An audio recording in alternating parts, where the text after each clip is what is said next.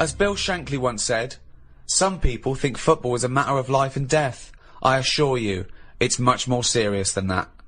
The World Cup is the most watched sporting event in the world, with 32 teams battling it out for the most coveted prize in football. For the first time in history, an African nation will host the tournament this year. Seen as controversial by some, and by others as an example of soccer's ability to be progressive and inspiring. How will England fare? Which teams are the front-runners? And who are the rank outsiders? To discuss the beautiful game, I'm joined by Stephen Merchant, award-winning writer and graduate of the University of Warwick. Hello. And Karl Pilkington, a man with a head like a fucking football. An orange one. All right. Alright, I'm finished. Cut! Alright.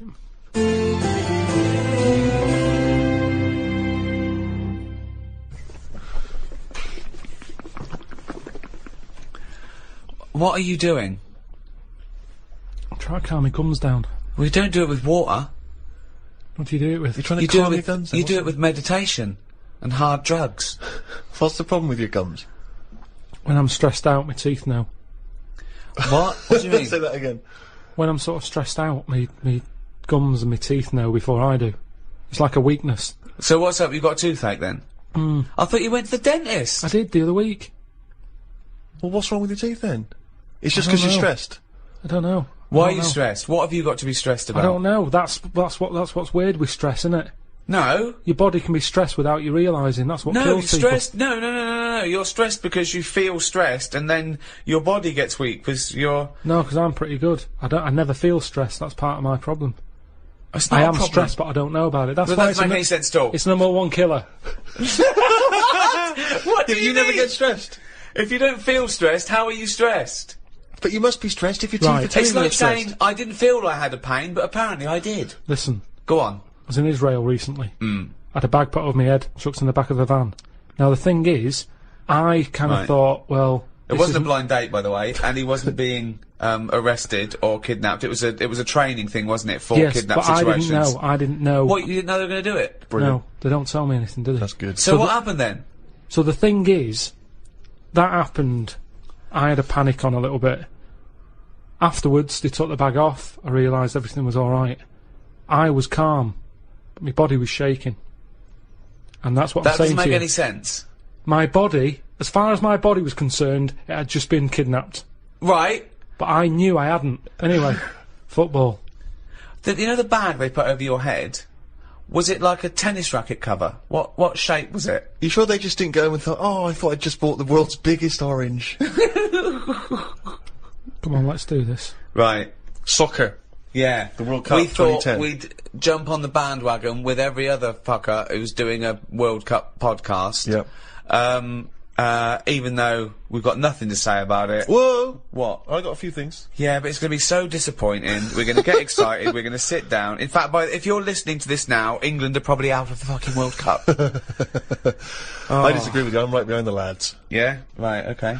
But do you remember? Because I've watched the World Cup a few times with Ricky in different projects we've been doing in the past. We've been in Yeah. different situations. Do you remember when? I think the last time we qualified, we were doing a project, and we were watching it together in a hotel room. We're watching extras, right? And We're making extras. Making watching extras, the yeah. football. And we watched it. So I go into my room. I went to Steve's room, but of course in the hotel room it was just like a big bed. So we sat on the bed together, and we thought that was a bit intense. So I put a line of pillows down.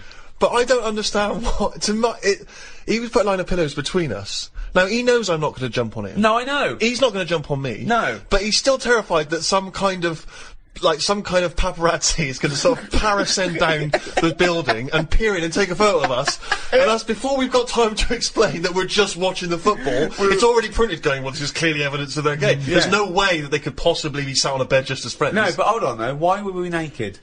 Why didn't we just pop some trousers on? But I seem to remember that you, even though it was my room, you forced me to sit in the chair. It was one of those really uncomfortable box chairs. I said it's weird. I can't get excited. We're having a beer, okay? So now we're drinking. Now we're drinking in bed. On the weren't bed. in No, bed. no. We had our clothes on. We're on the bed watching football. But I couldn't go, come on, England, with a little man sitting next to me in the bed. Not little man at all. No, big man.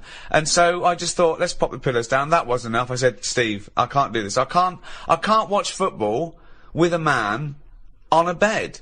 I said, so go in the chair, and he sat. So I sat in this chair, which is, if a man of my size, those tiny little crappy hotel box chairs are no good. It's 90 bloody minutes plus the interview. It was my room. I was furious. I felt like I was like an old rich man just waiting to die, and my little manservant used to come and sit and watch football with me Exactly, in the last days of my days. time. I'm in bed going, oh, it's gone again. He goes, all right, I'm up later. Look, Rooney's taking a penalty. No, it's gone. It's all out. I go, oh dear. So, yeah, let me clean it up. We can put this on pause. It's Sky Plus. Let's open a window. Yeah. But the thing is that the most, often I think football fans are very homoerotic. They're hugging each other, jumping on each other, swapping shirts and stuff. So there's nothing wrong with it being intimate watching a football game. Yeah, but I don't think gay people do that. Gay people don't run around hugging each other and swapping shirts, do they? They get stuck in. Carl, would you sit on a bed, right, with Stephen in a hotel room, right, watching football? Okay, you're pouring each other wine and beer and shouting. Well, no, there wasn't that music playing. There was the roar of the crowd and John Motson doing commentary. It wasn't. It's not a sexy sound at all. What do you think, Carl? Someone said, "Oh, come to my room. We're watching football." You got there and he went. Well, who was on the bed That's not what first? happened. Who was on the bed first? Well, he probably got up to answer the door. So I don't know. I came in. I thought, well, there's only a bed here. We sat down. We thought, yeah. No, but it wasn't. It was a chair there. So Well, yeah, but you know full well that if you're in a room with Ricky, he's the one who's going to leap straight on the bed and demand that you. I just took the chair. Well, why would you be concerned with lying on a bed next Yeah. to me? What's up with that? It's a bit weird, isn't it? Why is it Why? weird? I don't understand this. Because I've changed my tune. it's a bit weird lying on a bed with a mate just watching football. Yeah, you don't do that when you go around a house, do you? Yeah, You but don't it's pop because up- you have a sofa and things. We didn't have that in the Yeah, room. but when you visit someone in hospital, you don't say, move over. You don't pop yourself down next to him, you sit on the chair next No, to because him. you're not there in a relaxed situation for 90 minutes enjoying a game of sport. It's just a more formal environment. Because you're quite a sport fan, aren't you, Carl? Yeah, but not in. I don't like getting into things too much because it can Well, only that's be true. disappointing. I've never seen him get into anything, to be quite honest. No, I am a football fan, but I've got it now to a point where if they lose, it only bothers me for about half an hour, Yeah. and then I move on. Because the thing is, I'm not in control of it. There's nothing I can do to alter that team. If I could go in and say, listen, you're lazy, you get your finger out, you move up front a bit, it's different. But it's totally. It's like getting annoyed with nature. There's nothing you can do. So let it happen. Watch it if you want, but don't get annoyed about it because it's totally out of your hands. Interesting Yeah. that Carl's team tactics also sounds like he could be directing a gay porn.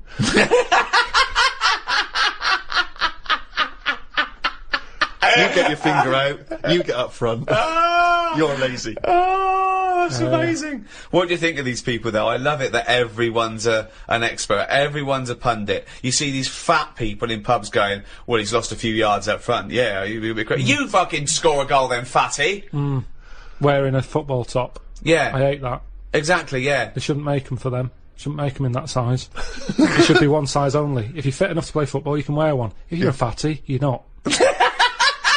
It looks ridiculous anyway. But what's that? That's what he was talking about. So you were a big fat slob with his belly out in an England shirt going, I could score from there. Go on then, let's have a go. Hey, listen, calm down. Don't be slagging off the fans, because that's what it's all about.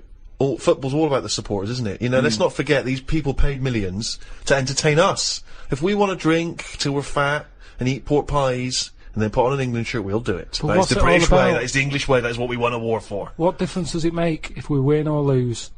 That's what I always look at, the end result. How can you say you like football and then give us that argument? The Well, only it's- reason to watch football is the excitement of the challenge. Yeah, it's entertainment. No, It is and a entertainment. bit of skill. It's nice to see a bit of skill. And Well, go, that, that was yeah, clever. only because it's entertaining. Yeah. But what I'm saying is, enjoy the game for what it is, and then forget about it. If Fat Bob in the pub, he's got his football top on, Just. he gets all annoyed when England, lose. Yeah. What difference does it make? What difference does it make if they lose there or lose in the final? Well, What's the point? Well, I'll tell you what difference it makes. I knew a Fat Bob, okay? That wasn't his name, but I'm changing the name to protect the innocent. And him. And he's not innocent, right? Was it Fat Dave? It was a big fat bloke, right? And he worked on one of the crews, that used to bring in equipment where I used to work at the Students' Union, okay? And, he was massive, right? And, I think it was 1990 or 1992, the Euro, right, when England got knocked out, and he went mental. And he was so angry, he went out and he wanted retribution, okay? Luckily, there were no German people around, but the closest he could find was a sausage van. Some poor bloke who delivered sausages, and he turned it over. He got the van and he turned it over, because it was selling sausages, so he thought, that's German enough. No, well, if he's fat, he's probably just annoyed that it wasn't open.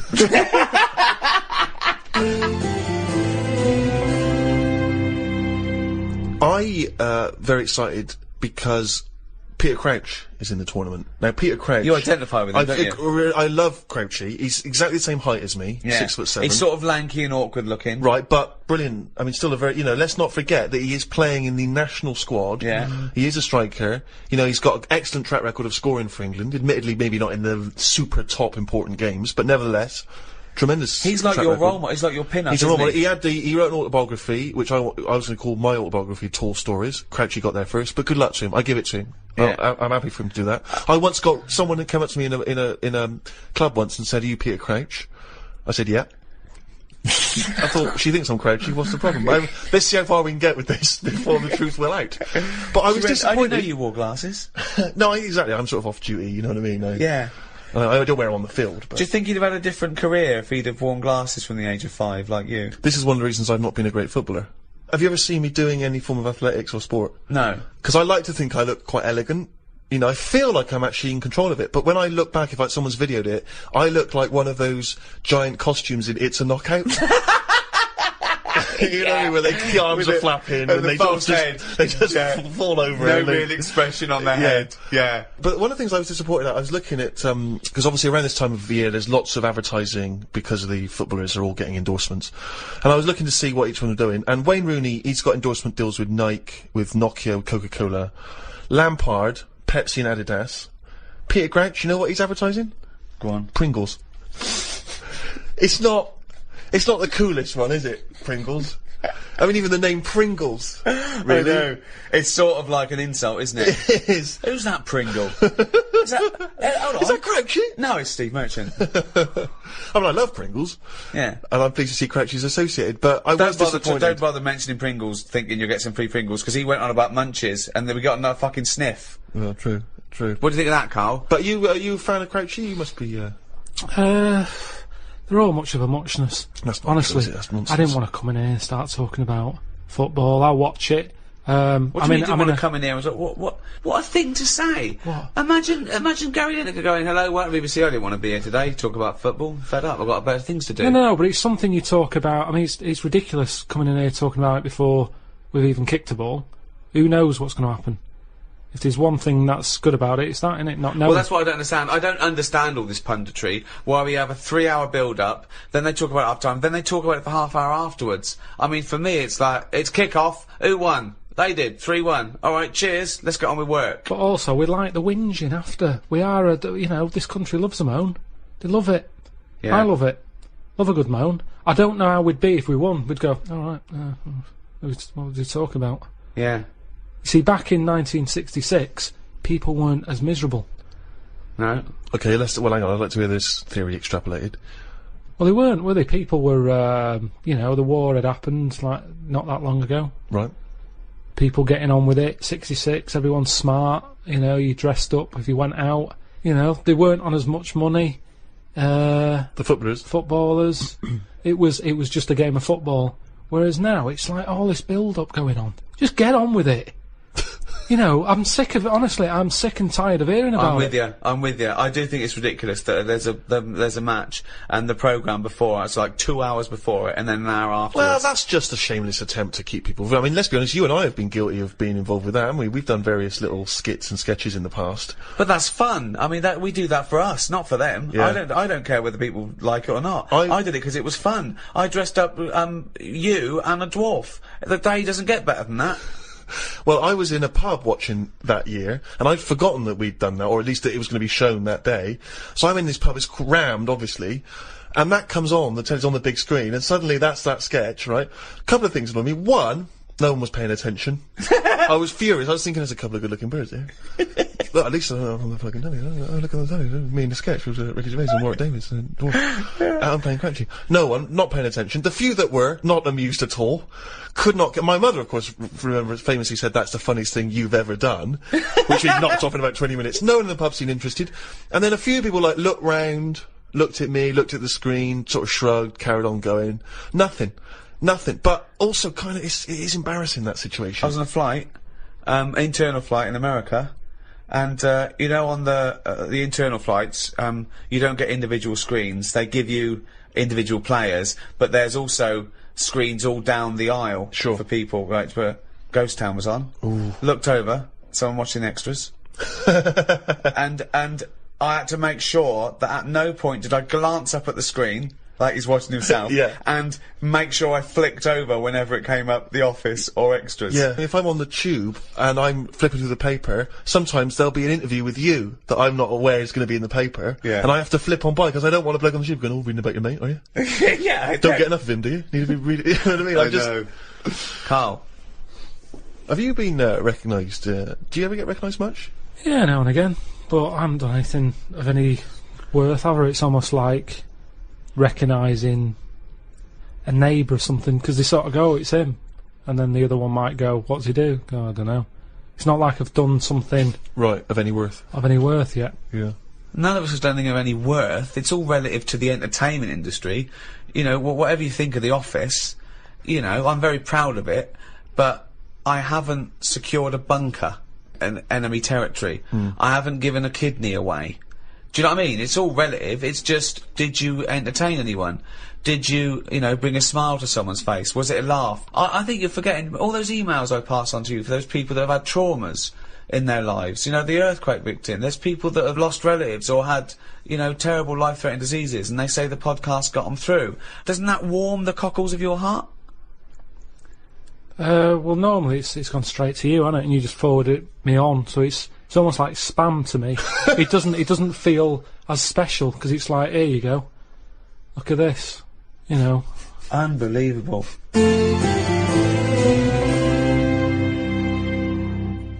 I've got the new iPad.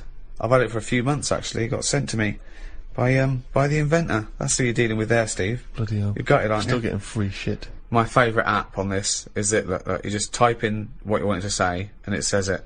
Karl has got a head like a fucking orange. The cunt. That's good, that. It's almost certainly what it was designed for. I haven't seen that on the advert. Karl has got a head like a fucking orange. The cunt. That's great. She sounds like a Radio 4 news announcer. So what is that for? For doing that? Karl has got a head like a fucking orange. Right. The cunt. Yeah. Did I mention his round head?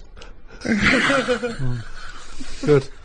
Right then, so I think I first became really excited by the World Cup that famous year when Maradona did the handball.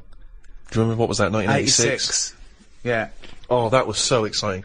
Because obviously he'd been so brilliant in that tournament, and then he did cheat, as we all know. Yeah. What do you make of that? Do you remember that moment, Carl? Well, that was really formative for me. I know what I made of it. The cunt.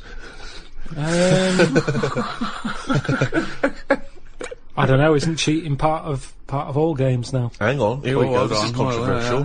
There's a lot of young people who look up to Karl as a role model. Yeah. Yeah, but it's the world we live in now, isn't it?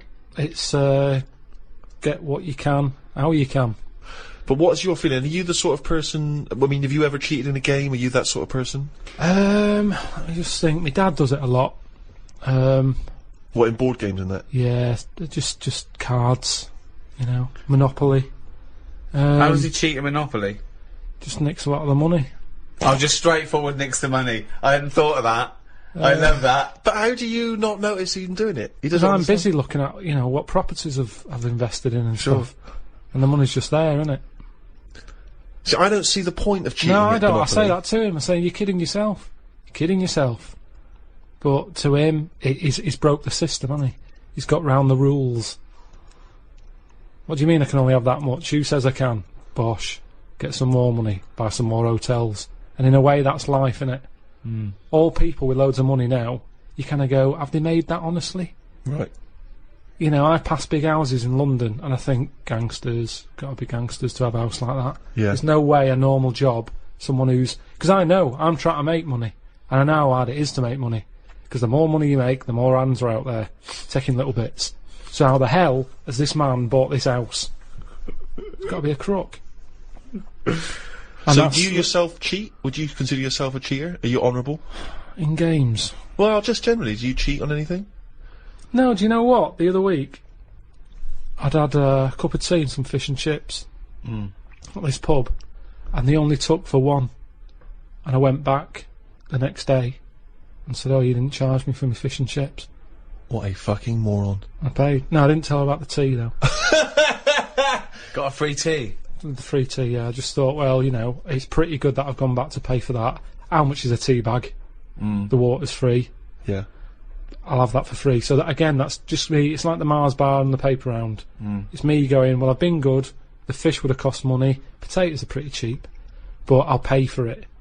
But for my goodness, is a little gift. Have a free cup of tea. But who's given you the right to make that decision? That's me. That's me. I'm deciding there. Right. I'm in charge. I didn't have to go in there. I didn't have to go back and pay. But I went back and paid.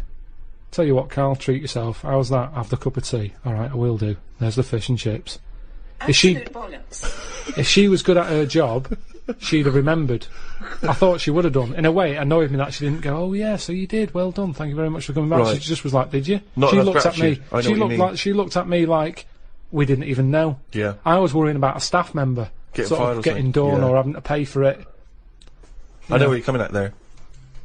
One of my first disappointments with football, I was 10 years old, okay, and one of the teachers was in charge of the football team, my junior school, and I went down to Tutty's. It was a shop in Reading with my mum.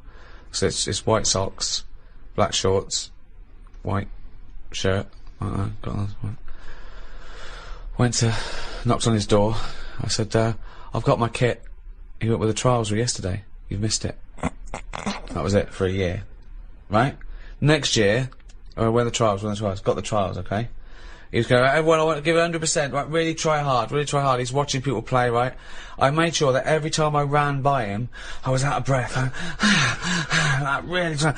Every time I ran by him, he's sort of looking at me, I think, yeah, right. Came to it, he said, "The team is this, I'm left out," right? He went past me, and he went, "You've clearly got asthma." So you didn't make that team either? Yeah, and I didn't, and I vowed that day, never try hard at anything. Yeah, well, you've certainly kept that up. Yeah. What's your thoughts on that, Carl? Do you play sport at school? A little bit, but it was never taken seriously at school anyway. It was, I think the PE teacher was a geography teacher as well. So it's like, you know, what does he know? It was all that. Basically, he put some tracksuit pants on that were always too tight for him. Could see everything. What were you looking at? Because you couldn't help it. It was in the days when clothing was tight as it is, and then it was like lycra tracky bottoms. Oh, right. And everyone used to say, "Look at the state of that." But like he's stealing sausages from it was ridiculous, ridiculous. So he didn't know what he was doing anyway. If anything, it was dangerous because he didn't know what was the capability of a 10-year-old kid's body. Right. He put you through loads of stuff. Right. He didn't like me anyway because I wasn't that good. If you're not that good, teachers don't like you. I thought you'd be pretty good. I wasn't interested. That's the thing. I did relay and I got done for swearing. Got whacked on the arse with a baton. Hold on, why were you swearing in relay? When did that come into it? When did you need to swear in relay? You're running round, how did they know because you were the lads swearing? wouldn't slow down, so I couldn't pass it on. So I sort of said, "Fucking slow down," and he heard me, and then went mental at me. But yeah, so it was never. I mean, Darren Campbell, the athlete, I've told you, I don't know that I was involved in his training. No, don't know about this. Yeah, Darren Campbell, I think he won a gold medal. Didn't he used to push you around in a bath or something? It's not less than summer wine. It was in my go-kart. Right. And it was a motorised go-kart, and you had to like pick it up at the back, run with it at speed, and then drop the wheels down and the engine kicked in. But hold on though, that means you always needed 2 people to get you going on a go-kart. No, one. He did it. Well, where were you? Sat in it. Well then you did need 2 then to get it going. What are you on about? I was sat in it. Yeah. He picks it up, runs with it. Yeah. Drops it down. Wheels start. Engine starts. Off I go. But what would you have done without him? Well, I couldn't have done it. So you do need 2 people then for this motor Well, race one to go? person. I'm sat in it. Yeah, but counting you, it's 2 people needed. Yeah. Fuck me. Jesus But Christ. what's so bad about that? Well, how can you have a play with yourself then?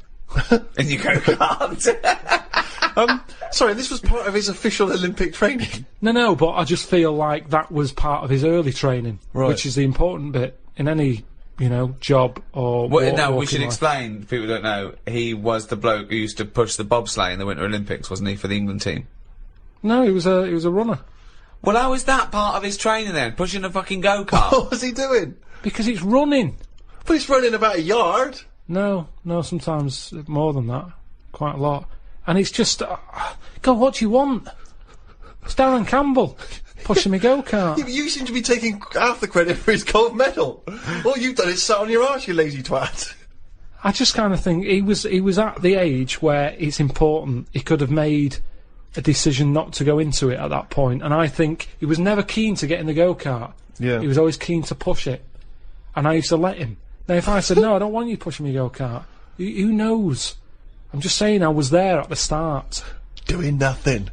Providing nothing. Sitting on your arse. Sitting around. Well, letting someone else all do right, it. what athletes have you helped?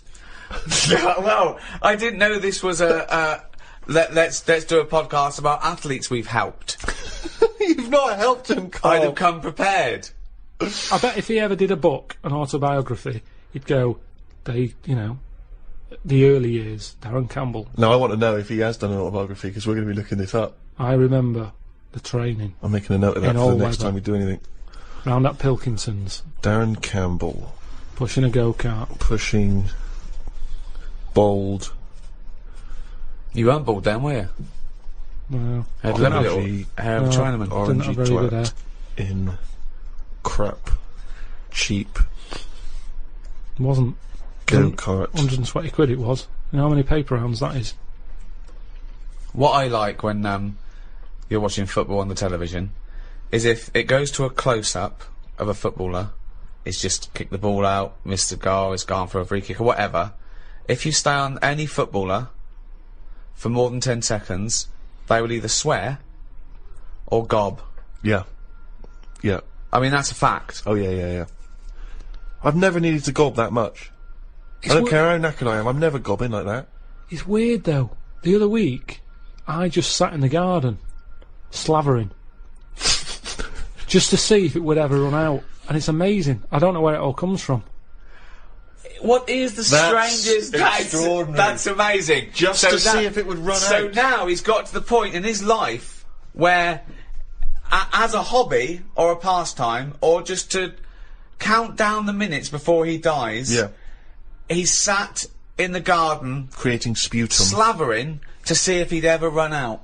I mean, that's But amazing, where's it all Carl. come from? Well, you create it, don't you? But from what? I'm always getting done for not drinking enough water. Salivary glands.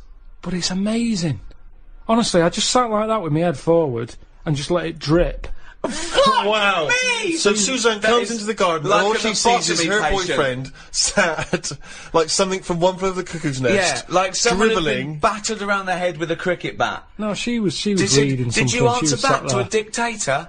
Yeah. What did he do? Battered me. But You I- got a truncheon up your arse as well. Yeah, that makes me slather. No, just sat there. What a fucking That's mom. extraordinary. What a div you are. And I just had my head there and it continuously... I think I got bored of it before it stopped. Oh God! I have never heard anything like this. Oh God! I need a second opinion. Wanker. It's Unbelievable! He just sat there with his head down, slavering, letting it just... That's You extraordinary. weren't even sort of like gobbing. You were just no, just letting... letting it sort of drop. So You've got nothing else going on in your life, but you've got time to do this. So your brain wasn't even engaged. How long were you there for? I tell you what, no joking, probably a good 15 minutes, Wow. minutes of sitting with his head forward, Amazing. letting him salivate onto the grass. But do you reckon you could do that amount? I would Well, never we do never it. try. Never we do never it. try. I'd know. never try. have that amount of time. I tell you now, you will never see either of us sat there for no reason in the garden with our head forward and our mouth open, seeing how long we can create saliva. Unless I've just come out of a coma. yeah, or a gas attack. Yeah. No, I have a lot of. I'm sort of Goz Unlimited. That's a great new dance duo, and it.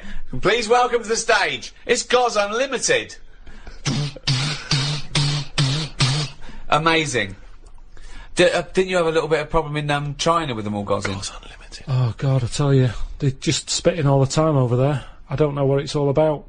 All the time, that noise of that continuously, everywhere you look. That good sort of footballer ball of gob that they spit and it kind of flies a couple of... I can't do it. I've tried. I can never do it. Yeah. If I try and spit, it just dribbles down my shirt. I don't That's know why amazing. I can't do it. That's amazing. I've tried in the What past you because it should used to do- be cool. I remember when I was Yeah. a kid, you'd hang around outside the spa. What you've got to do is you've got to sit in a chair in the garden, just put your head Like a forward practice, and yeah. open your mouth and just let the Yeah, you know the all comes out, and you'll probably get bored after about 15 minutes if you're a fucking moron.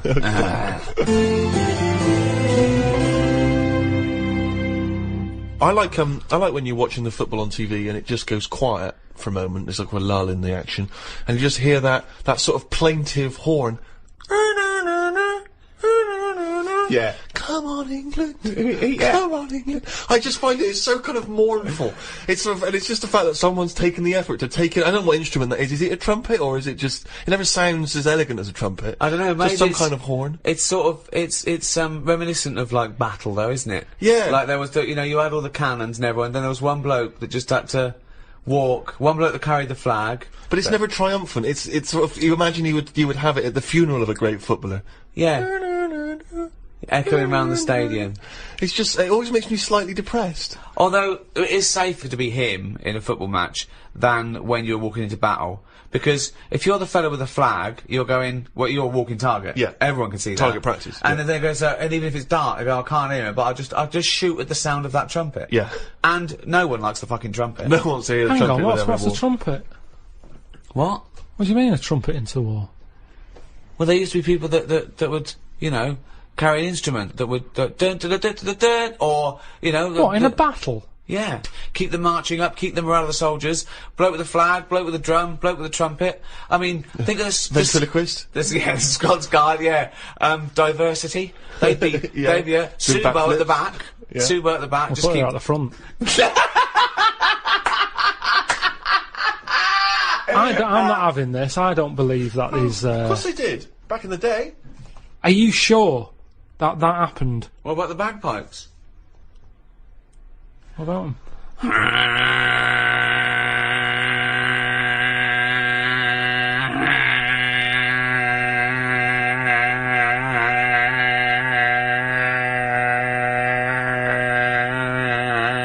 We better start going because I'm running out of breath. It's a good job this podcast is free, because if you just paid for that. It's not a good sound anyway. If anything, it might annoy you, and then you're more angry, and then you go mental with a gun. Well done, yeah. I think that's what it's more about, isn't it? Because there's certain instruments that aren't appropriate for a war, like maracas. Maracas, yeah. You know what I mean? Too They're happy. just, it's just a bit too carnival. Grand isn't it? piano. Oh, one of That those wouldn't be sort appropriate of at all. No. that thing, that sort of the little Yeah. penny whistle or whatever they When call someone it. gets shot up the arse, that is when the major goes, oh, okay, well, oh, bloody hell! Scott. Yeah. Yeah, no, definitely. Yeah, Cymbals are a good sound for a war. Good. You want cymbals, don't Crashing you? cymbals, timpanis, Very good, exciting. cymbals, timpanis. so at what But point? one of those, keyboard guitars. Yeah, that's Not as cool. when the- Funky, but yeah. not as cool. Oh, the batteries are falling out. You don't need a wah-wah pedal in a war. No. So why is that stopped then? No, they still have military bands, don't they? Yeah, but that's what I'm saying. That's more More like pomp a and circumstance, Sunday sort of bandstand. Let's play. We will rock you. Yeah. And, Yeah, you but know, the thing about modern technology is, helicopters and tanks is going to get drowned out, isn't it? Years ago. Yeah. Nowadays, they send in a sort of really good sort of mega mix DJ.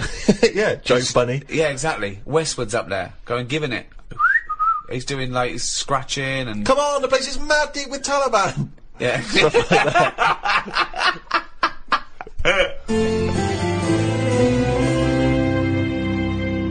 What do you think about George Best using up his liver, then getting another one and getting pissed again?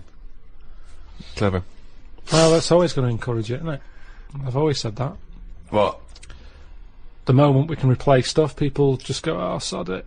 Like What would you do smokers. if you gave someone a kidney They and mess then with it? and they started You just saw him down the pub again. doing drugs and shit and Well, I wouldn't hand it out to someone just like that, would I? I think you should be allowed to say, right, who's it for? Can I meet them?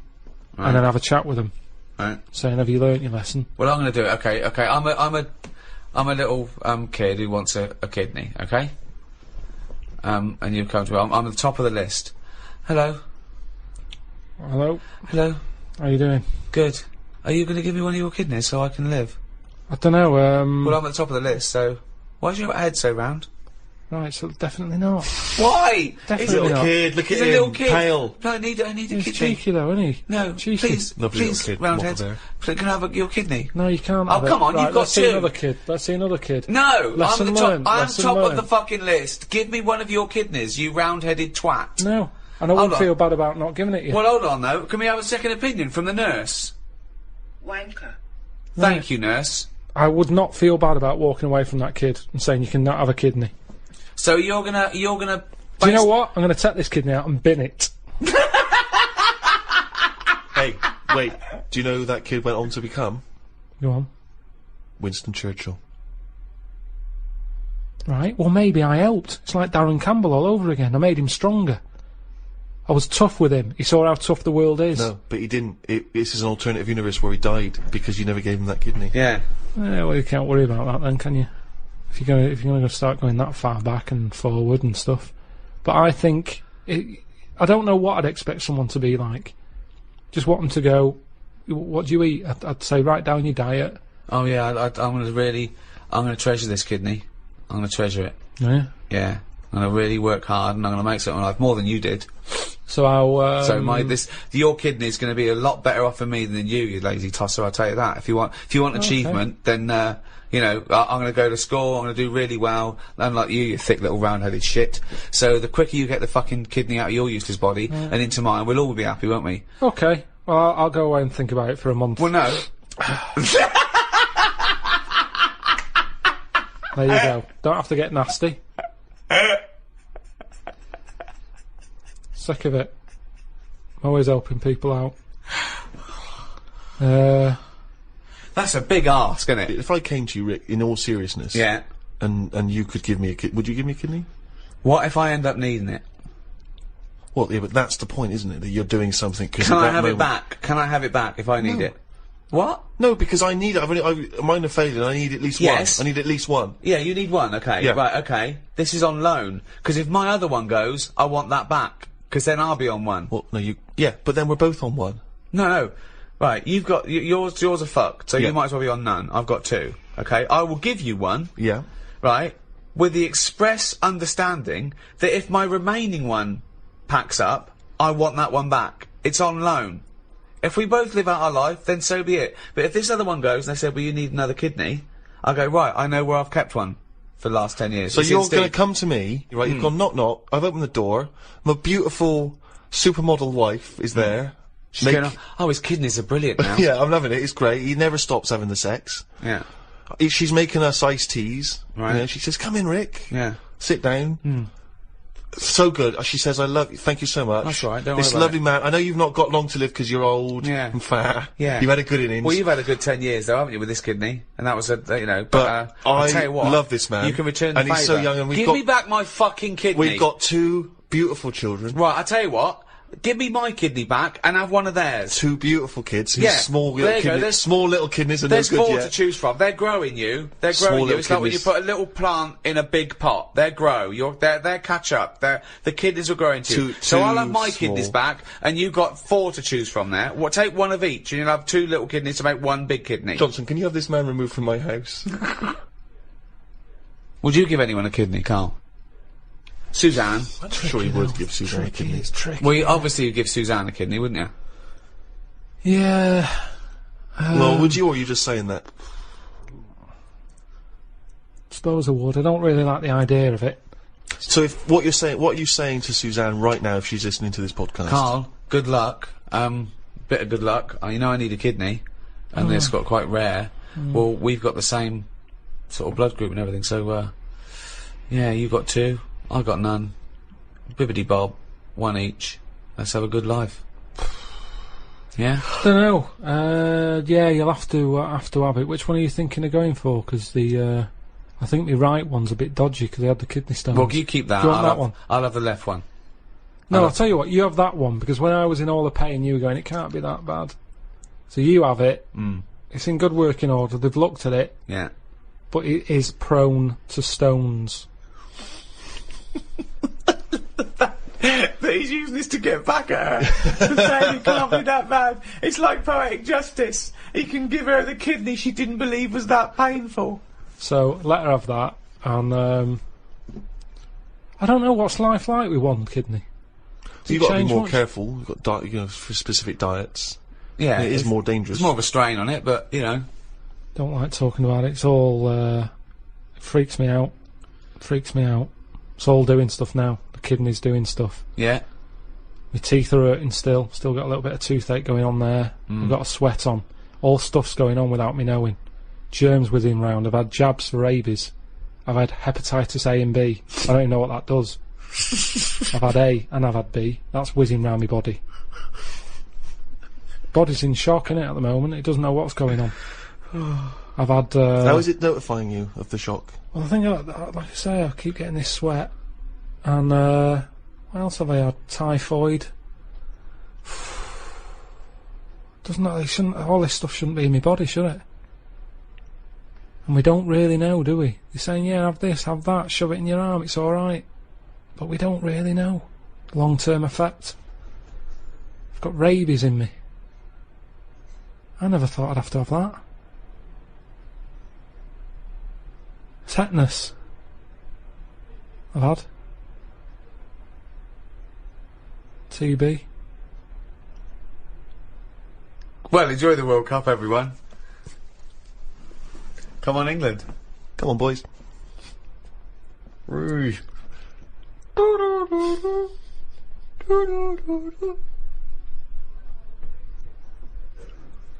Had, I think I've had them all.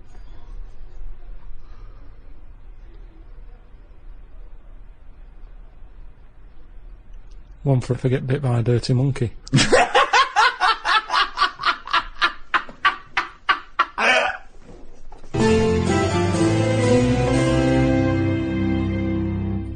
Well, that's about it for the Ricky Gervais Guide to the World Cup. It's very informative and interesting chat there. If you've enjoyed this one, you can get the entire back catalogue. All the guides. There's 10 guides on iTunes. It's under... What is it under now? They keep moving it around. They didn't like us clogging up the chart in the audiobooks. We were basically taking up the whole charts. They made a new section, which is... isn't it like programmes and periodicals or something? Something like that. And now we're the top 18 in that. So, yeah.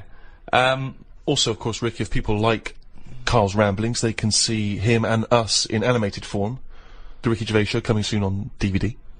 Just go to amazon.co.uk or amazon.com or play. Oh, just get off your arse and go to a shop.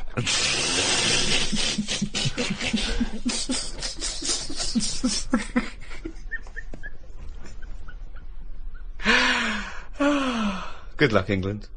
And thank you so much to Positive Internet. Those guys allow us to do these free podcasts. Someone's got to pay for these, and those guys do, and do a great job. So enjoy the free ones, but buy the ones for a couple of quid as well, please. Carl wants another house.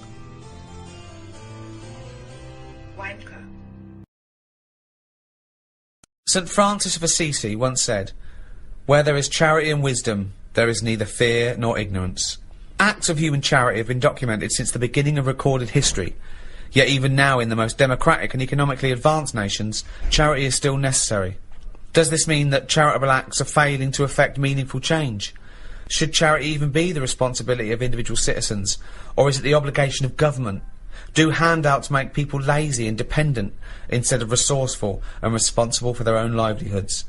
Is it every man for himself, or are we all in this together?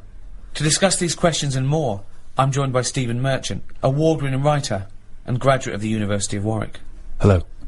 And Karl Pilkington. Gonk. Right. So, Red Nose Day, Comic Relief, has come round again. Yeah, Red Nose Day is obviously the very specific date in the calendar for the whole generic term Comic Relief, I think. It's normally when the telecast happens. Yeah. People know that that's the day when they can dress up, do charitable acts. But of course, Comic Relief is a charity that's working all the time for disenfranchised all over the world. And you can go to the website all year round, which is comicrelief.com. I think there's also rednoseday.com, which is if you particularly want to donate for this year's appeal. Have you always been a strong champion of Comic Relief, Karl? Not really. Why was I expecting that answer? Well, No. but I mean, we're doing a bit of charity now, aren't we? We're donating our time. It's not much. It's not costing us anything. But I do loads of stuff without going on about it. That's, I don't think you should shout about the bits you do for charity, because then who are you doing it for? Oh, exactly. I mean, well, this is my thing, isn't it? That there's a lot of people that only do it if it's in the public eye. It's to do it really to be a busybody or to show off or to feel good about themselves. And I suppose that's good and bad. I mean, if it gets you involved, if it does some good. My gift to the world has been you, Karl, to be quite honest. I feel that you're the world now. I'm sure there's people in Africa going, we prefer blankets. Yeah. Doing a wills charity, innit? Is it? Sort of. I mean, No, it if is. you make a donation to a charity within the will, I suppose that's quite charitable.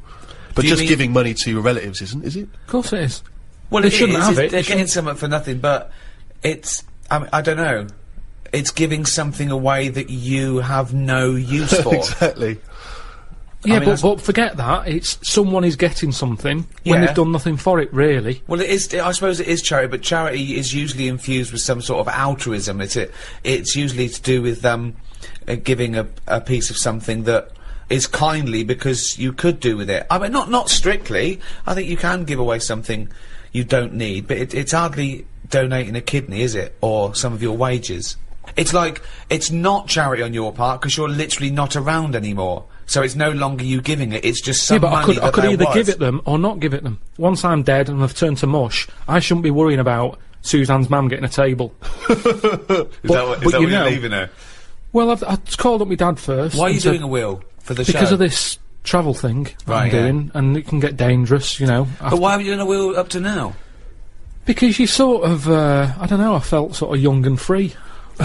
Whereas now I'm... That's never two words I've associated with Karl. He's always seemed like a man who's in his late 50s. Yeah, and exactly, I've certainly yeah. never the idea that you're free. It's more- Even if we're just talking about the head alone, it's the head of a late 50-year-old. Free of hair. Yeah, totally free of fucking hair. I'm sort of getting on first name terms with my doctor.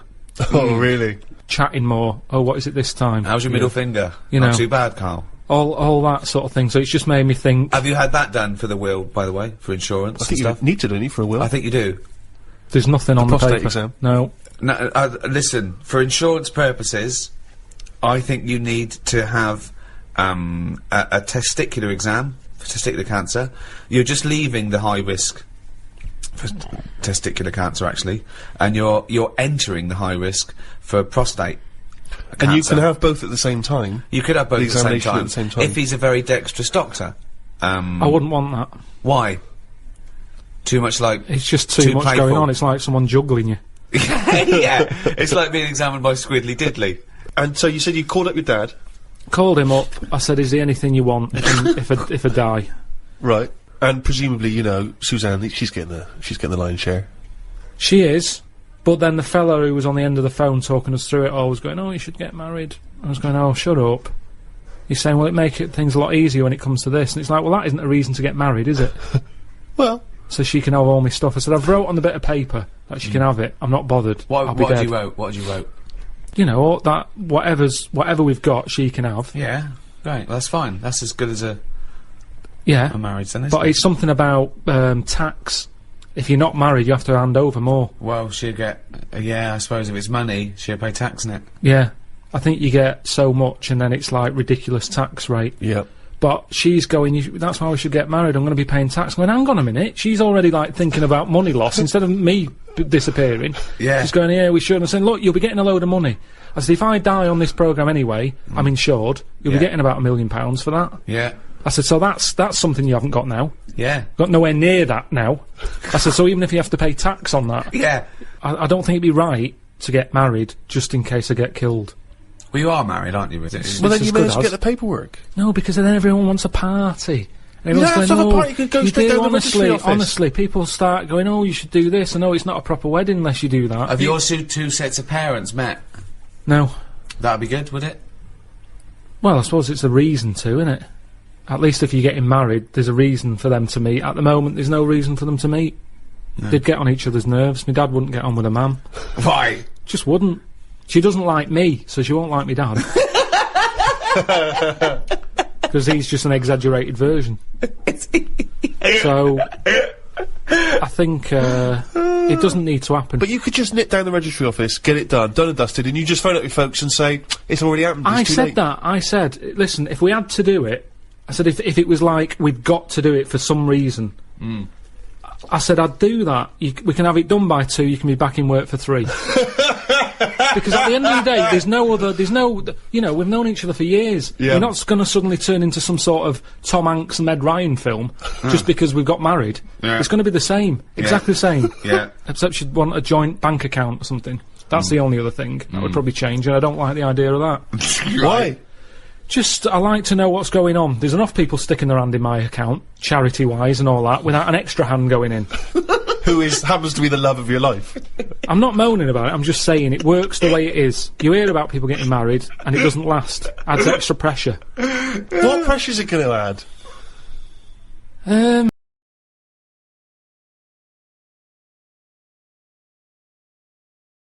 It's not going to add any pressure. I suppose that you resent the fact that the only reason you would be getting married is because she gets your money after your death tax-free. What if you gave her a series of challenges so that she sort of earned the right to have that money? It just keeps her on her toes. Because whilst we're not married, it's easy to go, I'm sick of this. So it keeps it Keeps sort her of, on her toes. But it keeps us both sort Because of doing you're stuff. such a find, she's got to work hard to keep you, hasn't she? You never do anything in order to sort of maintain this relationship, as far as I can tell. I'm not saying you're a bad wife, but in terms of romantic Meg Ryan type stuff, you never do anything. Me and Jane were out with them and Suzanne the other night, right, at dinner, and honestly, he is so grumpy. He was saying about for Christmas, right? He said, you've had a flaw. You've had a flaw. Now, what did that mean? We had a new floor put in. But how is that her floor? Because she wanted it. But you walk on it too. I paid for it. I don't understand what you mean. But don't you understand that, like, you know, a romantic break, or clothes, or perfumes, you know, sort of things that are kind of indulgent for a lady, that's a gift. Not a new floor. That is like something you give to some little African fella on Comic Relief. In fact, I think I saw it once. He didn't have a floor. Exactly. They built him a floor. I remember watching it with you, and they gave him a new pair of shoes and the floor. He went, hold on, floor or shoes, not both. Oh, when that tsunami hit, and it was like a month after Christmas, they showed that Britain had given £2 billion, right? He was going, that's enough. He said, before, they were living in mud huts, now there's an Arndale Centre. So you think charity is alright, as long as people don't get above their station with charity? I think it should be there as a little booster. Something's happened that they didn't expect. They're all a bit in shock. I don't think they'll feel bad, because all they ever seem to do, these countries that are struggling, they never give anything back. Right. They've always got their hand out. Right. And it's been like that since I was a kid. Yeah. I remember being a kid, people knocking on the door, my mum going, don't look at the door, there's someone there. And we'd just pretend they weren't Charity there. starts at home, not at your home. No, but because it's all the time. I mean, my mum didn't like answering the door anyway, even if it was the pools man, she'd sort of say, don't move, and he might not see that we're here. So you just froze, where a man was at the door. Well, because the front room was near the door, so people Right. could see in. Right. So you just sort of stayed there and pretend that either you Well, so can't like hear 'em. some sort of predator, like they can't see if you don't move. Well, even if he was peering in through the window and he could see you in there not moving. So he looked through, and there was 3 people just frozen, right, like statues, right, just their eyes looking at him, Yeah. and him confused. Well, not- they're clearly dead. I'll move on. There's obviously been a gas leak. And did you say sitting or stand up, or did you sort of like throw yourself? No, to we the just floor? sat on the where you were, and you just stayed still. But did he ever look in and see? I don't know, because you didn't turn around, did you? So you would pretend you couldn't hear the door. It's easy. Honestly, the amount of times people would come round, it's Right. either... It seemed to be the 80s had a lot of it, because it was Yeah. all the Avon thing, wasn't it? It was perfume, Yeah. Tupperware. What? Tupperware. Tupperware. Yeah, the plastic boxes. It's dishes for fat people. Here we go. Oh, these are big. God, they are. They're for fat fuckers like you to eat out of. There was the Pools man. Right. Just a lot of charity stuff. Just a lot. It seemed to be the time, the 80s, that they suddenly found out they can sort of scav money off people. Yeah. and Oh, give there's it a lot to of scavving. So that's why we used to ignore the I door. just love this image of you. Yeah, so You're in silent. the lounge, Yeah. you're having a little boogie, it's Christmas, someone's Yeah. tapping on the glass. Freeze! They just go, well, we'll move on. Yeah. Nothing yeah, here for yeah. us. Hammer time. Silence. There's a. Okay, right. Let's do the scenario. I'm at the door. I can see you in there. You might as well come open the door. Carl, why are you staying so still? Are you trying to avoid me? It's working. Carl, your eyes are moving. Can you come to the door, please?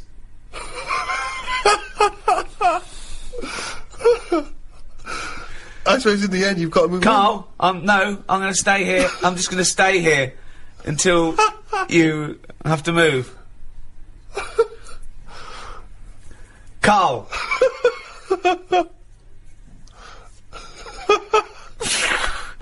This is the most pointless podcast we've ever done. Me shouting your name and you pretending not to be here. Okay, and I'll move on then. Right. It works. Yeah. Works okay. perfectly. Because Brilliant. once they've got you, that's the whole thing with charity. Once they've stopped you in the street, if you've stopped, that's it. Keeps on going. You're handing something over. Yeah. I mean, the amount of times I've been stopped. I mean, the good thing now is you've got an iPod, so you can just either pretend you're on the phone or listen to music. Or just stay very still. Just freeze when someone says, "Can I trouble you for?" Oh, he's totally frozen. That would be amazing, because they're normally in one spot, aren't they? Yeah. So it's just So they're as soon carrying as on they selling, stop you, and so you've that got you to just stay freeze there it, for the you- rest of it, outside Waitrose. Yeah. For 7 hours. Yeah, it goes dark. Well, I've finished my shift, I'm off. And then you just see, your eyes just see them walk away like that, and they all meet in their little tunics. And then you start walk, they look back, and you freeze. And then they walk on. And then you can go home 7 hours late. If you would like to donate to Comic Relief, why not visit rednoseday.com. Ever since I was young, I've always liked going in charity shops, particularly because, you know, you find sort of interesting old records in there. Never sort of gone in there to buy clothes and stuff, but, you know, books, whatever. And, I was in a charity shop, you know, and I've patronised them for years, and I noticed out through the window there was like a paparazzi guy, and he was taking pictures of me through the window. That was a bit weird. And obviously the old ladies in there didn't have any idea who I was, so they just thought that was a bit strange. And then it was in one of the magazines, like the kind of celebrity magazines. It was, oh, here's Steve Merchant. You know, despite all the money he must have made from his various projects, he's still going in charity shops. And you just think, but sorry, how is that a bad thing? I'm giving my money to a charity. Isn't that a noble cause? I mean, obviously that's not the reason I'm doing it. I'm doing it To save 50p. to save 50p, of course, but they don't know they that. don't know that. No. They You won't don't be know going me. there and going, keep the change, love. You never have said that. Never said that. Never said that in your life. No, occasionally I'll shoplift. I'm no mug. 70p? Don't you think that seems frustrating, though, that... Yeah, but what do you expect? What are they going to do? They're not going to say Steve Merchant, Heart of Gold, are they? I just thought all these things would slowly accumulate towards the OBE. Yeah, I know. I think you've got to do a bit more than Yeah. get Roger Whittaker's greatest hits for 10p. My mum's always in them, and because my mum goes in them, my dad sort of got into going into them now because, you know, the weather's not good or whatever, and he thinks rather than standing outside, he went in one, and he was after a jacket, just like a sort of a, you know, casual but quite smart. Yeah. He's quite a big bloke, so it's difficult to find them, right? So he's in there, sees the jacket, goes, oh look, here's that sort of jacket that I'm after. Picks it up, tries it on. Oh, it fits. It's good, this, isn't it? She's going, yeah. While she's looking at, you know, a toad that you put money in or whatever. Yeah. So he gets to the counter, and it's got a price tag on it, £8, right?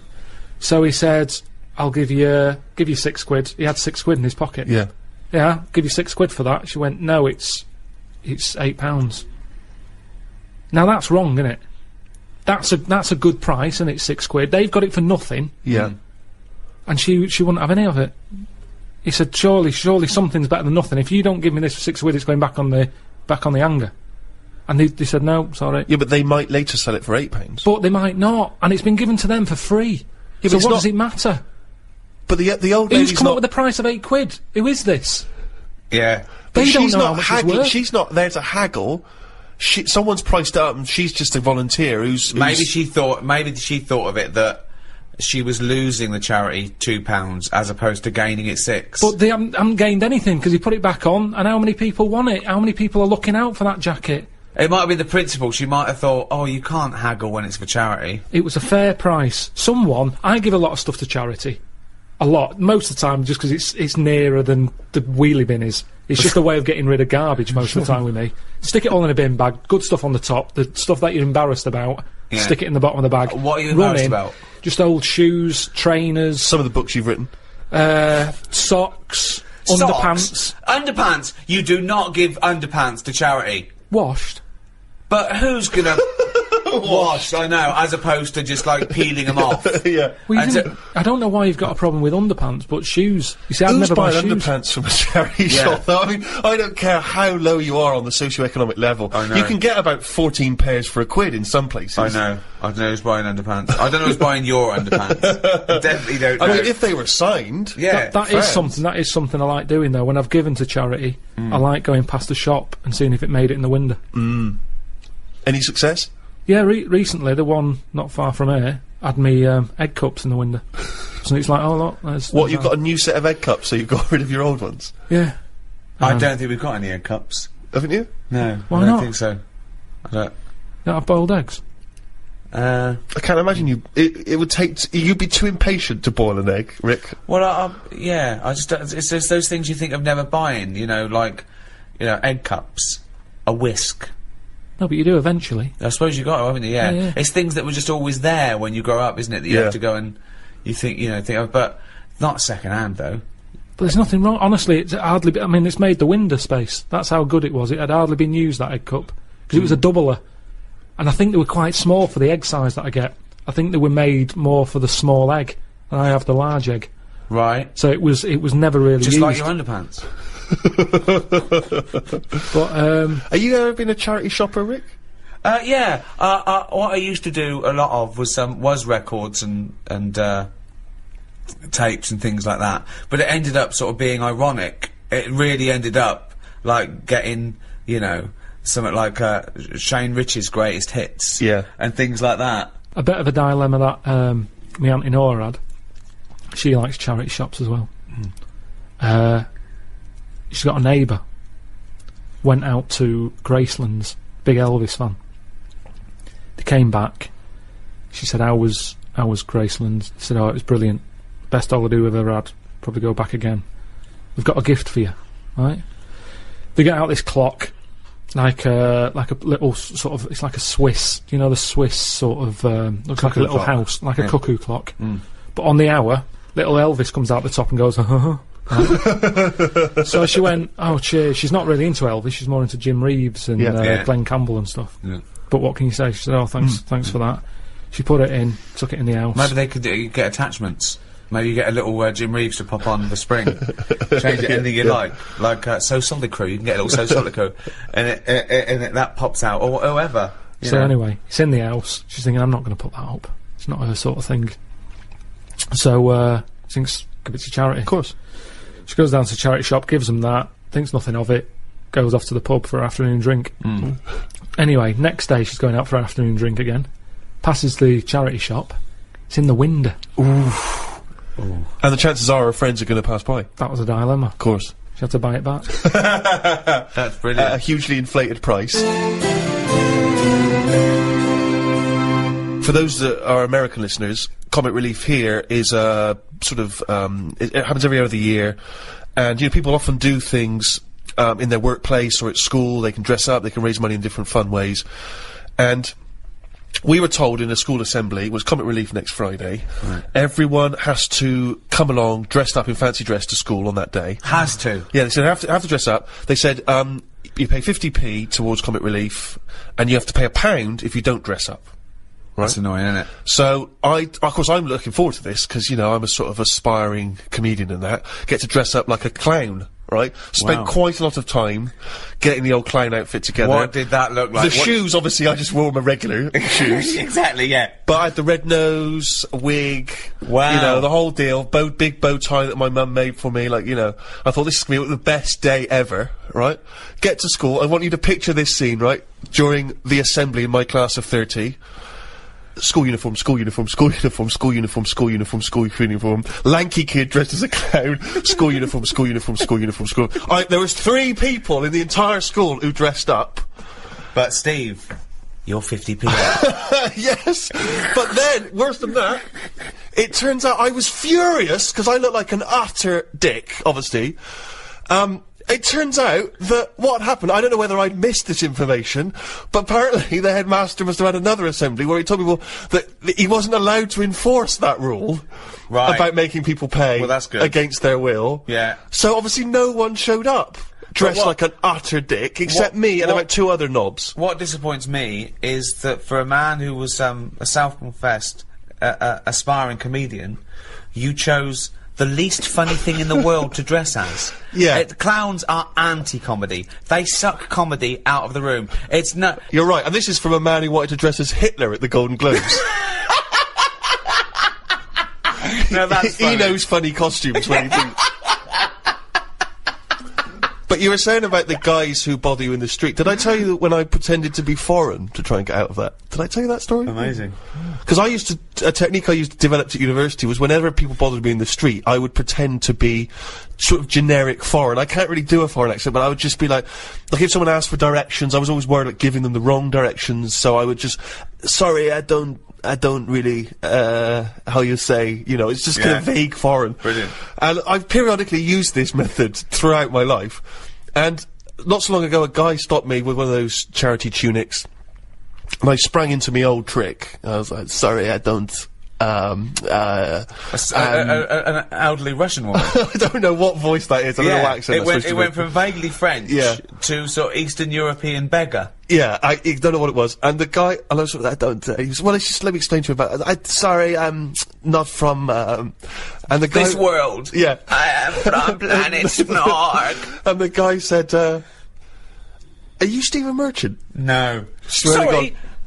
Not when you were famous. Oh, yeah. No, you didn't. Yeah, because it hadn't occurred to me. It was like a lapse of concentration. God! It was a lapse of concentration because, And did your bow tie spin round and you squirted in the water and ran away? That's what I'd have done. Because, you know, it's one of those things where, you know, you don't always remember that you've been on the it's not like I instantly remembered that. Amazing. So he says, are you Stephen Merchant? And then you're in this position where you've got to go, either you've got to admit what you did, or you've got to carry on the lie. And I chose the second one. So I was kind of like, I don't know who that is. What? I don't know what you're... And he was like, oh God! Really? You look a lot like him. I was going, I've never heard, I don't... In fact, you are Stephen Merchant. Freeze. I'm always getting stopped for I mean, there's so many charities now. Anything. I think that's the other problem, actually, that there's so many now. Years ago, a problem wouldn't have been a problem, whereas today it's someone's got this problem, someone's got OCD, and we're collecting for that. Right. It's not just starving people anymore, it's everything. Yeah. One little fault, they're out there with a clipboard Yeah, asking for your bank a details. lot of new diseases have cropped Definitely. up, particularly for these sort of rich and famous diseases that really Weren't third world around. people do not suffer from. So I was in W.H. Smith's probably buying a Valentine's card. Oh, okay. So there you go, you see. So I do a bit. And Is this the cheapest one you've got, love? I bought Yeah. I bought a big bar of like Galaxy. Oh, cheaper than a box of chocolates, but yeah, still nice. For me, that, because he had an offer on, right? Oh, this not for is what I'm Valentine's Day. saying. Okay, she's getting a card, isn't This she? is what I'm saying. Yeah. I felt awkward because she could see that, oh, he must have some money. What, a big bar of Because you Galaxy could and a- afford some chocolate. Well, it was like an impulse buy thing. Yeah. Right, So she's thinking, he's got money to burn. yeah. So, at first, I didn't know who she There's a was. guy over here buying a big bar of Galaxy and a small card. Yeah, follow him. So she's there, I'm thinking she just works in W.H. Smith's. Yeah. Morning, sir. Alright, how's it going? Oh, Right. have you got a minute? So I'm thinking, oh, is it W.H. Smith saying, you know, how often do you buy the Galaxy? Because they always Yeah. do sort of Yeah. surveys and stuff. So she said, oh, you like chocolate? I went, yeah. She said, yeah, I'll have a chocolate. Right? Oh. Little chocolate. Yeah. I ate it. Yeah, Then of she course you goes, right, are you aware of the problems in the world? So I'm thinking, oh, what's this? You see, they've been clever there. Yes. I can't say no and walk off without a bit of chocolate. Sure. Right. So, Why don't you freeze? Just freeze. We're closing up now. We're closing the shop. So I said, oh, yeah, there's loads of problems. I'm sick of it. So she says, No, not yours, sir. There So- are some people who are starving. yeah, and I explained to her, I said, listen, I said, I've got loads of these charities every Right. month. I said, Right. my bank account is literally, because I don't use my current bank account that much. So Right. you look at it with a statement, it's like, Tools for Africa, Right. Help the Aged, Deaf Kids, there's another one. .com, deafkids.com. I think that is. There's loads. Is Tools for Africa when they send people like Carl over to help out? Yeah, that is Comic Relief. Tools for Africa is another name for Comic Relief if you watch it. So anyway, I said, I do all this. She's going, oh, that's very good of you, but, you know, we need your money as well. So she's saying, just as much as you can afford, you know, every little helps and everything. I've been here all day. Look, as you can see, I haven't had much luck. It's not that busy in the shop, blah, blah. Oh, all right then, right? So I give her the details. She looks at the amount. She goes, right, now the options are, you can tick the £5 box, the £10 box, the £20 box, the £50 box. This is a monthly payment. Right. She said, will I put you down for a tenner? Forget the fiver. She just leapfrogged that Straight in. straight away. Yeah. And you can't go back, can you? 'Cause then you feel bad. Sure. To sort of go, well, you've got a £5 one there, tick that one. Yeah. She can see I've got the chocolate, sort of wasting my money on things that aren't necessary when Yeah. there's people dying around the world. Yeah. I said, right, yeah, tenner, fine. And, you know, I filled it all out, I left the shop. Yeah. Spent more on that than I did on the card and the chocolate. Right. So you spent under £10 then, basically. So I get home and everything, forget about it. I keep seeing these statements going out. It looks like Gandhi's bank account, the amount of stuff I'm giving away for charities. Sure. I forget about it though, forget it. I'm doing my bit for charity. I should feel good about it. Yeah. Anyway, something kicks off in the world. Right. Ring, ring, ring, ring. Oh. Hello? Is that Mr. Pilkington? Straight away I'm thinking, oh, who's this? This isn't good. Yeah. Oh, hello, it's so-and-so charity. Right. Are you aware of the problems in the world? I said, yes, I am. There's lots of them. Yeah, but have you heard about the latest one? I said, yeah. She went, well, I'm just calling up to say thanks for the donation that you give us every month, but it's not enough. So I said, yeah, well, I think I give enough. I said, you're not the only ones here. I said, Yeah. I've got 5 charities on the go here. Yeah. I said, and, you know, I've give you what I can afford. Yeah. She's going, yeah, but let me just tell you about the problems. There's so many people missing here. This is bad. These are dying. Da, da, da. I'm going, I know. I was told all this when I signed up, and I agreed to that amount. Yeah. The £10 that I said I'm happy to give you, that's what I can afford. Call some other people up who aren't giving you a tenner. Yeah. She goes, no, but we haven't got their numbers, you know, and we understand that you're a supporter of our charity, and, you know, just a little bit more will help. I said, listen, I can't. I've give you that amount. If you want, if it's not enough, let's stop the direct debit now. Right. I said, if it's not helping you, let's can it, and Yeah. I'll give it to deafkids.com. I said, because they're not calling up Mithering. No. Well, they That's a can. good thing with them.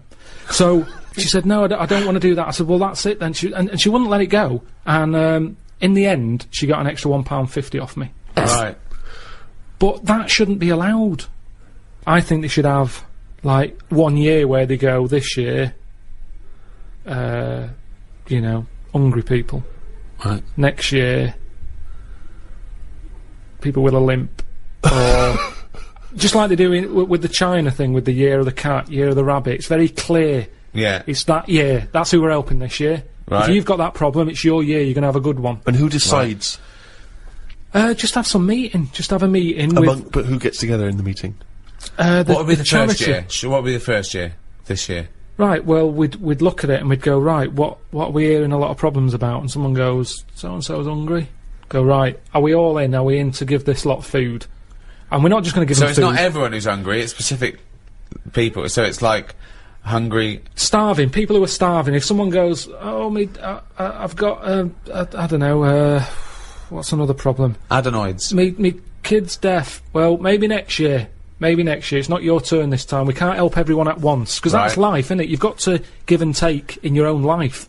There's things that Right. I want, I can't have, I do without, have something else But that's there's more so many important. causes that Right. But it that's could what I'm wait saying, 20 years Steve. before your Okay. charity I comes know, round. but what can you do then? Because we're not sorting it all out anyway, I'm paraplegic.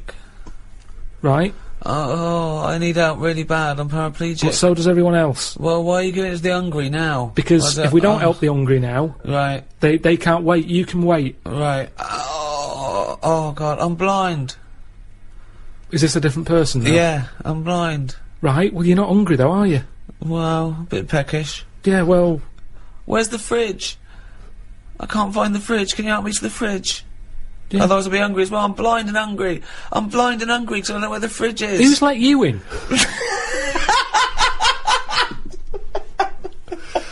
But Carl, this is just—it's Just a some chaotic order. idea. It's It's a chaotic because people who are hungry, there's always going to be people who are hungry. Yeah, but then- you're not going to just because there's always going to be new people. Yeah. But I sort the problem out. They've eaten all the food. It doesn't last forever, the food, but Carl. I sort it out properly. How do you sort it out? Because I'll go, right, not only are we just giving you food, Right. we're giving you some seeds. We're giving you a pan. What, We're you giving think they haven't Let thought me of hear that? the theory, please. Right, Sort it out. Don't just give food. That's going to run out. right. Give them a proper... You see, the problem is, there's companies who jump on the back of all... Do you know when I was in the Okay. jungle? When Right, I was in the jungle, yeah. right? On that travel thing. Yeah. I was in that tribe, right? Now, some company had given that tribe a laptop because it makes them look good. They can send out a press release. Well done to so-and-so computers. Right. They supplied the tribe in, you know, out at Amazon with a computer. I saw it. They were using it as a breadboard because they don't know what it is. They've got no electric. It's useless to them. Right. And that's what charity does. Right. Companies use it to make them look good.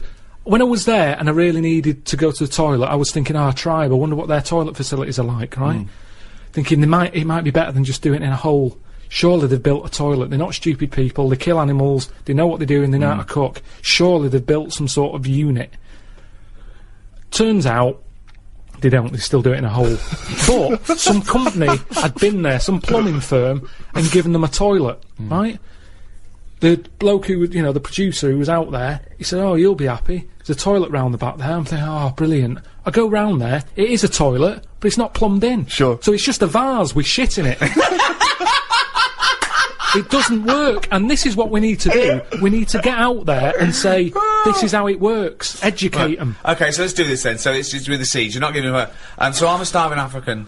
Hello, Carl. Have you got any food? Got any food? Got any sandwiches? Well, I'm I starving. have, but if I Right. give you my sandwich, Yeah. there's someone else behind you, Right, and they'll okay. all come out. So what are you going to do then? What are you going to do? I'm going to help you. How? What are you going to do? I'm gonna make you think about how to make food. Oh, okay, right. Have you ever grown anything before? No. Right, well, No. here's some seeds for Brilliant. potatoes. Oh, thanks, Carl. See you later. Do I just put them in the ground, yeah? Put them in the ground and water them. Oh, there's no water, you dopey cunt. There is some No, water. there's no water, you dopey cunt. That's why we're starving, you dopey cunt. Right, well, at that point, that's where I go, well, this is a lost cause here. Right. There's no point. Can I have your So sandwich then- after all? No, or you're what? not having it. You're Right, not having it so now. not only can I have a sandwich, you give me seeds with no water, you useless, bald-headed fucking twonk.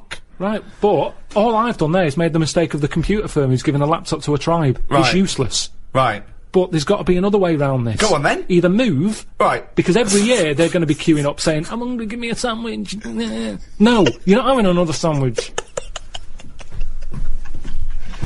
Once again, it's an utterly ill-informed discussion. I'm just saying, there's no point queuing up every year. Do you want a sandwich? Here's a sandwich. But Karl, the next year, can I have a sandwich? Where's your brother? He died.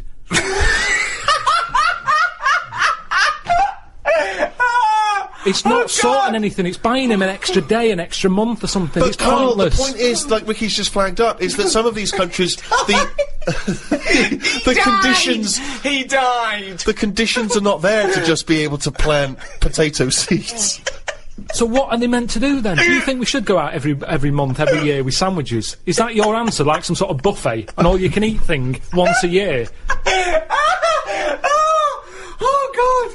You see, it is bad. I don't want to come across harsh. They've got nothing. We waste stuff here. Waste annoys me just as much. Right. When I see sandwich shops chucking stuff out in bin bags, binning it, when there's people out there who are hungry, it's ridiculous. Yeah. But I don't understand. Right. It's a problem that isn't being solved. So your conclusion for these people, because there's no water where they are, right, is move. That is your honest. They should move. Well, what's your solution? Well, I don't know. I don't know the ins and outs. I don't even pretend to know. But I tell you, it's not just it's sticking a, what's that saying?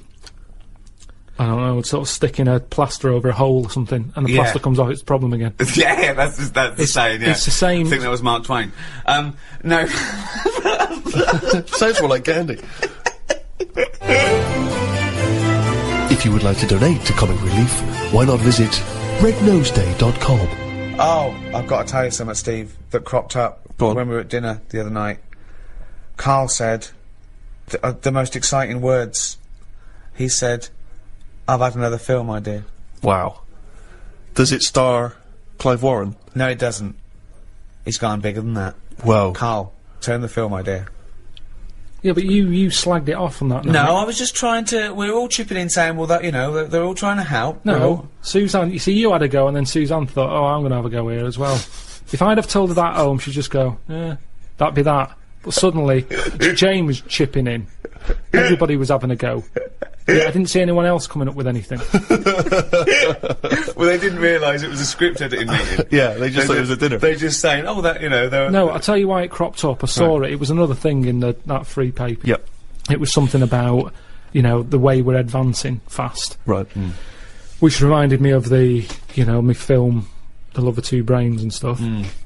How's that? Is that being made yet? Have you had any? And it was just saying, about how bodies can get reused. In a way, recycling is the ultimate. What recycling. did it say about that though? Because you didn't go into that. What it was hinting at bodies being reused. When you say hinting, you saw a bit of a headline, didn't read on. No, what and made the rest up in your head. No, it was scientists saying in the future. It's that old thing. In the future, this is what we'll be able to do. Do you mean like Frankenstein being reused? Old body parts fusing together? Yeah, but that was all different. It was like a short arm and a long leg and that. This is a full body. Right. So pitch the film idea to me. Yeah. Sell it to me like I'm a Hollywood executive. Sell me the film. Right, well, I'd probably tell you about the science facts there that I've read. Okay, let's start from scratch then. Thank you so much, Karl, for coming in. We heard there was a rumour that you're dealing with a British film company about a thing with a man with two brains with a guy called Clive Warren we haven't heard of, but Rebecca De Mormon we're very excited about because she wouldn't be a lot to get, so this film wouldn't cost much. Right, so like I say, I've read they're going to be sort of the ultimate in recycling. If anything happens to the brain, they can reuse the body. You've got to remember that. Fantastic. By the time this film is made, that's probably going to be bigger news. Fantastic. So it'd be great if it can coincide. No, we love the fact we love this sort of research. We love this level of research. It's exciting. So what I was thinking is, I'm picturing probably. It doesn't matter. It's not as fixed. It doesn't have to be this person. But I'm thinking Tom Cruise. Okay, Cruisey. Yeah. Excellent. Yeah. And the way it works is. Do you know Tom, by the way, or have you got an in there, or? No. No. Okay, but you just. No, I think it's the sort of film that would appeal to Tom. He'd sort of be into. I think it would excite him. Okay. Great. Okay. Great. So. Have you ordered coffees? Did What? Did Cheryl get you a coffee? Yeah. Oh, okay, thanks, great. So. Are you hungry at all? Do you want to? No. No, great. So, Cheryl, I might have a tea actually. Cheryl, if you could. will we wait for the teas before she comes in? She'll 'Cause just once sneak this in. is flowing. She will be very quiet. She'll be like a dormouse. She won't even know she's come in. Okay. You just. You've got your coffee. I want your tea. You don't want anything. No, I'm fine, Okay. thanks. Go. Actually, I will have a tea, actually. Shall 2 tea, Cheryl. Thanks. Okay, go. Right. Thanks, Cheryl. Thank you. Thanks. Is there Shut the sugar? door. Sorry, is there sugar in this, There's Cheryl? sugar 'Cause there. that's- I'll put it in there. Okay, shut the door behind you. Thank you. Okay. Go. All the way. Go. Tom Cruise. So I got Tom Cruise. That's what I pictured so far. He's just done Mission Impossible 7 Right. in this film. Oh, in the film. So he's playing himself? No, what you're seeing on the screen is Mission Impossible 7. Like I say, if we don't get Cruise, it can be Bourne Identity, and it can Okay. be, what's it? Yeah. Oh, so if we get Cruise, he is playing himself, Yeah. and he's just made that. and in this film, he's just made Mission Impossible 7. It's the future, is it? This. No, what you're seeing Right. is Mission Impossible 7 on the screen. So I've gone into the cinema, and I think I'm going in to see Mission Impossible 7, or I'm going in knowing it's this film. Yeah. So I'm going in to see. Okay, what's this film called? I haven't got a title yet. We'll just call it Karl Pilkington Project 2. Right. Okay. KP2. So you go in. The opening thing is Mission Impossible 7. You think I've This is seen a bit- this? yeah, sorry, I've seen- I thought it was just KP2. Yeah, I I'm thought confused, KP2. yeah. Excuse me. Well, I came here to see KP2. No, this is not the film I came to see. I'm talking to the usher. I'm talking to the usher. No, this is the film. It just what you're seeing is Mission Impossible 7. I don't understand. Right, listen. So what happens is then it sort of pans out. You see it's a telly. There's a bloke watching Mission Impossible 7. Right. His girlfriend's watching it going, oh, I love Tom Cruise. Yeah. He's there going, I can't be doing with him. He's So it overrated. is set in the future, though, this, because we're assuming that he's made 7, so this is a... Yeah. How far in the future is it? Well, when will Mission Impossible 7 be made? I don't know. Probably about 2 years, the way it's going. Right, so, yeah, 2013. Okay. Right? And this is underway then, is it? This practice of recycling the body?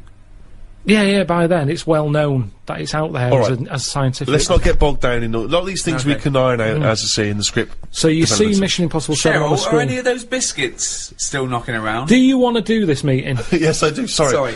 He's a bit easily distracted, but I will have a biscuit as well, Cheryl. So, okay, I've been watching the film. It's Mission Impossible 7. It's pulled out. There's a guy in his room, in his lounge His with girlfriend's his girlfriend. watching it. She's Yes. loving it. She's a fan She of loves Tom Tom Cruise. Cruise, right. Right. He's a little bit niggled. He wanted to watch something else. Sure. She decided on the DVD. He sat there annoyed. I can't be dealing with Tom Cruise. I can't believe they've made 7 of these films. Right. He's a rubbish actor. I should be the actor. You know, I've been doing acting for years. But he's not an actor, he's... Well, he is. Okay. But he hasn't quite made it. I He's, see. he's in pantos. He's sending a lot of demos off, but he's just It's not funny being because I seen. remember this is one of our notes to make it more plausible, this film, because you didn't know him as an actor before, did you? Yeah, well, this is how it works, isn't it? Right, interesting. Yeah, well, you two don't know about that meeting, do you? Right, okay. So, Right, forget so that. he's a struggling actor. So, what happens is, next day they get up, right? Yeah. She's still going on about Tom Cruise. Loves him. Thinks I'm sick of him. Right? She loves him. Got my biscuits gone in my tea. I left it in there too long because he that's put me off. stupid. you Just hang on, let me just fucking think. twat. Can I get the spoon, please? Yeah, sure. Biscuit. Do you want it? Oh, it's all probably gone be So soggy. soggy. Oh, that's soggy. Cheryl, can we get some more of those biscuits in here, please? Do you want to weigh more? Or? Yeah, I'd love to Yeah, hear no, more, I'd love to please. hear more, Yeah, yeah, I'm just yeah. conscious Can we- that Colin Firth's coming in. He's won an Oscar, so And he's got an idea yeah. about a prince with a Right. cleft palate. Anyway, listen. So, what happens is, he gets so annoyed with his girlfriend liking Tom Cruise. He plans to kill him. So he plans to kill Tom Wow, Cruise. this is new. I've Now, never this man is a jobbing actor. He's obviously based in the UK because he's in Panto. So he flies to Hollywood. No, the equivalent of that. Oh, he's based sort in of- he's based in yeah, America. he's a bit part player. Yep. So he sees Tom Cruise. He kills him somehow. Now it's some way. Right, how does he kill him? Because this is all new to me. I don't want to put everything Because down again, on paper. This is just a in rough the original idea. pitch in the restaurant, Tom Cruise just dies on the set of Mission Impossible I 7. see, right. Yeah. Oh Which yeah, is- yeah, yeah, yeah. Right, That's right. okay. Oh, hang on. So Okay, right. he dies in the film in Mission Impossible 7. They're doing Right. that thing on the strings. Right. He cuts. He lands. Right. His body is in perfect condition. hold on. But how is she watching the The film? film, yeah. Did they put it out even after Tom Cruise No, died? no, sorry, he was filming Mission Impossible 8. So he's He's filming the next one. They filming the next one. Mission Impossible. Okay, sure. He's annoyed. He's going, I can't believe they're making more of these films. Right. I can't get a gig, and yet Yeah. they're churning this crap out. Yeah. Okay. So he's on his springs, On his wires, yeah. on his wires. Yeah. An accident Spring happens. sounds better. He's bouncing around. like a baby growth. Yeah. Yeah. The strings cut, smash. Tom Cruise dead. Right. Right. Right. The bloke hears this on the radio, on the news. Yeah. The girlfriend's fella hears it on the news. He can't believe it. He's like, yeah. Ooh. Takes his eye off the road a little bit in the celebration. Truck ploughs into the car. Right? So he's killed as well. Well, is he? Okay. Oh, okay. Little interlude. Fades up. Comes out of. You're seeing it out of his eyes. You see his eyes sort of opening. You know when you're seeing out the eyes, yeah, you yeah, see the yeah, eyelids, Yeah. and you see his girlfriend there, sort of looking at him like a bit startled. Sure. Oh, yeah. And he's going, "Oh, what happened?" And she's going, "It's all right, it's all right." And he's going, "Oh, get me a mirror." She's going, "I don't want to get you a mirror yet. Okay. Oh, hold on. What's going on? You've had a bad accident." Oh, probably terribly disfigured, is he? Or? This is what he's thinking. Oh, how bad do I look? Scarred, you know, burned. You know, Yeah. you fancied that Tom Cruise. I gone the other way. She's going, "It's all right, it's all right." Right. It can't be relevant though that Tom Cruise was killed at the same time. I don't need to think about Tom Cruise. I'll put him out of my mind. Okay, go on. Put him out of my mind. Anyway, What's he going to look all like? mirrors out of the room and everything. He's just learning to walk. He's going, "Why can't I look in a mirror?" And the doctor's going, "No point. Yeah. Right, No okay. point. You've got to get used to this body." He's saying, "What do you mean?" It's great that Tom Cruise just did a small cameo at the This beginning is of good this as film. well because we're seeing it through the. What's the voice like, by the way? The bloke's voice. It's the same. Just the same as it was Oh, is it? earlier. So the whole thing is through his eyes. I haven't seen his face. No. Then he gets walking. It's Yeah. almost time to go home. Yep. His girlfriend comes in. Yep. It's her job to tell him the new news. Oh the my god, shocking what news. is the news? Says there's the mirror. Look in there. He looks in it. Yeah. He's Tom Cruise Right. because he had his accident on the set. He Yeah. had the accident. They ended up in the hospital. Right. Quick! We've got to act quick. This is the time. This is the future Right. where they use Where they can use bodies. bodies, all the rest of it. So Tom Cruise is dead. Tom Cruise dead. This But bloke he's just a Brian. body. His body's squashed, but what's his name? Brian. Yeah. But Brian's brain is in Tom Cruise's body. Just a donor body. He just happens to Just look. happened to. That's how Yeah, it is. it's just meat. It's just like Tom- like a lung donor, exactly. a heart donor. Yeah. It's so just so is this timing. Brian. He just looks like Tom Cruise now. He's got Tom Cruise's flesh. Yeah. Basically, yeah. Now, at first, initially, he's annoyed But he's his like voice, going, is "I hate the Tom voice is still Cruise." the same as his was, even though it's got Tom Cruise's It's mouth. got a and- bit of both. A little bit different. Who's little doing bit. it? But okay, sorry. Just practically, who is doing the voiceover then for the? It's Tom now. So He's Tom's acting. sort of doing an impression of this actor. But Brian's inside Tom. His yeah. name is Brian, but when you look at it on the telly, when the camera wheezes round yeah. and you see him sat in his bed, it's Tom Cruise. Sure. Right. Okay. His girlfriend's over the moon because she loves Tom Cruise. Right.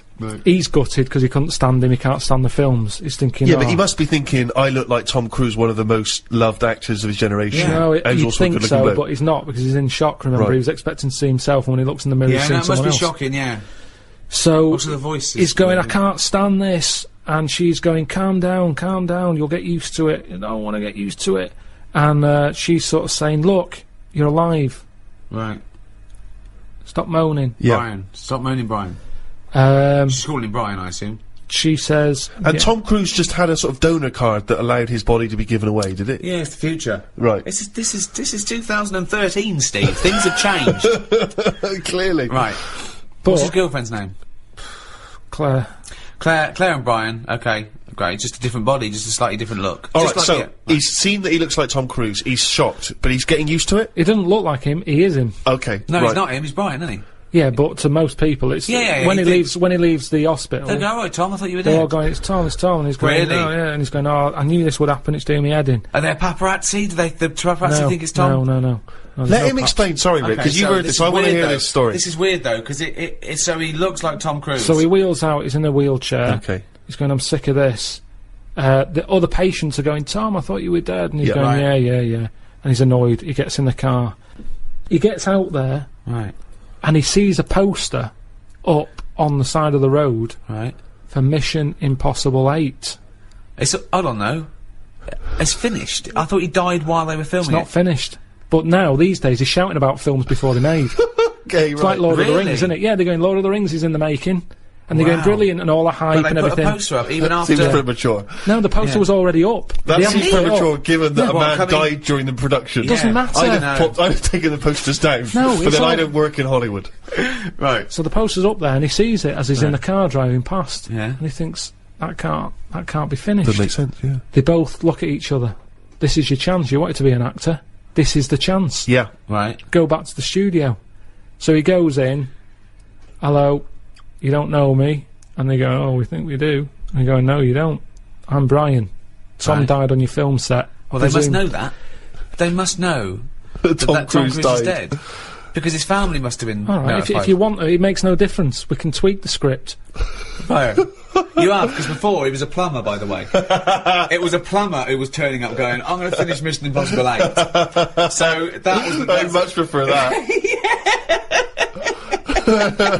And I can sort out your lavatory. You get the idea. Right, no, we don't get the idea. So this is... Brian has turned up looking like Tom Cruise. He said the film company, right, who must know that Tom Cruise died on their film set. What were they going to do when They they would got have the... had to wrap it up. They would have Well, had no, to what? say... You said they put the posters are up. Yes, the posters are up before they've even finished So they're filming it. cancelling the film until he walks in? Basically, yeah. Oh, so they are cancelling the film? They're cancelling it. Okay, so we're afraid that production has stopped on Mr. Impossible 8 due to the death of Tom Cruise. Hang on a minute. What? I'm Brian. Who's Brian? Oh my God, you look exactly like Tom Cruise. Oh, have they done that thing where they put Brian's brain in Tom Cruise's body? Yeah. Ah, but it's not Tom Cruise. You can't act like him. I'm an actor. Yeah, but he was good because he was like one of the best actors. He's not that good. I never rated him. Yeah, but a lot of people did, and he's Yeah, got a lot of people didn't. So Right. let me bring in a new audience for you here. I But can bring can a you- bit to this. Right. So the film people. So just tell me what happens. Do they sign up the new guy? They But sign is up it in Brian? the news? It must be in the news that But Tom are they Cruise pretending that it's really Tom died. and No, they that Tom can't do that. survived? They can't do that. No. But they're quite So unscrupulous. they've these told Hollywood the people. world that Brian is taking over. Brian, right? He used to be a plumber, This but is it's now. Brian, who has no surname. Brian Fine, has right, no he's sense, like just Madonna Brian. or Cher. Exactly. yeah. this- So Brian, right? Is that Brian? But with it's above the title. Brian I bet in. I bet it's Brian with a Y. Brian with a Y Right, in Brian. Mission Impossible 8. This won't work. Where's Tom Cruise? It's not the same. So this, of course, gives it a boost because Right. The people wanna flagging see- people franchise wanna has see how been good Brian is. rejuvenated. the Yeah. press, the news that's Yeah. out there. Yeah. Tom Cruise and his new film. Well, it's not Tom Cruise. They can't say that.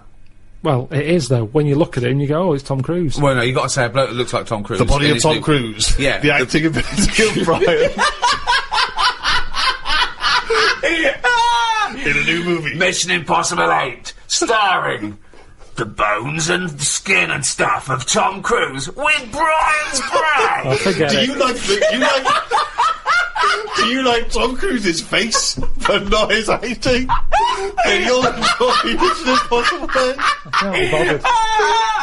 Oh, Mission Impossible 8 from the people who brought you the first 7 and the hair of the bloke who was in the first 7, but with Brian doing all the lines. It's Brian. It's some guy I've never heard of on the 7th sequel.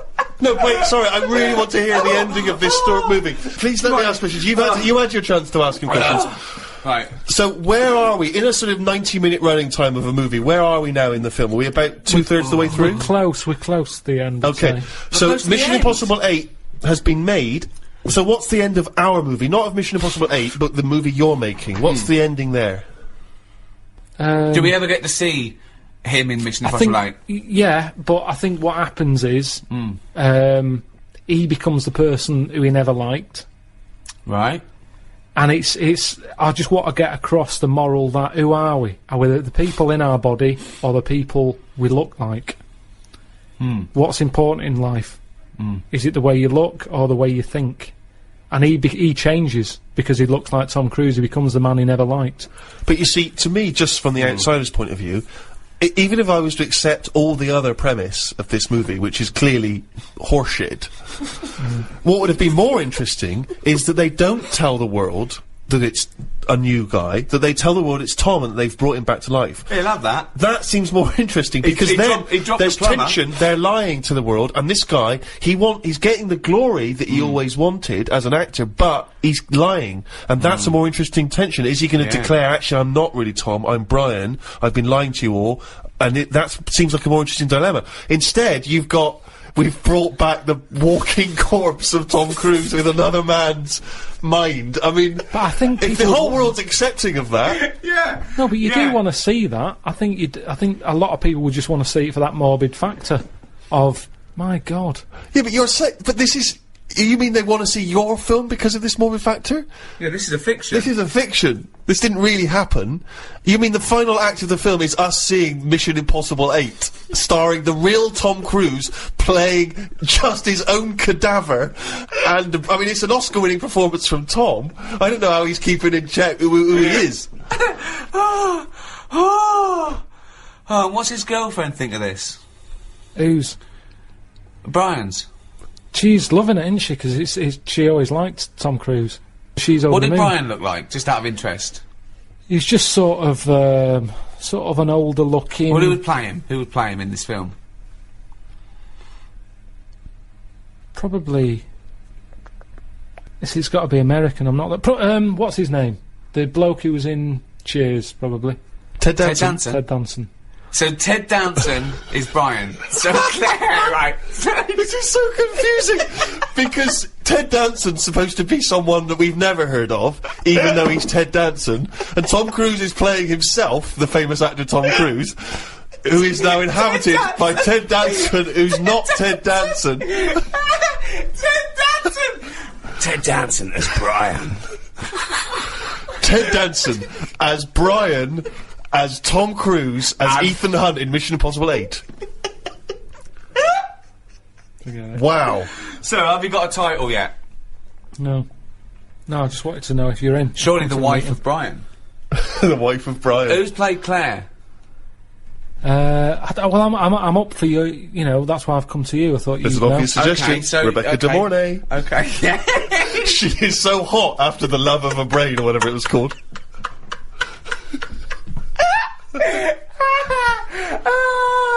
You wanna go where everybody knows your name? It's Brian.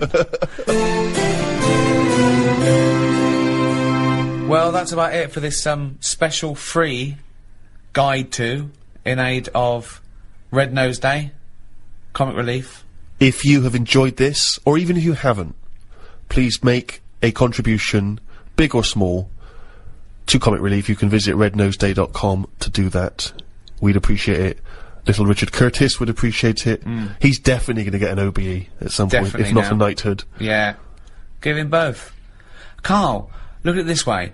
Supposing people come to this, they didn't like The Office, Extras, me, Steve, Idiot Abroad, The Ricky Gervais Show, they didn't like any of that, but they thought, hold on, they're doing something for charity, I'll check this out. They've had a whale of a time, they've laughed at everything, they're going to go and buy all the guides, still available on iTunes now. That is shameless. Also, I'm doing a live stand-up comedy tour at the end of the year. You can check out the details on rickygervais.com. Just do something for charity, or not. It's up to you. So, it's goodbye from me, Ricky Gervais, and thank you. Goodbye from Stephen Merchant. Goodbye. And from the little round-headed buffoon that is Karl Pilkington, it's a goodbye. Alright.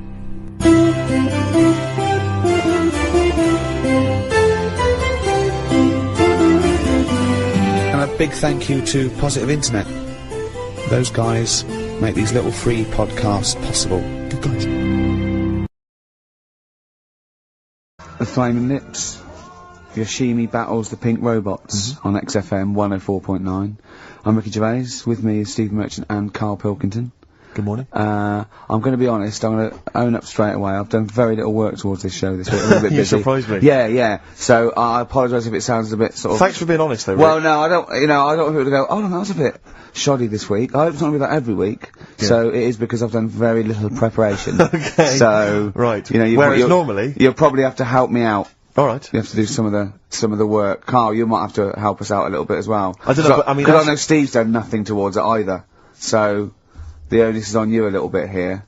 I love the fact that it's still listed as either Ricky Gervais or Ricky Gervais and Stephen Merchant. In the, you know. Essentially, we don't need to be here, really. No, but I know now people listen for Karl. Everyone I've spoken to, for, you know, people on buses, to, comedians, like Ross Noble mentioned you the other day, and that, you know, they go, People on buses? I've never been on a bus You for haven't been years. on a bus No. for like 12 years, Yeah. have you? I know. People on buses. I don't know why I find that so funny. I just know Well, the idea of you being on a bus. The idea of you well, I'm handing not over on your the bus. fare. They're shouting out from the window. Right. They're going, "I love Karl." Right. Yeah. I'm walking along. How much is it on the bus? 20 pence. No, come on, seriously, how much is it? One adult for Terminus, please. I love the fact, you know, they do that thing where, like, if they're interviewing kind What of is it, Paul 50, Newman or 60p? someone famous, No, it's quid, isn't it? they It's a always, quid. they always say, how much is a pint of milk? And that's supposed to prove if you're sort of still in touch with your roots or whether you're too big a celebrity. Yeah. You've got no idea how much it costs on the bus. Quid? have you? It's not a quid. 120. No, it's not 120. Pint of milk, about 50p. 30p. Oh, brilliant. Wow. Because I mean, it's fascinating because you gave this stuff. I mean, you gave this stuff up before you became a celebrity, didn't What? you? You were always Lazy. Because people always say to me like, "Oh, you know, Ricky seems a bit obnoxious."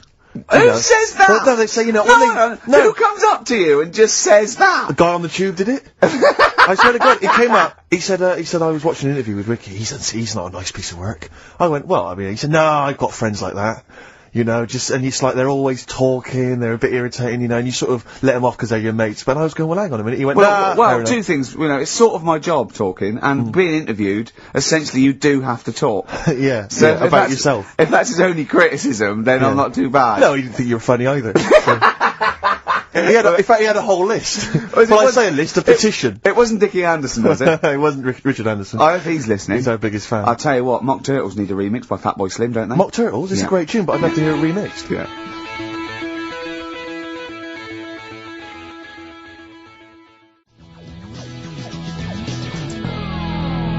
Mock Turtles, Can You Dig It?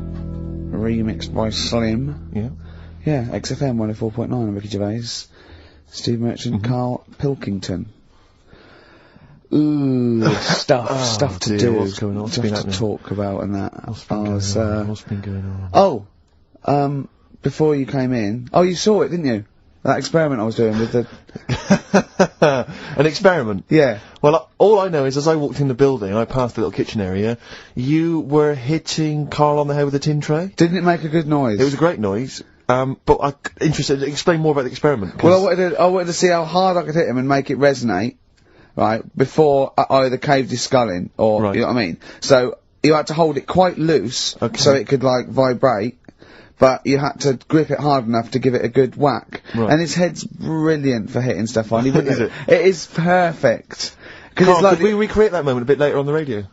You'll notice that you've been on for 15 minutes, I haven't said a word. So it's had a bit of an effect on me. It's still a little bit shaken. Okay. oh dear. But yeah, do it again later. We were Right. talking about your head a little bit earlier, weren't we? It's not going to mean that you're sort of a bit, you know, fuzzy thinking, is it? It'll be alright. Yeah. So, good. Can we I said- recreate that later, maybe I towards the end of the show? Just hit you on the head with various objects, see which make the best sound? He Thanks said, very he much. said about, talking about Time Out. I said something about in Time Out, and he went, yeah, do you read that? I went, yeah, I read it, I get it every week, yeah. He went, there's no point though, is there? He said, because it's like a telephone directory. You know, if you want to look something up, you look it up, but you'd never sort of browse the telephone directory. And I went, that's an interesting point. He went, although I did. When I was in Scotland, I just looked up how many Macs there were, and there was 42 pages of them. How bored are you in your hotel room in Scotland to suddenly start working out how many people start with Mac? Were you sat in your room? There is nothing else that you can think of I've to been do? working, it's when we did the show from, you know, XFM did some stuff from Edinburgh. Yeah. You were Been a sat in hard your hotel day, room? Sat in the room, waiting to sort of go out and get some food and that. Sat there. Why were you waiting to go out and get some food? Because we were all going to meat up, we're going to meet up with, you know, with Simon. So and you that. thought, I'm not going to switch the TV on, I'm not going to read a The magazine. telly was on, nothing was on, I wasn't impressed with anything that was on, so I'm looking around the room. I had a couple of the free shortbreads. I love the fact he remembers. Yeah. He remembers a specific biscuit he had. Yeah. That's fantastic. Had a couple of them, and then, looked around, there was a Bible, and I thought, well, I know about that. Yeah. There's nothing in that I don't know. So, got the phone book up, and I immediately thought, there's a lot of Mac this and Mac that in Scotland, Macintosh. Mac Daddies. McAteer. Yeah. There's loads of Return to names. So I Mac. thought, I wonder how popular it is. Just how popular it is. 42 pages of Max. Did you count how many pages there were? Yeah. Did you just work out from the numbers on the bottom of the page, or did you literally No, I count them? counted. Right. And how many do you reckon are on a page? There's a lot in there. If quite a someone lot, could isn't tell you approximately how many Sorry, names they get on one page. How long did it take you, this whole procedure? What, the counting? Yeah. Not that No, long. it's It's just only counting 2 pages. pages. Yeah. It's Yeah. not, it's not that much. They're all And what together, did you luckily. do once you digested that information? What did you do with that information? Did you tell people Stored it, what you haven't I? I mean, look, how long ago was the Edinburgh Festival? I stored it along with the biscuit. I love to get in his head. I imagine it's a big warehouse, and there's lots of partitions for weird stuff like kids born with tentacles and things like that. I imagine there's like quite an old caretaker, and you go in there. You say, "I'm looking for that." He goes, "Hang on, I know where that. I put that somewhere. Hang on a minute. Hang on. Is this the one when they shave the cat? No, it's not shaving the cat. This is the Max. The Max. Oh, you know, Scotland, the shortbread. Well, don't give me the shortbread because that's putting me off. But The what's the name though? Do you remember last week I was talking about the airy kid? And I think that's every week, Carl. That doesn't narrow it down. Alright, well, we were talking about that airy kid in the woods, and did a bit more research this week. Okay. Found a good story out about a monkey, Right. which I'll told Ricky a little bit about it. Tell didn't I? me, come on, tell it now. No, Right. no. Well, Tease I me reckon we with should it. keep this. It sounds exciting stuff. That's got 'em, right? So we'll be doing that. we've Now got hook the audience. we've got Rockbusters again this week. Yeah.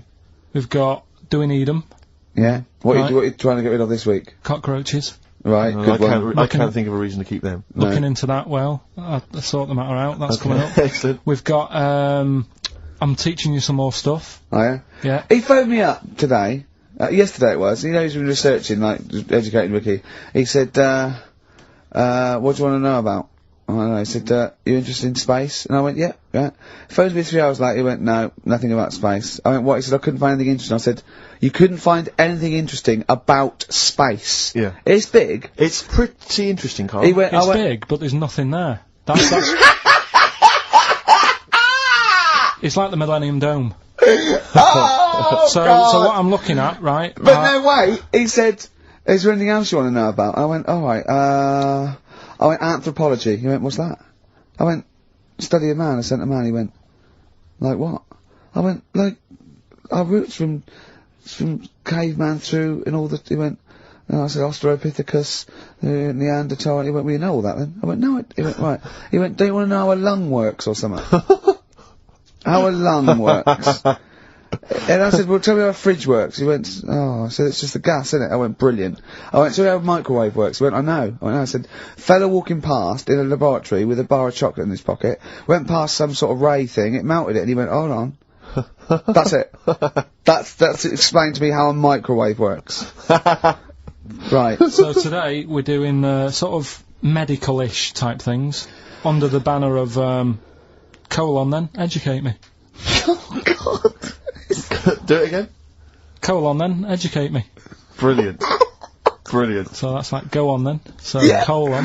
Brilliant. So that's a little heading. You're going to be learning 3 things sort of medical-ish before 3 o'clock. Yeah.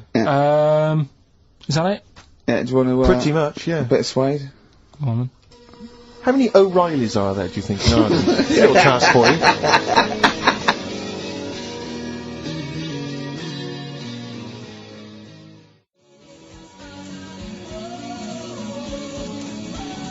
Suede, animal nitrate. That's really got a Johnny Marr influence at the end, that guitar, isn't it? Brilliant. Still Brilliant. XFM 104.9, Ricky Gervais, Steve Merchant, Karl Pilkington. Tell us about this monkey, Carl. You're going to love this one, Steve, Go on.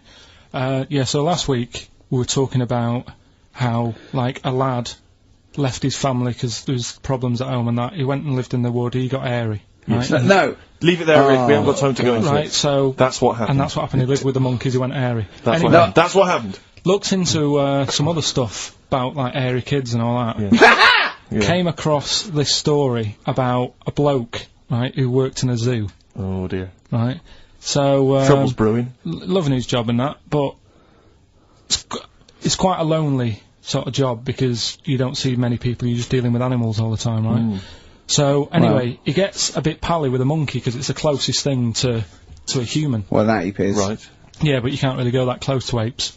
Is he dangerous? What do you mean? What type was it? Do you Just mean it was let a him tell the story. Was it a chimpanzee? I reckon it was a chimp, yeah. Yeah, Oh, you don't even know, so it was that's a chimp. an It was a ape. chimp. Okay. Yeah, but it doesn't matter, does it? So he It's a gets story. pally with him. Right, so he gets pally with What, him. did they and go on he's- holiday together? Well, no, I mean, it starts On the off, pool together. starts off just checking each other out and, you know, probably sharing lunch and that together. Yeah. Right? Anyway, this goes on for a while. You know, they're getting on well on that. And then after a while, right, the monkey starts sort of imitating him a bit more and sort of walking upright, Oh, God. Yeah. right? So he thinks, oh, that's a bit weird. Anyway, they get on really better and what have you, so he thinks he could live at home with me, this. Yeah. Because we're getting on the storm, Yeah. right?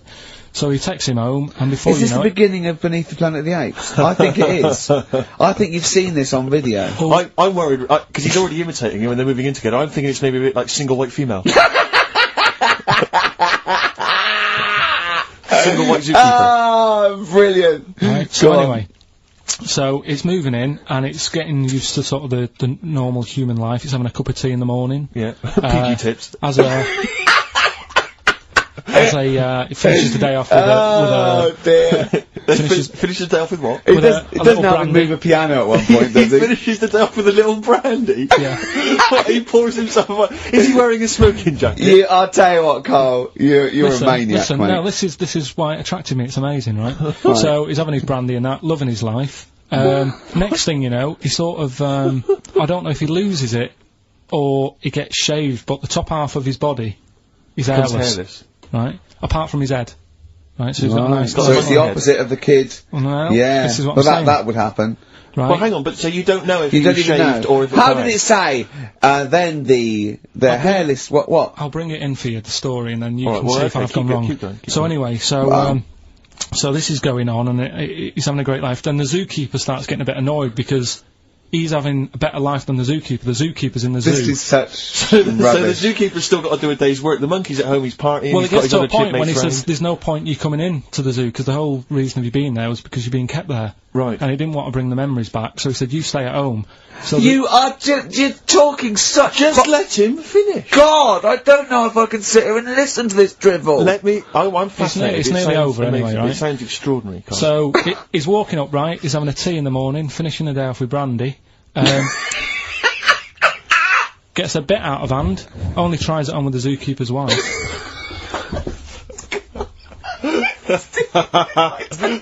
Make him go away, Steve. How does he do that?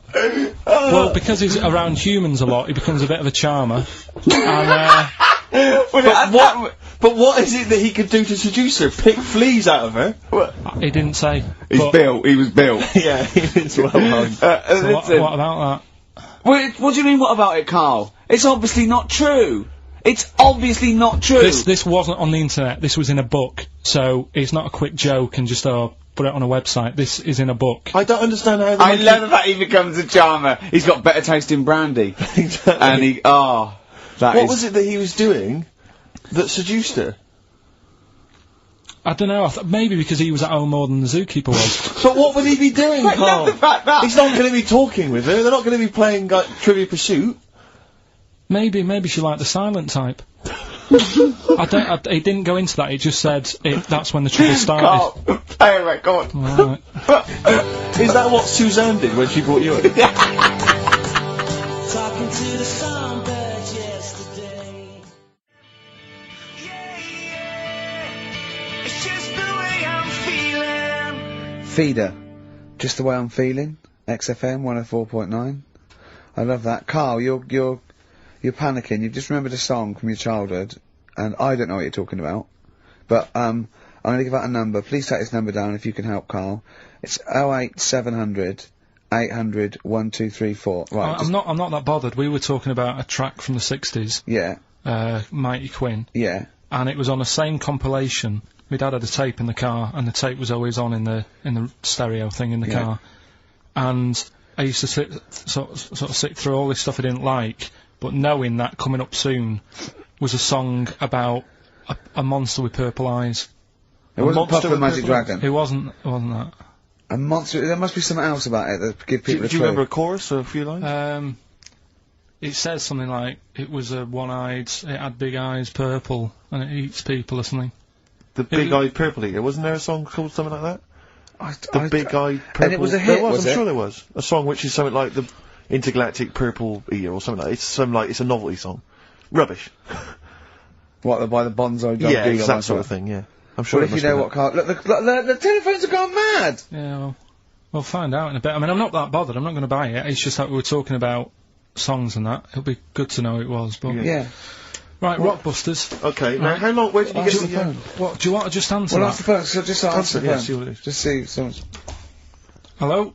Hello, mate. Alright. Yeah, that song, I don't know if it's by, or is that what you want? That's the bit I wanted, really. What's the name of the song? Well, you know how it goes, it's like that, Born Nights on a Dawn, Yeah. Oh, yeah!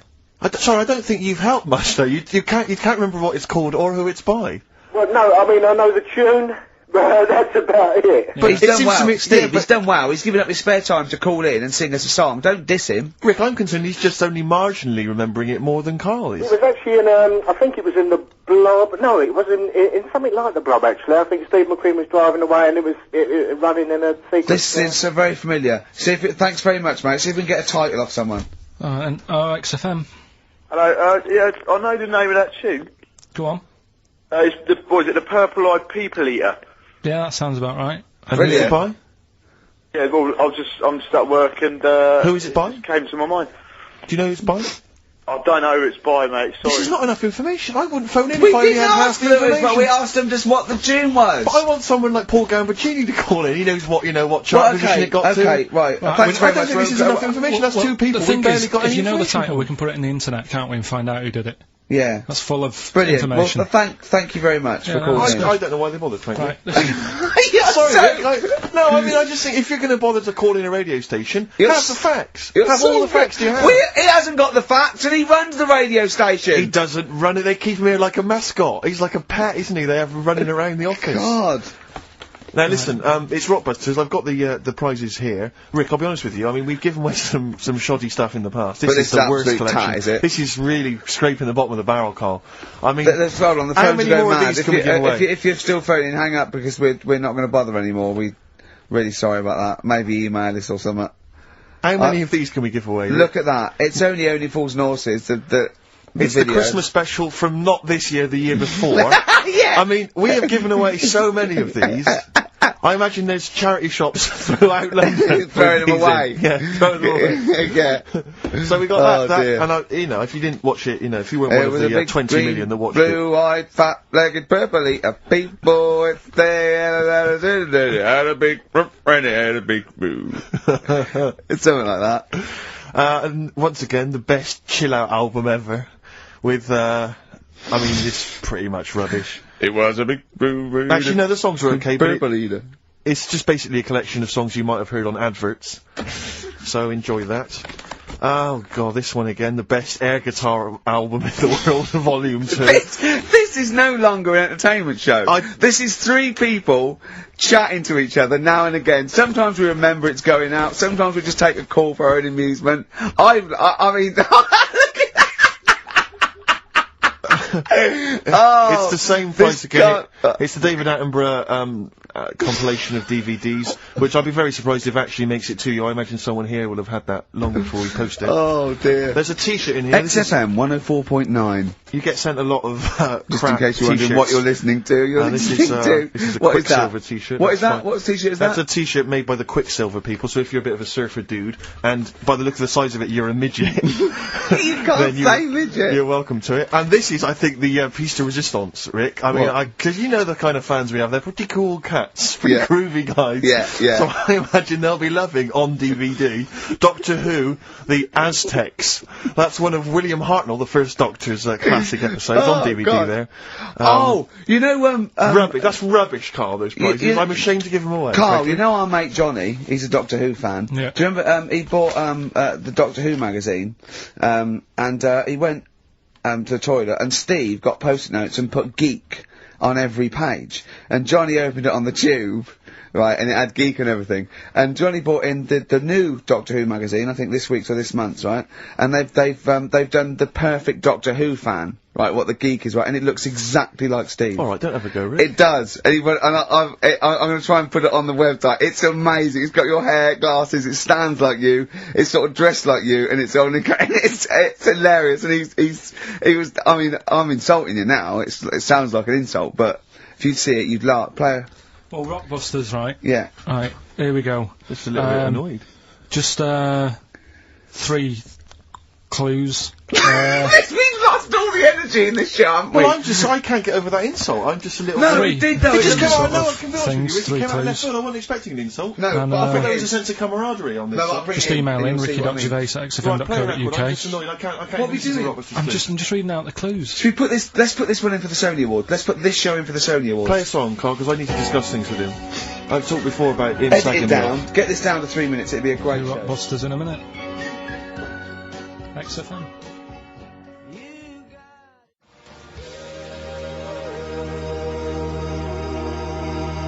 Lonesome Day by Bruce Springsteen from his new album The Rising on XFM 104.9. Ricky Gervais, Steve Merchant, Karl Pilkington. Former just phoned in and said to Karl, stick up for yourself, don't listen to that Merchant, he does my head in, he's so arrogant. I don't think I'm arrogant, I think I'm mean.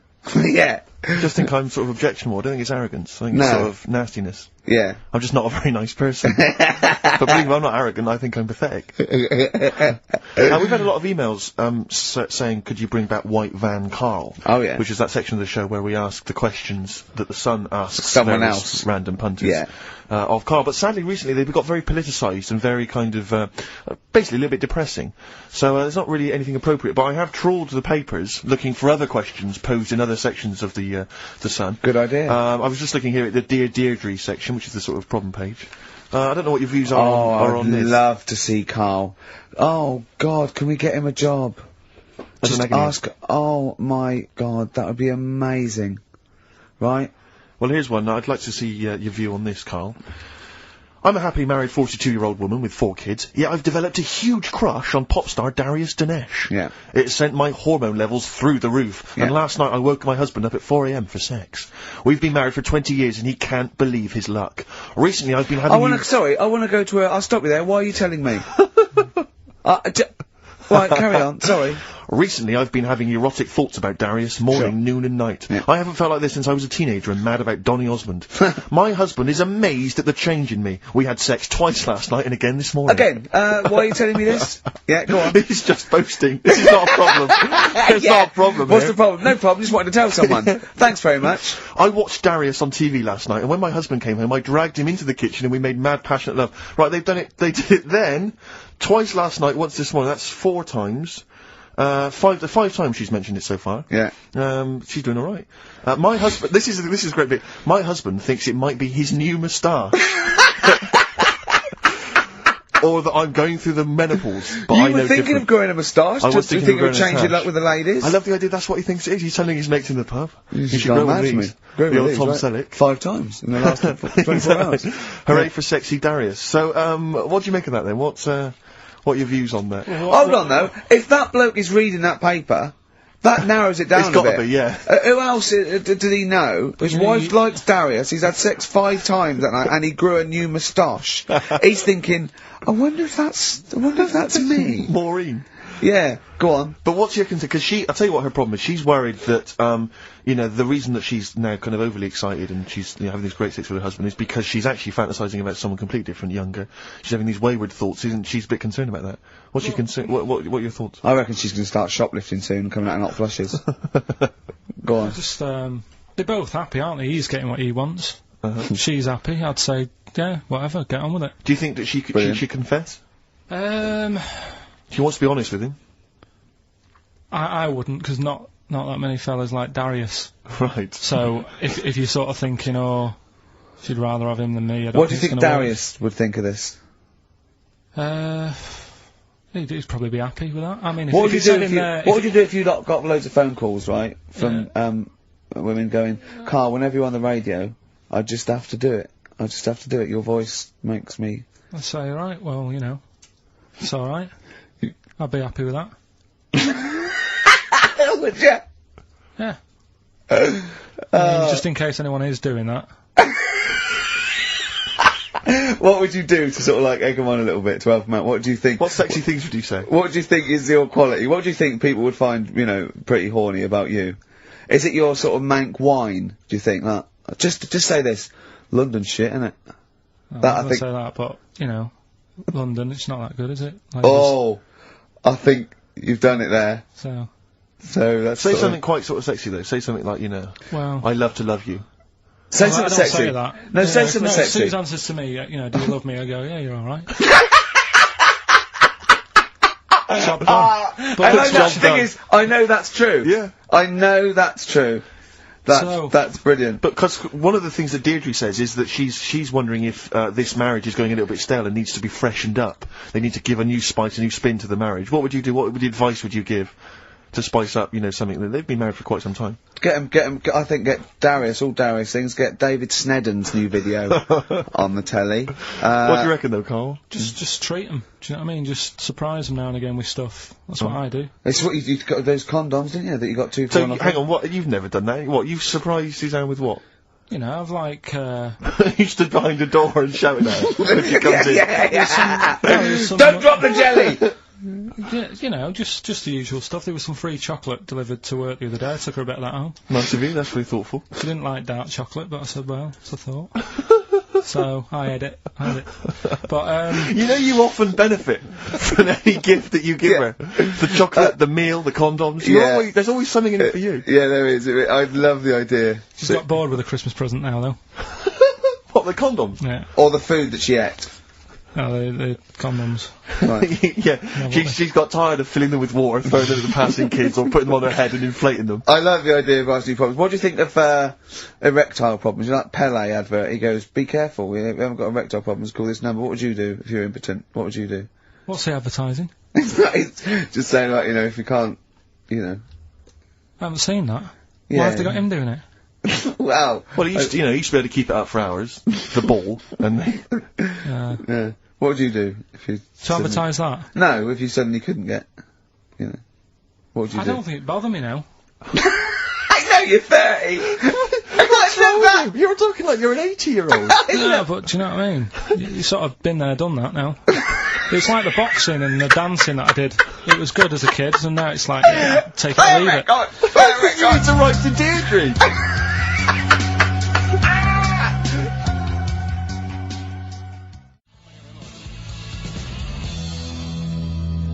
Supergrass, Seen the Light, XFM 104.9. We're a little bit worried. We might have a technical hitch here.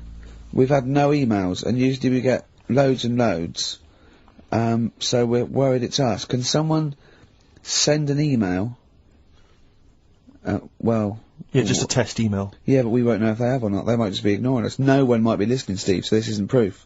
I guarantee there's at least one person who would send an email. Maybe if Dickie Anderson's listening, he could do it for us. Anders! Do us a favour for all the pleasure we've given you over the last few years. Ricky.gervais@xfm.co.uk. If you haven't heard the Rockbusters, might as well give them out. Well, let's check the emails working before we do that. Yeah, otherwise it's a complete... This whole show has been a sham and a farce and a waste of time. Well, I think they can take that as read. Right, educate me, Carl. Right, well, Go on, then. Educate me. Well, what we're looking at this week, we've done war, we've done we've nailed that. We've nailed war. We summed up war with a little French bloke whose battle cry was "John's got a moustache." Right. So, and last week we did science. What would you do on science then? Airy Kid. Brilliant. Right. Yeah. So this week we're looking at medical problems. I'm sure we do Airy Kid every week. Medical problems. Then I've got a couple of things under the banner of. Then educate me. Yeah. We've got, this is interesting. Right. Do you know if you have an operation on your brain, right, what they do is, I mean, this is why I'd never go to the doctors. I don't like doctors because this sort of stuff freaks me out. Right. They can operate on your brain, and what they do is, they put you to sleep first, cut your brain case open, your skull, yeah. The brain case. Yeah, yeah. And then wake you up and operate on you. So you sat there with your head open, messing with your brain, and you don't feel anything. Well, there's no nerve endings, is there, in the brain? But still, it's not right, is it? What, you think they do it for fun? No, They but go on, Reg, wake him up so he's all freaked out. Go well, on, wake him up. is it necessary that you're awake, do you think, or... Well, they need the brain active, don't they? Yeah, but it is when you're asleep, you're having mad dreams. I had a mad dream the other day. Go on. No, I might tell you about it later, but there's no sense to it. But, so your brain's still... Where is this conversation? Yeah, I mean, it'll turn out, I go, no, Carl, I was there, that wasn't a dream. Yeah. No, Yeah. but... So, I mean, if I had an operation... On your brain, heaven forbid. Well, operation anywhere, I'd like to sort of think, well, I'll have an injection, I'll go asleep, but when I wake up, it'll all be sorted. Yeah. Yeah. The fact that... Your brain case is open. And they wake you up and you think, oh, is it all done? They say, well, have a look in the mirror. And your brain... See, I don't think they do that. I don't think they try and frighten you when you're during an operation. Yeah, I don't think that you go about your business and they sort of follow you around, dabbling. Yeah. No, but it's almost like they are having a bit of a laugh with you. Right, well, I'd just like to say now that they don't. Anyone who's going in for an operation on their head, do not ever listen to anything But Carl says. why have you got to be awake? Because you'll be bored anyway, you'll be sat there. Well, they messing give you a about. telephone directory, look, and they say, look how many Macs are in there. That's the Scottish telephone directory. And, you know, time flies when you're counting that sort of thing. No, but do you know, like, when you... What are you telling me? What are you I'm just asking saying me? how weird it is. It's weird, isn't it? It's like, do you know when you go for a haircut, right? It's a bit embarrassing. Well, I don't anymore, but when you go for a haircut, it used to be... When you go for a haircut? It used to be a bit embarrassing when, like, they'd wet your hair and they'd make you have that sort of Hitler cut because your hair's wet, and I used to hate it, and I think, do you have to do that? Do you know what I mean? You know It's what I mean, similar. don't It's you? very similar to open skull No, surgery. but what I'm saying is, it's almost like barbers like to do that to make you look daft and feel daft for a bit, and there's women coming in and out, and you're sat there with a daft haircut. Yeah. And this is what that reminds me of. Do you think they do it in a shop window? This brain operation? I'm just saying, it's a bit Do you weird. think, why are we doing it in John Lewis's? Just so more I people love can the idea that that's what doctors are doing. Let's make this guy look a bit stupid. Yeah. Open his brain Look case. at the twatty look with his brain out of his head. Take a Polaroid, Reg. Take Yeah, a Polaroid. Look at him. Look Put it on the net. at his face. Right, right. Clock his face when I give him the mirror. Get this on camera. Put Carl- this fake nose and glasses Sorry, on. is that? Did you teach me something then? Was that I educational? taught you that your brain case can be open when you're awake, and you just sat there sort of letting them get on with it. Brilliant. I've learnt that. I'll never forget that. Right, go on. Anything else? You'll love... Let's play a song, 'cause the next one is amazing. What? Even more amazing than that? Yeah. Play a song? Yeah. Bit of Bowie. No email still, by the way. No, I don't think it's working. It's not working today, Lady so Stardust. we'll have to do a phone-in for Rockbusters. Off Blimey. the Ziggy Stardust album. Alright.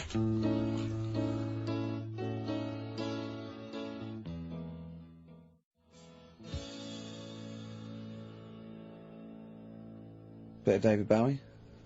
When's that ever hurt anyone, Steve? Never. Lady Stardust off Ziggy Stardust and the Spiders from Mars on XFM 104.9. I'm Ricky Gervais, Steve Merchant. Karl Pilkington is in the middle of educating me. Colon then, educate me. Right, so, I've learnt that you can, you know, fiddle around with your brain when awake. That's brilliant. I've never been a fan of doctors, though, so this was a good one for me Yeah. to look up, because... Yeah. Did I tell you the time when, the doctor said, I was gonna die? Alright, keep talking. Right, ages ago, must have been about 15, right? And, at lunchtime there was this... We used to have a choice of stuff to do at lunchtime, right? We used to have, like a burger place that had an arcade machine in it, right? So we used to go there and play on that and have a burger. Or, there was this baker's, right, that my mum worked at, and, did great cakes and stuff, right? So, she used to, like, bring some home and that, but she couldn't always bring them home every night because, you know, they'd cost money, and she used to get them for free. And they used to say they'd rather chuck them away than give them to the staff because there's a chance that the cream might be off. Right. Right, so they used to chuck them round the back. So I used to go round the back with my mate and eat a load. Brilliant. Scavenging, eating out of bins. No, it wasn't out of bins, they were still in trays, but they just stacked them up near the bins, right? So this got out, I mean, it used to be chocker. Once the school found out, everybody used to go there, and it'd be like, well, have a cake. The headmaster crawling through, fighting the kids off. Right, so I'd have, like, you know, you just eat, I don't know, 6 jam donuts or something, and then you'd spend your dinner money on the arcade machine. Brilliant. Right? So it was a good afternoon, really, right? So you'd do that, and this one day I must have had 6 or 7 jam donuts, a few Congress tarts. Congress tart. I love them. I can't get them in London, right? So I'd have some of them. If anyone can get a Congress tart for Karl in London, please let him know. So anyway, this day, that was just a normal day. Do you know what I mean? You'd once or twice a week, you'd have a load of cake. In your life, Yeah, a So normal anyway- day in your life. Were the frog boys there with the webbed hands and the big heads? So- and the horse in the settee? Yeah. But the day after one of these days, I had really bad cramp in my belly. Right? I was like in agony, could hardly walk. So I said to my mum, You could hardly stagger to the free cakes. So, I was in absolute agony. I said, I don't like doctors, but you'll have to get a doctor in 'cause I don't know what it is, I can't walk. She gets the doctor round, I won't say his name, but he said, well, doesn't look like he's got long left. Blimey. So I was a bit like, hang on a minute, I've only had a few cream donuts. Yeah. My mum was panicking. Sure. He went, my dad came in from work, she said, oh, something's really bad with Karl, I think it's serious, the doctor said he ain't got long left. So he said, what, he said that and just left? So she said, yeah. He said, I'll have to call him then. So he called him up, said, what's all this about, Karl hasn't got long left, how long's he got? So he goes, oh, I was only messing. He's just had some bad cream. Can you believe that? Well, the thing is, I like the fact your mum didn't ask any questions. I know. She didn't but go she into doesn't. detail. No, Well, can you explain more, Doctor? No, I got a shoe off. No, but she doesn't. She doesn't like talking. I don't want to diss you or your family, but I imagine if I was there, I'd have known the doctor was joking. That's all I'm saying. I mean, I sound very arrogant there, but I imagine he went, what's he been doing? I had about 6 cream granules. Oh, right. Oh, wow. He hasn't got long to live then. I'll see you later. That's what I think the doctor did. Yeah. I just love the idea your mum just let him go. Yeah. Terrified, thinking, Yeah. well, I'm not going to probe him. He's that's it then. Dad comes in. Hi, honey, I'm home. Anything happened? The doctor said Karl's gonna die and then left. Did he? I'll call him. But anyway, that's why these sort of things fascinate me. So we'll move on to this next one, right, which is brilliant. Go on Dead then. short story. So, right, old woman, about 70 years old. Yeah. She's normally fit and healthy and stuff. Nothing wrong with her. She's having a good life. And one day she goes for a check to the doctor's, just to check herself out 'cause she's getting on a bit. Yeah. Says take your clothes off and that. So she does, and checks her out. Says yeah, you're looking good. You're looking good. Turn round. He said, oh God. He says you got a tumour on your buttock. Right. So she goes, oh. What, can you do anything to sort it out? So they go, yeah, we could book you in for an operation. It's best if we remove this. Books are in for an operation. Operation day comes, strip her down and that. They're all stood round, the doctors. Start to operate. It only turns out it's a pork chop that she sat on 5 years earlier and it had stuck to her buttock. Right, Karl. I can forward you... I'm not, right, no, listen, serious. Right, okay, Karl, I'm telling you now, I'm leaving. I'm never doing this show again. No, I'm serious, honestly. You're talking, I've never had such, you are, play a record. I couldn't believe it. What do you mean you can't believe it? Stop the record. Right, okay, right, what do you mean you couldn't believe it? No, when I read it, I said, I've got to tell This Richard... woman had a pork chop stuck to her arse for 5 years, you mental case. Of course she didn't.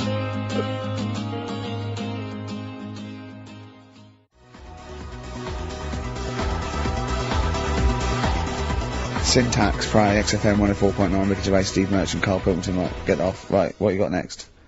Right, well, running a bit late with this, but it's time for Do We Need 'Em? We're looking into what I'm animals... really worried about this, because everyone's getting that last clue wrong. I reckon it's so rubbish that even your mental fans can't work it out. Yeah, it's a tough one, but... Give that final Rockbusters clue again. The Jamaican fella had to have some aspirin. Why is that? What were the initials? Why did he have to do it? No, FD. hold on, that's changed. Well, I mean, it doesn't matter. The story's Oh, it doesn't still there. matter. That's the point of a cryptic clue, isn't it?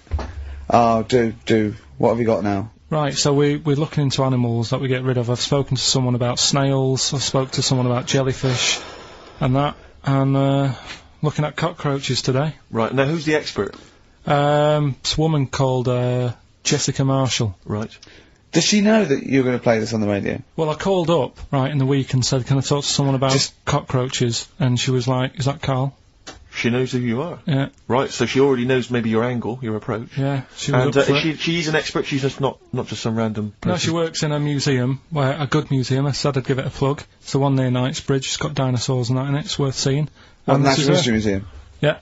So, Not sure. He's not sure. this is Go what on. happened.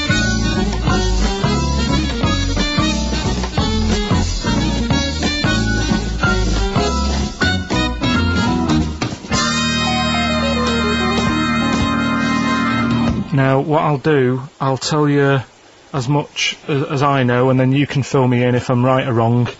And then at the end of it, we'll get to the bottom of whether we need them or not. Okay. All right. So first of all, the first thing that I found out is that they have 18 knees.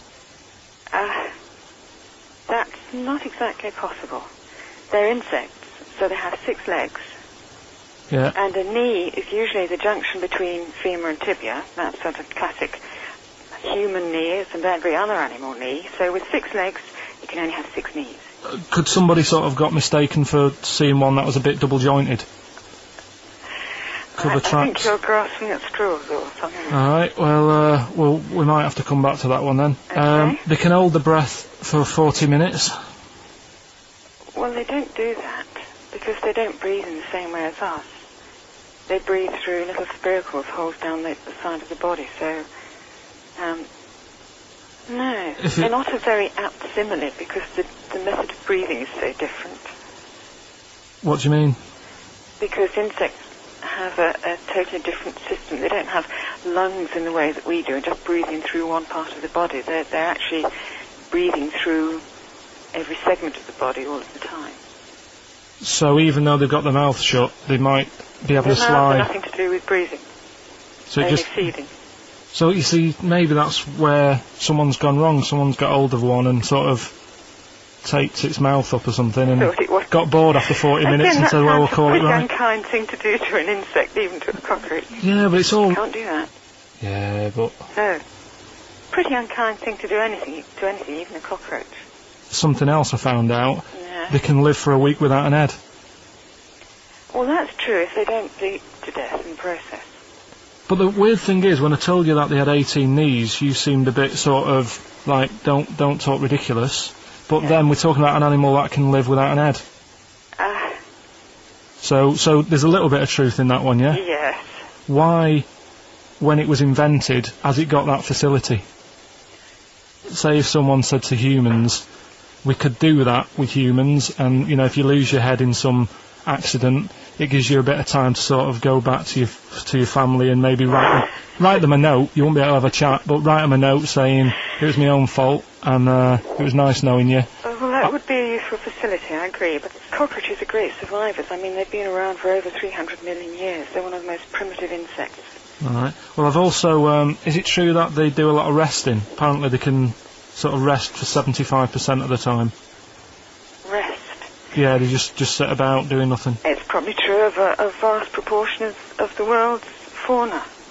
Well, I mean, it's not- maybe the 25% that they are working, they're really giving it some, so it and might they're make up. probably searching out food and, yeah, they can slow down considerably. You can chill insects in the fridge and they'll become very, very quiet. You might think they're dead. Yeah, but then- I'm sure, you know, if we were sat in a fridge, you know, we'd go a bit quiet, wouldn't we? You know. Well, you might not know much about it, of course. Yeah, but... Not quite reading the right sources. Well, I've been using the internet. I'm sure there are many useful sources that you could find there, but some of those seem to have been a little misleading to you. So you don't agree with a lot of what I've told you there? No. So, cockroaches, can we get rid of them? No. So we're keeping them then? I would say so, yes.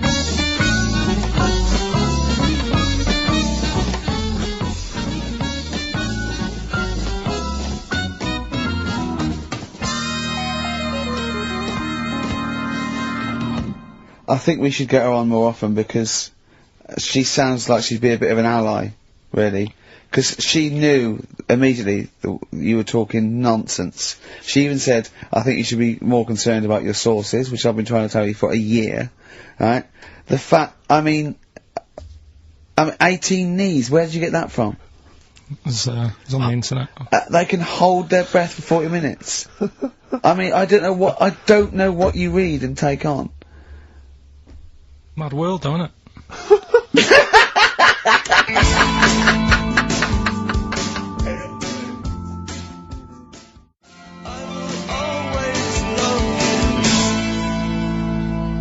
Right. The Cure, obviously. Yeah. Love song.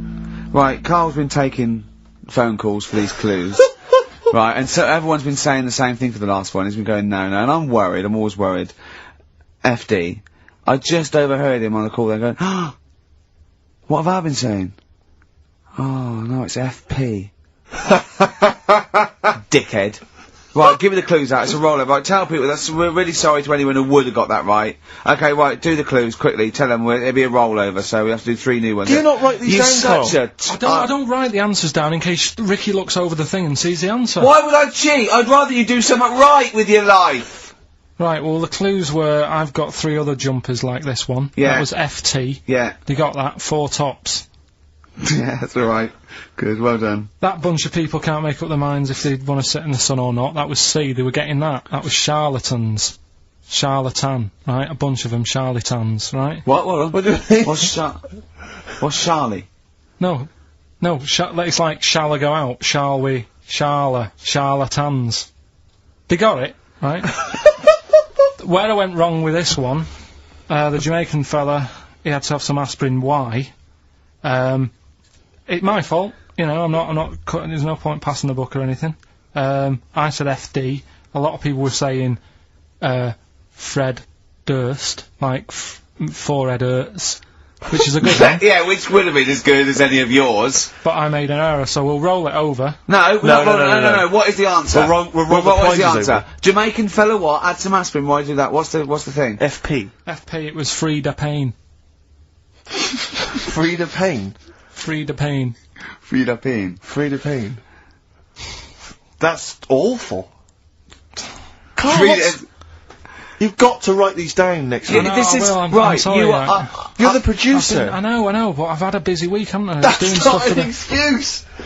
That isn't an excuse. Our excuse is we don't care. Yeah. You do put care. the work in and then make a mistake. Yeah. I mean, it's better not to try than try your hardest and be rubbish. Do you see the point? We don't care. But you've got standards. Yeah, and you're not meeting them. Think of that. You're not even reaching your standards. God. Right, well that's that I guess. Well, the prizes will be giving those away next week. Bollocks again. Just completely... Song for the ladies to end the show with. It's from Nick Cave's new album, Nocturama. This is a track called He Wants You. Back next week. Remember, Frida Payne. The darkness growing on me on XFM 104.9. Oh, it's all going well already, isn't it? Microphones fell apart. Carl's shouting because he got headphones on. His music's turned up too loud. Canfield level. God, it got pre-out. Look at him giggling. Look at him laughing. That's so funny because I got a letter here from who was it from? Mike Heel, who sent me a little picture of a little Japanese fella from a film who said looks like me, and he does a little bit.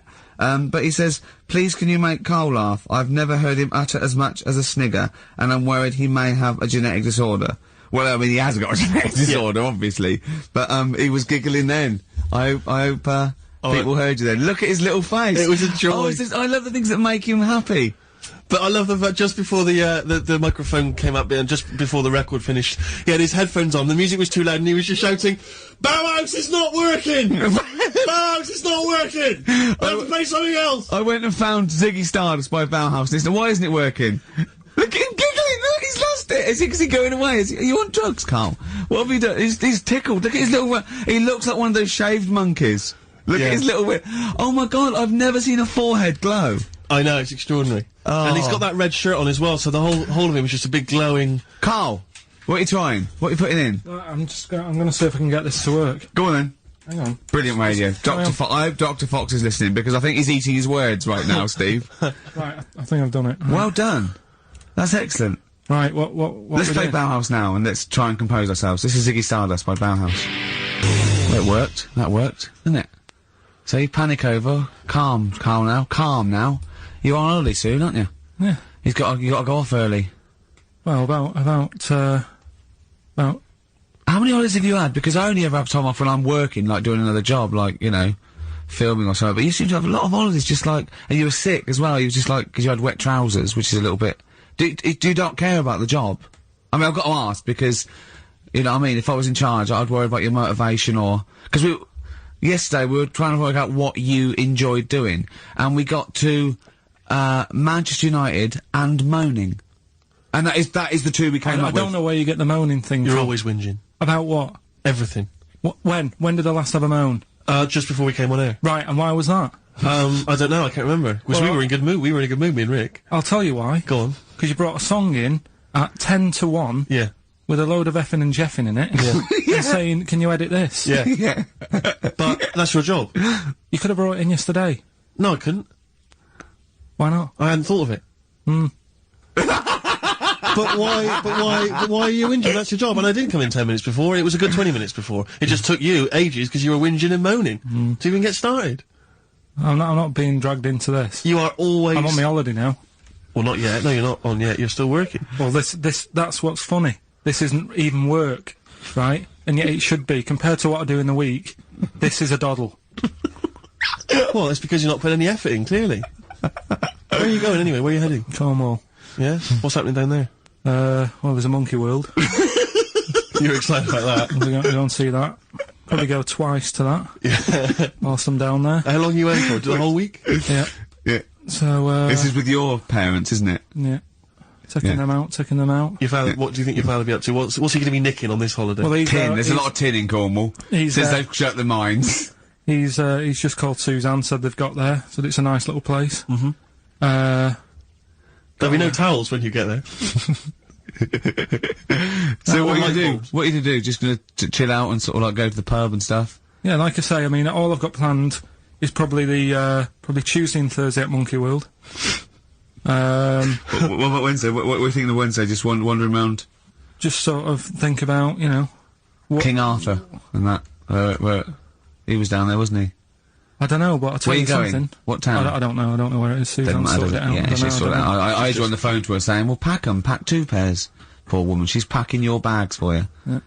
Right. But, You'd spend more time at home if Steve didn't come in at 10-2 with a rap record with, like, obscenities all over it.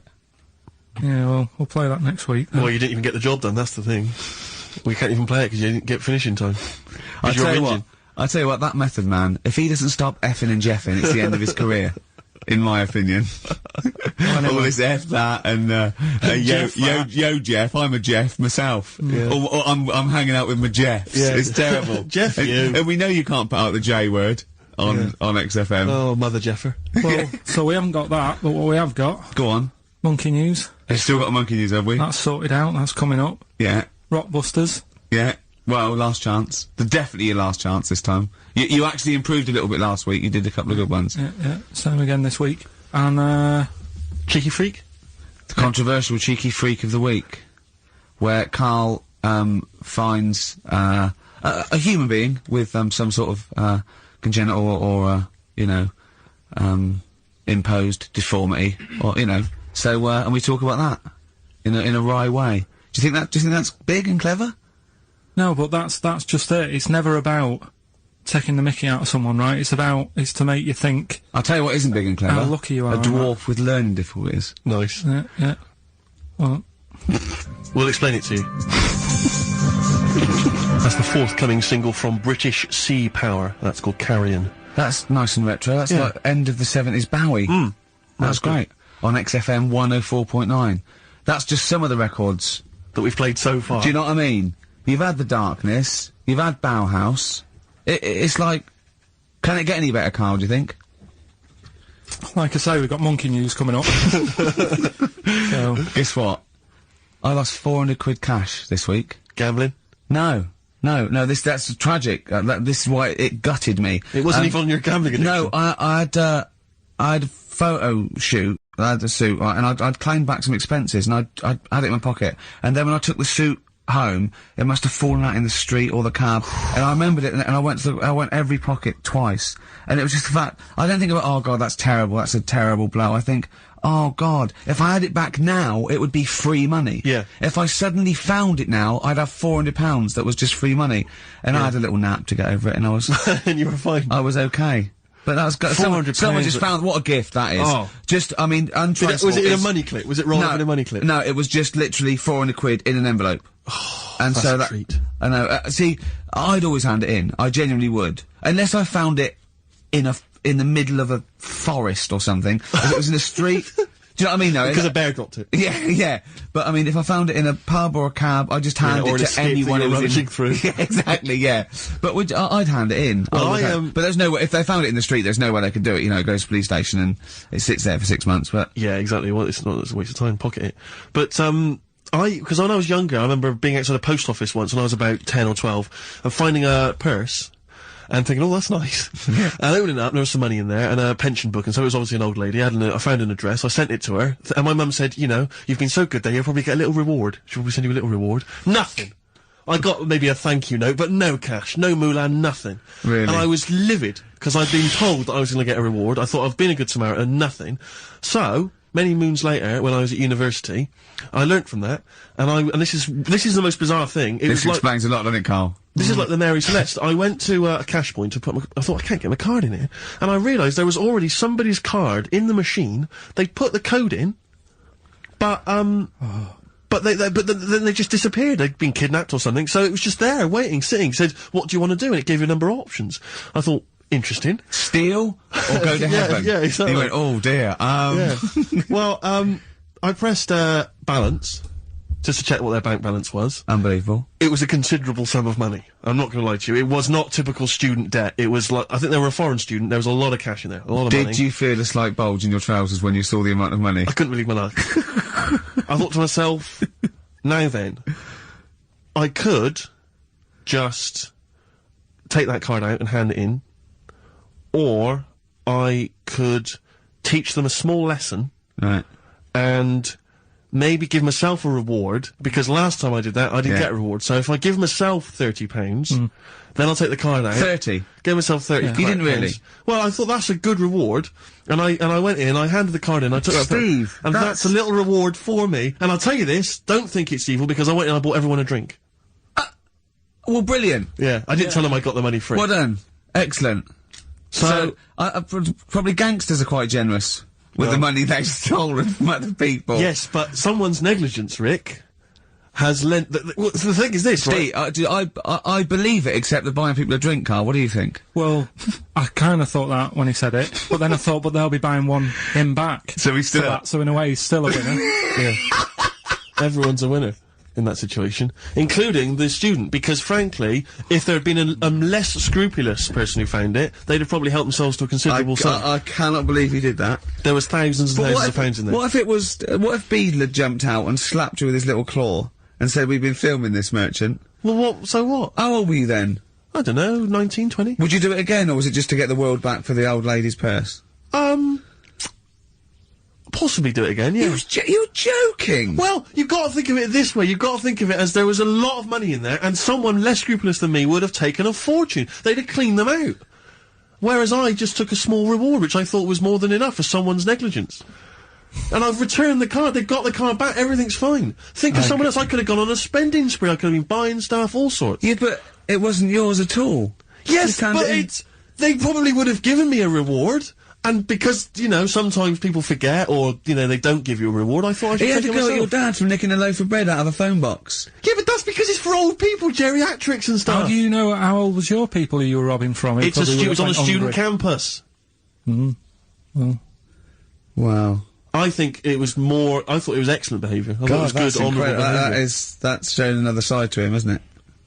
What would you have done, Carl, in that situation? And tell the truth. I might have helped myself a little bit. There you are. I don't know what this is helping yourself a bit. Like you say, just sort of, you know, send them back and sort of say, you know... If you find a £1 coin in the street and you can be bothered to bend over for it, then have it. But someone's cash point card or personal belongings... I'd let them know, though. Did you send it to them and say, I've service charge included?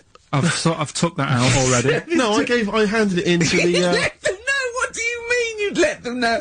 I'd say, you know, you're lucky here, right? I just took. I'd probably take 20 actually, Okay. because that's just like one note. Sorry, right, okay. You are winding me up.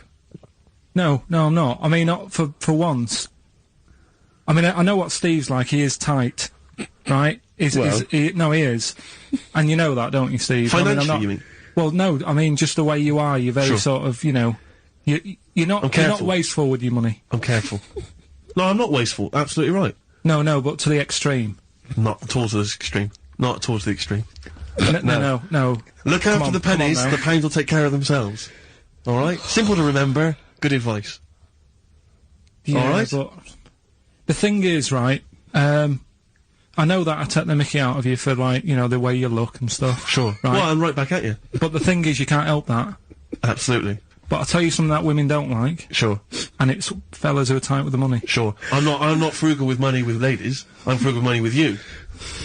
Well, I've got no reason to splash money out on you. I've never seen you splash money out. Well, you've never been out with me. Steve, have you ever splashed out on a lady? No, but I hope to one day. The right lady. Play a record. Blur. Out of Time on XFM 104.9. Ricky Gervais, Steve Merchant, Karl Pilkington. Talking of money, Steve. Look at this, right? It's in the paper. A wife has had her beauty insured for £100,000 in case she grows ugly and her husband walks out. Nicole Jones, 26, of Chipping Sodbury, Gloucestershire, says £200 a year, pays £200 a year for a policy. She arranged it as a present for her husband Richard. Her beauty will be judged by a panel of builders. So, have they been selected beforehand, do you think? Do the insurance company know who they are? I assume they're complete strangers. So suppose, like, in 30 years' time, he looks at her and goes, "Oh, you've lost your looks." She goes, "Well, have I?" Yeah. He goes, "Well, yeah." "Well, have I?"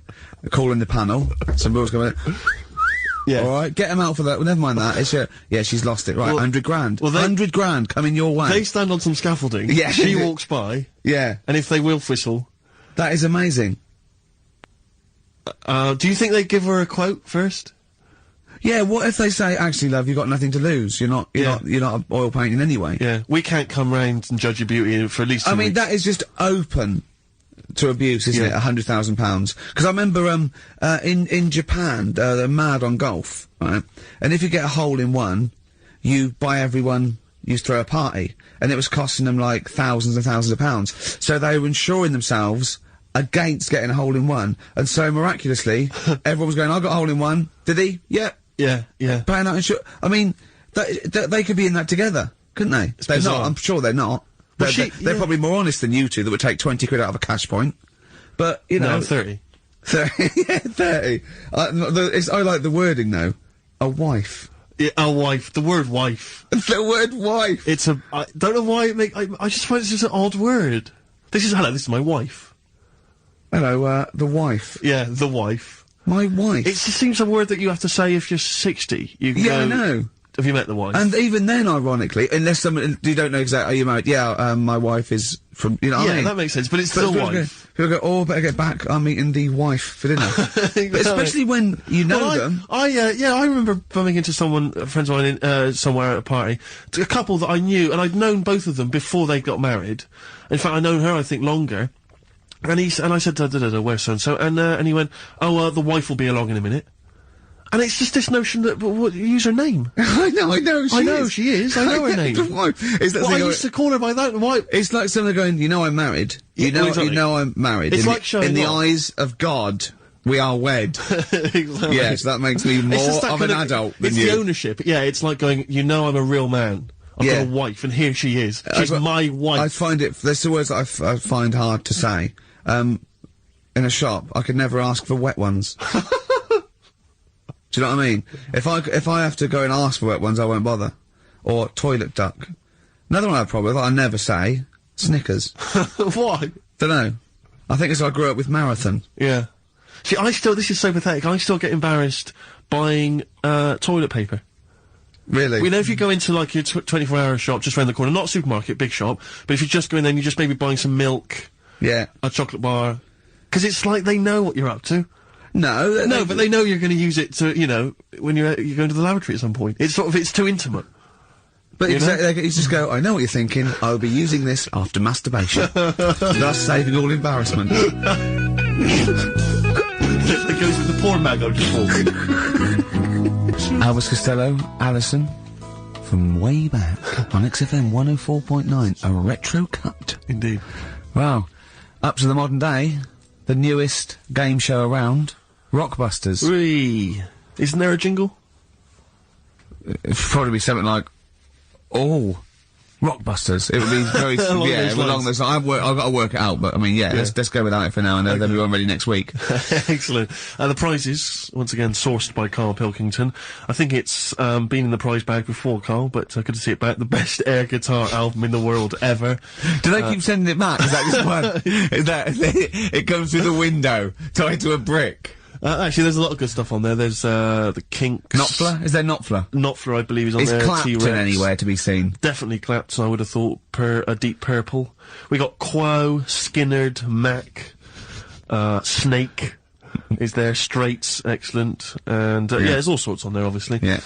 This is always an odd choice, but fair enough. This is the current album by the Yardbirds, their first studio album in 35 years. So the new music station XFM giving away that. Excellent. I suppose it's new music in some ways. A smash hits compilation. We got stuff on there. It's Aha, it's Curiosity Killed the Cat. It's all the old favourites. Plus 2 DVDs. Columbo. What Columbo? It's got a couple of classic Columbo episodes there. Suitable for framing. One of the best, TV programmes of all time. Why do I get... You can always tell immediately who the villains are. Suitable for framing. I'm assuming that's some kind of art dealer. Yeah. Maybe an artist. Candidate for crime. Presumably some kind of presidential political candidate. Yeah, no, that'd be good, I'm sure. Columbo. I mean... Stab Woman. That was my favourite episode.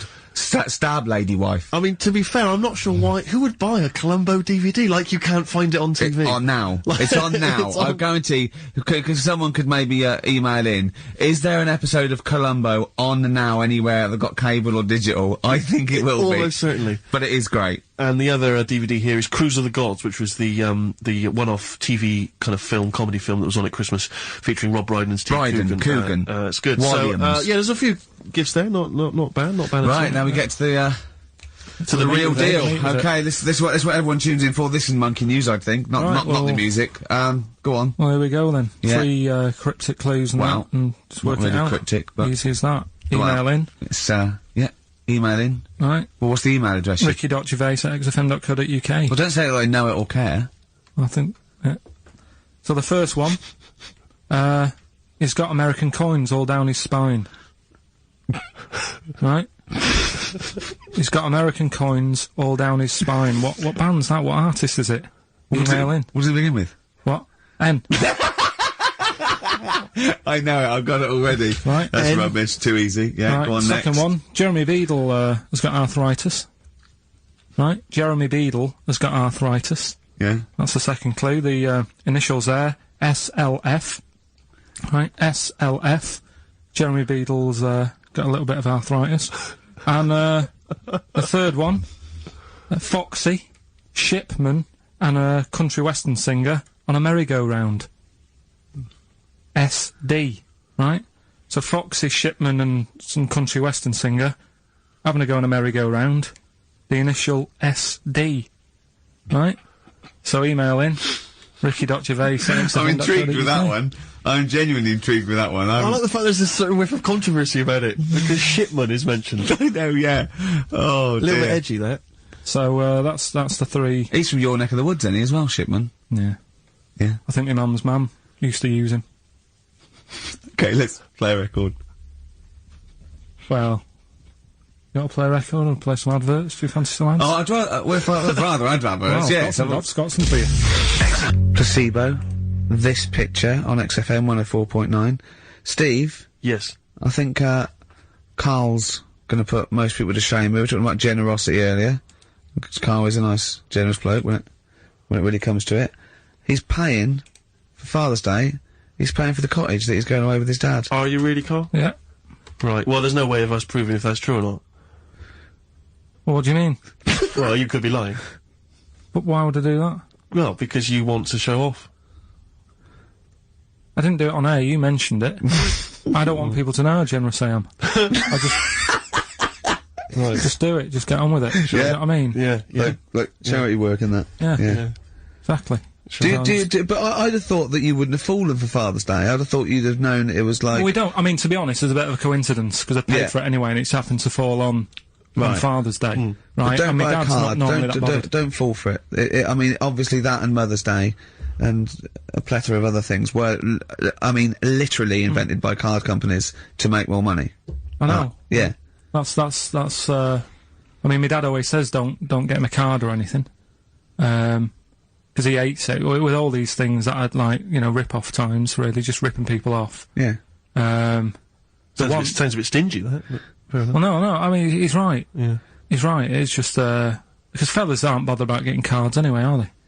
But the other thing that he noticed, you know, helping out the flower companies, the Princess Diana thing, when she... Oh, sorry. Yeah. No. Jesus Christ. God. So when...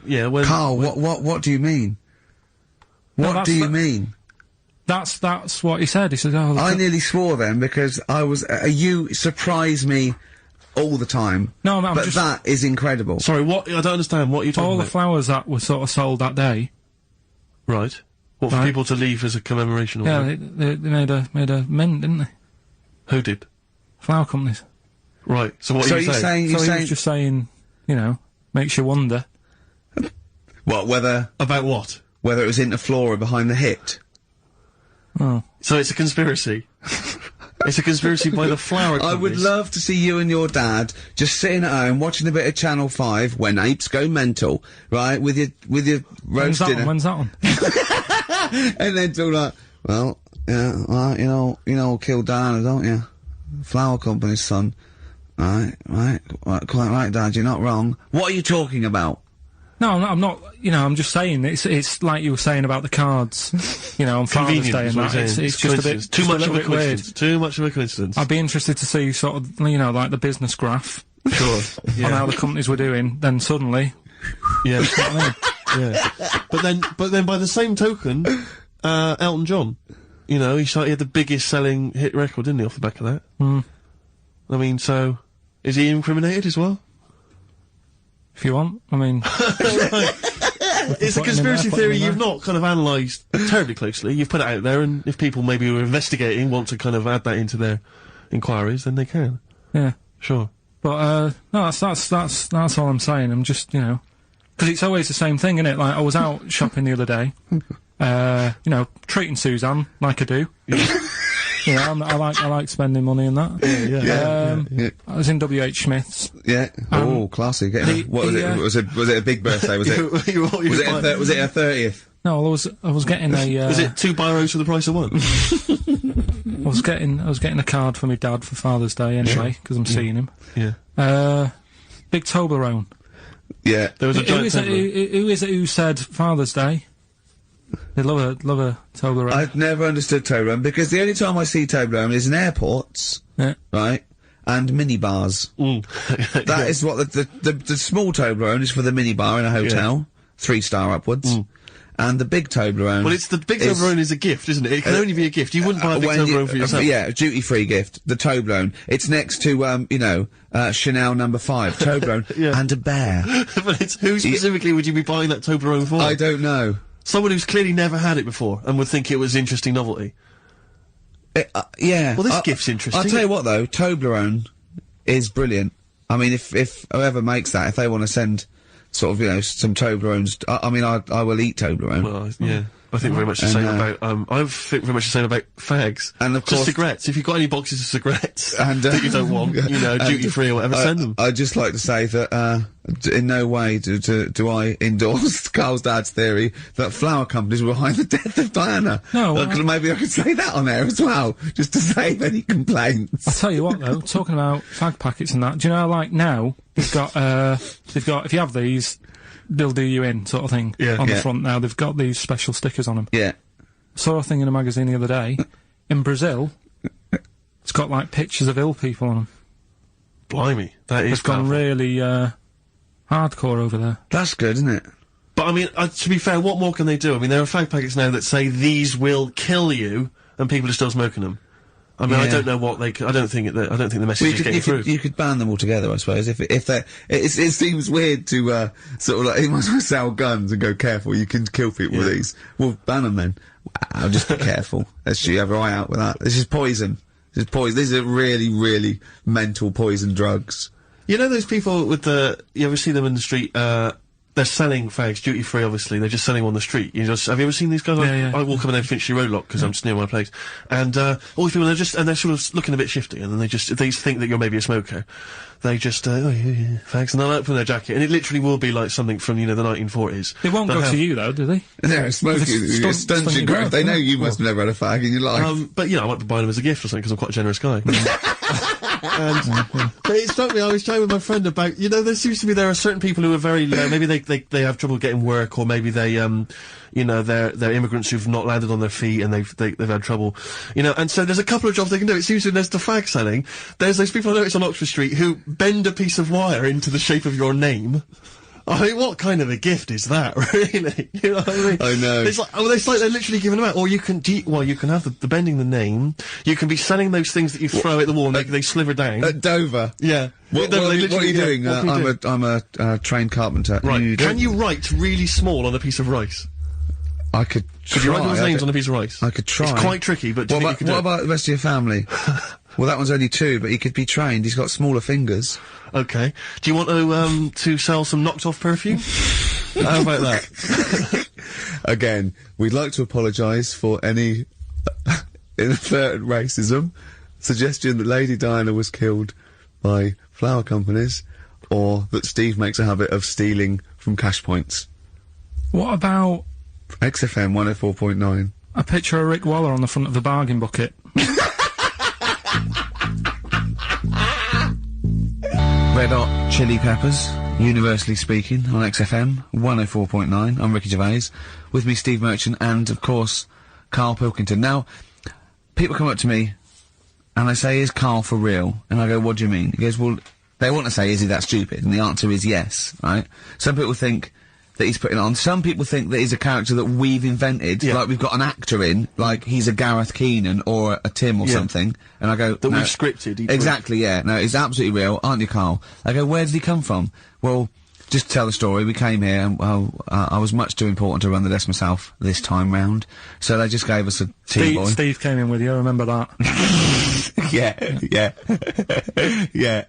Why do you remember that? Well, Steve knows, I don't want to keep going over it, but it's just the way he looks. It's just Were you taken aback? a little bit. Yeah. Right.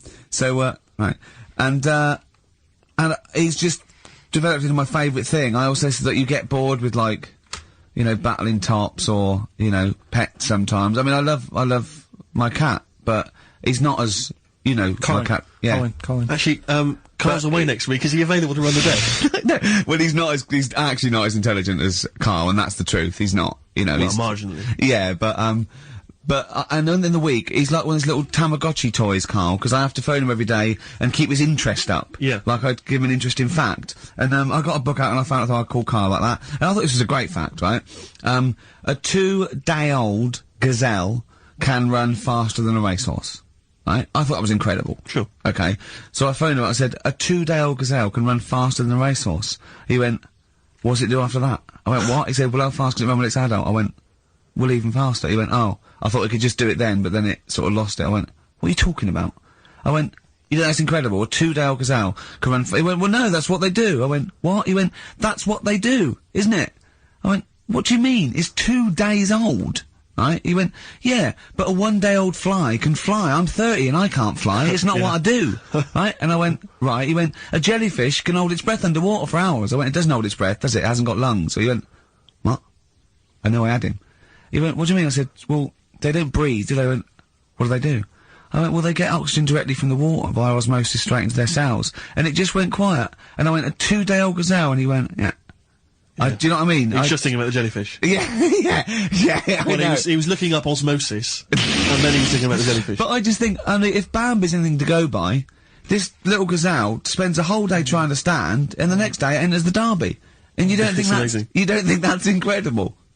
No. See, you know the sort of things I find incredible. Go on. Mirrors. Shiny objects. Kettles. Yeah. Oh, God. Well, listen, remember the time when I tell you about the baby that had a baby? Baby that had a baby. The baby that had a baby? Yeah. It's happened again. No, it hasn't. Well, it didn't happen the first time. It was in the papers, I think, on Monday, in all the tabloids. So it's a twin where one has grown and the other one is still at a fetal level. No, it wasn't, though. It had grown. He was saying to his mum... Who was saying to his mum? The little kid who was 7 years old. And he kept saying... Yeah. Yeah, he was pregnant. And he was pregnant? Yeah. I know.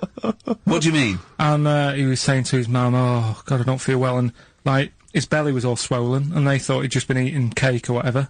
And he was saying, I can feel something moving about, and they were like, stop messing about, there's nothing wrong with you. Eventually, I think he was in gym at school. In gym? What, Jim was pregnant with him? Oh, no, it was like a Russian doll. He was at school, right? Just about to do sit-ups or whatever they do at school, right? And flew out across the room. Teacher goes, you're a bit fat. You look a bit pregnant. And so best stick to the doctors, took him, said, you're 7 years pregnant, or something like that. What you What do you mean, or something like that? You're 7 years pregnant. Or something like that. You say to the doctor, Carl, why don't you think about what you say before you say it? See the reaction I get. Now, the gazelle, I didn't get excited like that. 7 years pregnant. Send it in. If someone's online at the moment, just having a look around, it happened on Monday or Tuesday. Because I told you at the pub quiz, didn't I, Steve? I said to you, I know the baby's had a baby. Yeah. And you were like, yeah, whatever. Well, I just thought you were talking nonsense as ever. Well, we'll find out. You're 7 years pregnant. Yeah. You're a fool. Play a record. Well, we've still got stuff coming up. Monkey News? Rockbusters answers. We'll have to get that out of the way soon, because we've got What to else get out there? of Have we got a cheeky freak of the week? Yep. Brilliant. America by Simon and Garfunkel on XFM 104.9. I'm Ricky Gervais, and I understand I'm about to read my words, Steve. Well, once again, there's always someone, and it looks like it's Mike Lamb who has come to Carl's rescue. Lambo's let me down then. Doctors have removed a 4-pound baby boy from the stomach of his 7-year-old twin brother. Yeah. Alan Jan Niamatilev was yeah. born with the freak fetus growing inside him. For 7 years, it lived like a parasite until a school doctor became alarmed about Alan Jan's bulging tummy and took him to hospital. Surgeons who gave him a scan operated immediately, unaware that the baby was attached to the boy's blood vessels and still alive. They saved Alan Jan from certain death, but knew the 8-inch fetus was doomed. So there we are. Boy pregnant with his own twin brother by Barbara Davis. That was in the Mirror, apparently. So, I've read on and all the facts are right. They took him to school, the parents didn't realise. And that isn't even this week's Freak of the Week. I mean, that's you still got that to for come. free. You got that, you can have that. That's the free freak of the week. Free freak of the That's, week. you know, that's giveaway. That's like 13.5% extra. Yeah. You know what I mean? That you might get with hairspray or something. So that, I mean, if that's just the throwaway freak of the week, there are 2 freaks of the weeks there. If those 2 freak, I can't wait to see what the actual freak of the week is that people are paying for. Is it incredible, Carl? I'll tell you what, something else you can have for free. Go on. Another sort of freaky thing, right? I was watching this programme in the week. Right? What? I don't know what it was. But it was about, I just saw this little fella on it, right? What do you mean, little fella? He was doing this history thing. Oh. Right? Yeah, I know what you mean. So, is this he's found out that a Viking was a bit like him? Yeah, that's it, yeah. He was boneless or something, or he's... Well, that's the weird thing. What do you think of that, Steve? He's what? He's boneless? No, he was called Harry the Boneless or something. Yeah, but you know what you're gonna get there, don't you? That's what I mean, always have a name, Elephant Man, you know. Harry the Boneless. Where is he? You know what I mean? I'm meeting someone, waiter, what's his name? He's called Harry the Boneless. He's over there flapping around. Yeah. Yeah. He's He's over there in the bucket, having noodles. That's what I mean. But, do you reckon you could do that? Do you reckon you could have your bones taken out? Talking to him! He's brilliant! It's like talking to a 5-year-old. I was asking Suzanne when she was watching it, and she was like, ask me later. Yeah, brilliant. She wanted to know about. What did you said? You were watching this programme about history, right? About Vikings. Something like that, You turned to your girlfriend and said, "Do you reckon you could have your bones taken out?" I love that.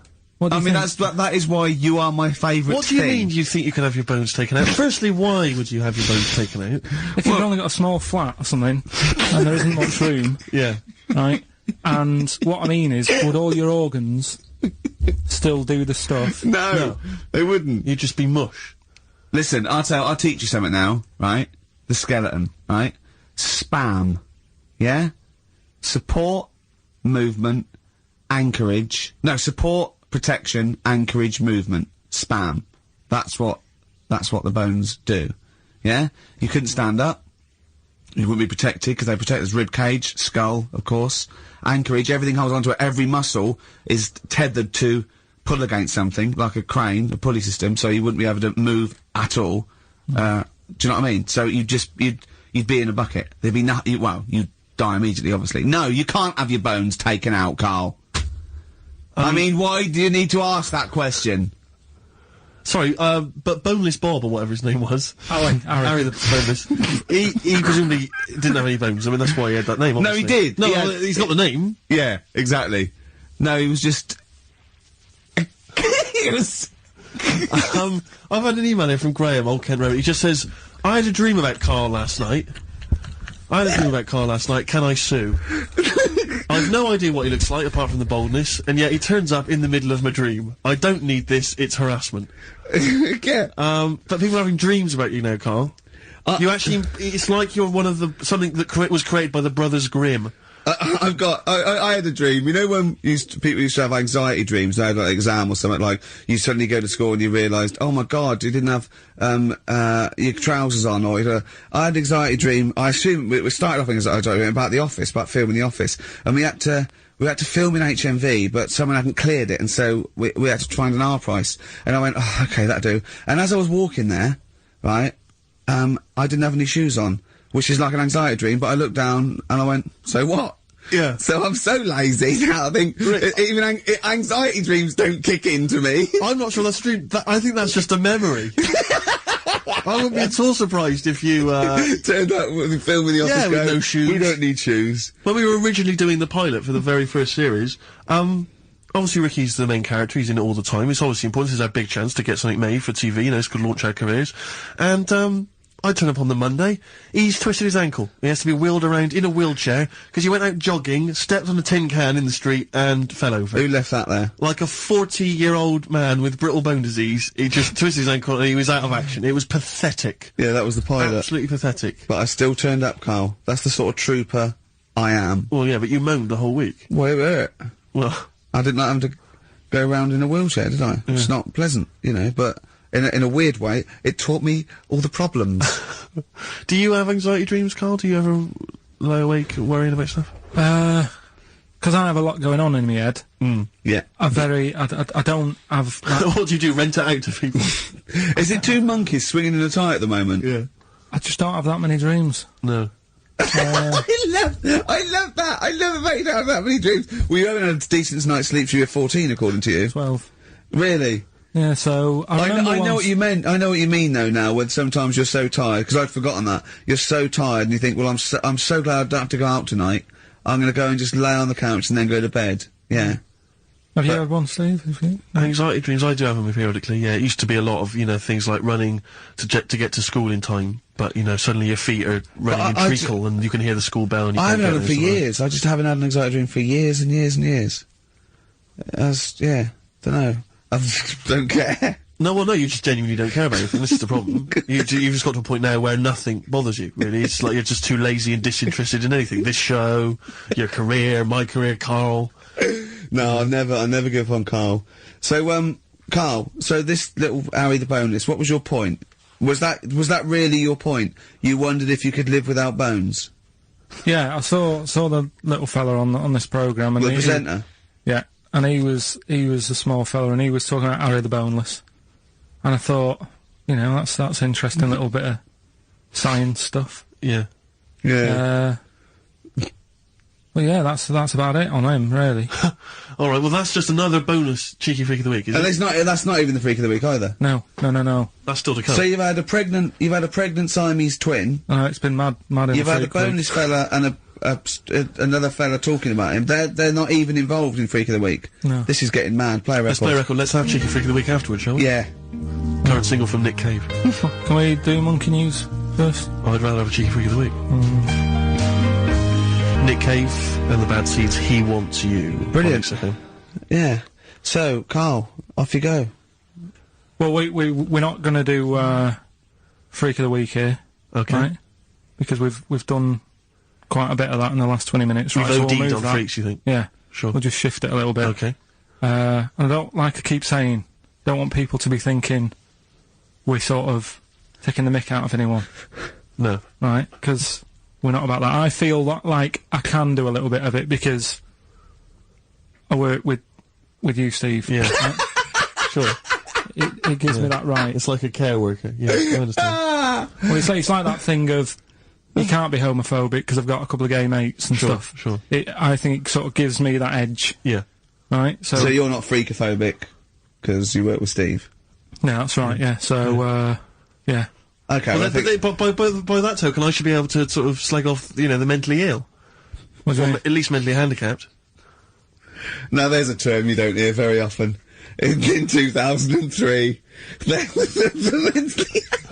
The mentally handicapped, isn't that what it was? I don't know where to start. But I I'd mean, like to something- apologise for the Lady Diana stuff, the term mentally handicapped, and any inadvertent racism that we may have stumbled What's over. the actual term then?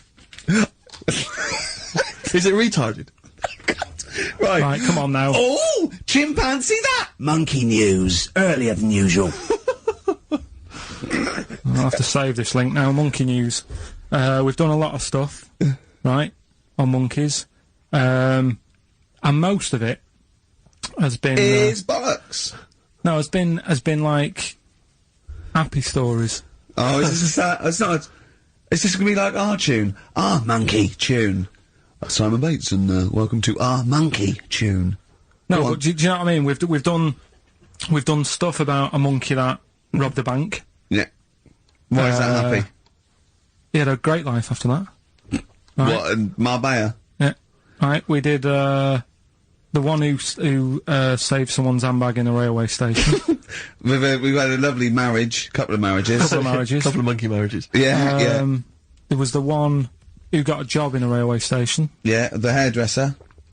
The one who set up a business in Spain. I don't even remember that remember one. that one either. But, oh yeah, I'm willing to believe that happened. Go on then, Carl. But anyway, yeah. So today's isn't that happy really. It's about some monkey. I think it was a chimp. Who's an ape? Go on. It tried to. I mean, the story sets off at a sort of a weird thing. Yeah. It's something about he went to Russia to do some business. What are you talking about, Carl? I don't. It jumped past that bit though. It didn't start there. What? Do you know what I mean? It didn't tell you what he was doing. It just said, "There's this monkey went to Russia, To do some business. I know. do some stuff, I don't know. bit of what- monkey business." And anyway, didn't work out. So, they were furious. We wanted a surgeon. You send us a monkey. Anyway, ended up being homeless. Oh. No, So joking. it's taken a turn for the worst. What? Couldn't even get into like a tree hostel or anything like that. That's the problem. And Oh God. ended up homeless. Got in with some tramps. I don't know where to start. Come on. Yeah, so he's knocking about with some tramps and stuff. You know, sharing drink and what have you around a little fire. They broke into some home, not sort of squatted. Right, so In I'm some not homeless anymore. Problem was, yeah, he had a roof over his little area he had. Yeah. And he goes, "Oh, this is good. This is, we're having a good time. This is sorting me out." Yeah. He had his He mate. said that in Russian though. But what is it? What was he eating? I don't know. Don't know. It didn't say. But they're in this house. Well, he could only be eating sort of like fruit, nuts, vegetables. That I mean, they classically sort of don't eat you know, pork pies and But they've got drink McDonald's coffee. in Moscow now, so Sure. you probably turn Sure. down on that. Yeah. Yeah. Anyway, there was a bust. What? I knew this was There was a bust in the flat that they were squatting in. All the other tramps sort of knew what was going on, legged it, left little chimps out there, got arrested. And they thought it was a real fella at first. They were like getting, you know, he's obviously just a scruffy bloke who hasn't had a shave and stuff. Yeah. Yeah. Hasn't shaved his back for a Yeah. while. Or his face. Yeah. His head. Yeah. Got him down the station, and the boss was like, "What's going on here? We've got a monkey here." He was like, "What?" So you arrested the monkey. Well, so the arresting officers hadn't noticed all the way to the station that he kept slipping out of the handcuffs and was going for the entire journey. They didn't notice till they got there. What, did they put a hood over his head maybe and just like, you know? I don't know. I'll give you the story if you want. There's the headline. What is it? What's the headline, Steve? I don't want to see it, but... The headline, this is once again from supposedly reputable news organisation Ananova, homeless monkey arrested in Russia. Did you read on, or did you see the headline and make up that whole story? It's most of it is there. What isn't there? What bit isn't there then? No, I think you know. Steve can have a look over it, check it out and stuff. Point out the embellishment for me, Steve, will you? Well, what it doesn't say is that the police didn't realise it was a monkey. That's what I was guessing. Really? That they got it back and said, "What you done? We've got a monkey," and they go, "Yeah, yeah." Oh God. There's some more monkey problems in the week. Have you seen the Alfords advert with monkeys in? No. There's a new advert out for Alfords selling bikes and stuff. Yeah. Got some monkeys in it. It's caused an uproar. Why? People are saying it's you know, dressing them up in tracksuits and that is taking the mickey out of Manchester. Just, you know, it's not nice for the animals and that. So there's been loads of Will complaints they get a about free it. bike or something, do they, I imagine? I think they kept the tracksuits. Yeah. But, yeah, Shall I that's record that's the after thing this now. cheeky freak of the week? No, I'm just saying we're not doing this to sort of, again, take the mickey out of the animals and stuff. These are true stories and that. But yeah, coming next, Freak of the Week. Kings of Leon, Red Morning Light on XFM 104.9. I'm Ricky Gervais, with me, Steve Merchant and little Karl Pilkington. It's getting exciting because it's his special time of the week where he gets to talk about a cheeky freak of the week. Well, just get Rockbusters out of the way, right? Because I've got to put these prizes in the post bag now because I'm shooting off. Yeah, because you got to go early. So I don't know how you do your job. You went to Manchester. You went to Madeira. You had a day off because your trousers were wet and you had a cold, and now you're shooting down to Cornwall. You're leaving early. How do you get your work done? And you've got one job. Me and Steve have got loads of things to do. Because I'm fast let me work. Like I said, the prize is ready and packed up. Here. No one's been affected by me shooting off early. Right? Okay. So, Rockbusters answers, got to get them out of the way a bit earlier. Right? So, here they are. First one. He's got American coins all the way down his spine. Yeah. Why would that be? Right? Initial was N. Nickelback. I got all these. I got all these this week. Right. Second one, Jeremy Beadle has got arthritis. What's going on there? Stiff little fingers. SLF, stiff little fingers. Yeah. And the third one, Foxy, Shipman, and No, and a country and western singer, you said. Now, what's the initial? SD. Yeah, so, Spin Doctors. Yeah, I got that. And then I said to you, why is it a country and western singer? And you said Dr. Hook. Why is it Dr. Hook? Why does that give anyone the clue Dr. Hook? A country and western singer. It's just what was in my mind. Well, there we are. There you go. So, we'll change this to Rockbusters, or what am I thinking? You could have had Dre. What's in my mind? You could have had And the Medics. Alright? Yeah. Just think it through. Who's the winner? The winner, very lucky, Sandra Cassidy of Leon C. She gets all those great prizes. You know, we've actually had people emailing in saying, this is the worst Rockbusters ever, because it was too easy, it was boring. Oh. This is just, don't shoot the messenger. Oh, Other dear. people saying, it really has run its course. Some people genuinely agree with Ricky. Oh, Karl, this must hurt, mate. stinging attacks on you. Some people are just slagging you off generally, saying that you whinge all the time. Looks and like stuff Steve was right when he sort of like poo-poos your ideas. So when he wheezed on your bonfire. Someone else, I swear to God, someone else emailed in and said, "Don't bother sending me the prizes. Take them to a charity shop or pawn them. Give me the money. I'd rather have it." So I don't know what to say, Carl. I just wonder if it really has run its course now. All right. Well, we'll see what you come up with next week. Then. Let's see what you do. Let's see what you come in with. Sure. About 5 to 1. I'm guessing you'll be popping in with another hip hop track full of effing and jeffing. Well, no, I won't bring it into you. I'll do it myself at home. Because obviously that makes it easier. Obviously you can't cope. Oh dear. Are you actually going to be here next week, or are you still going to be in Cornwall? No, you see there again. I'll be back. I'll be back in time.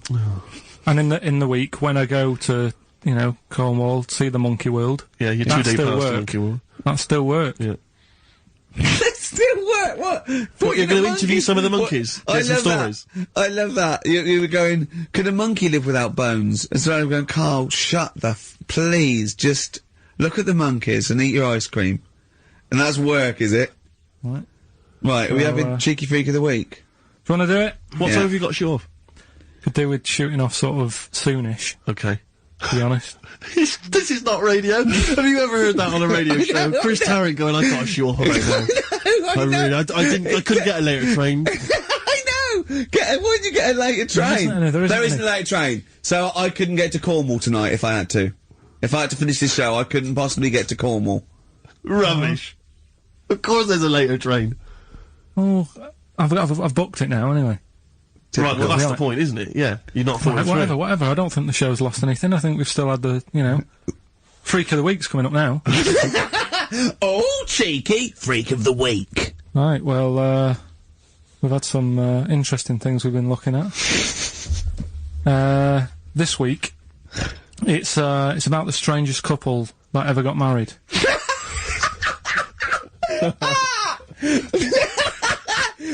And we've had 2 sets of chimps, so it's stranger than that. Oh, it's not Dale Winton and Nell McAndrew, is it? It's not your parents, is it?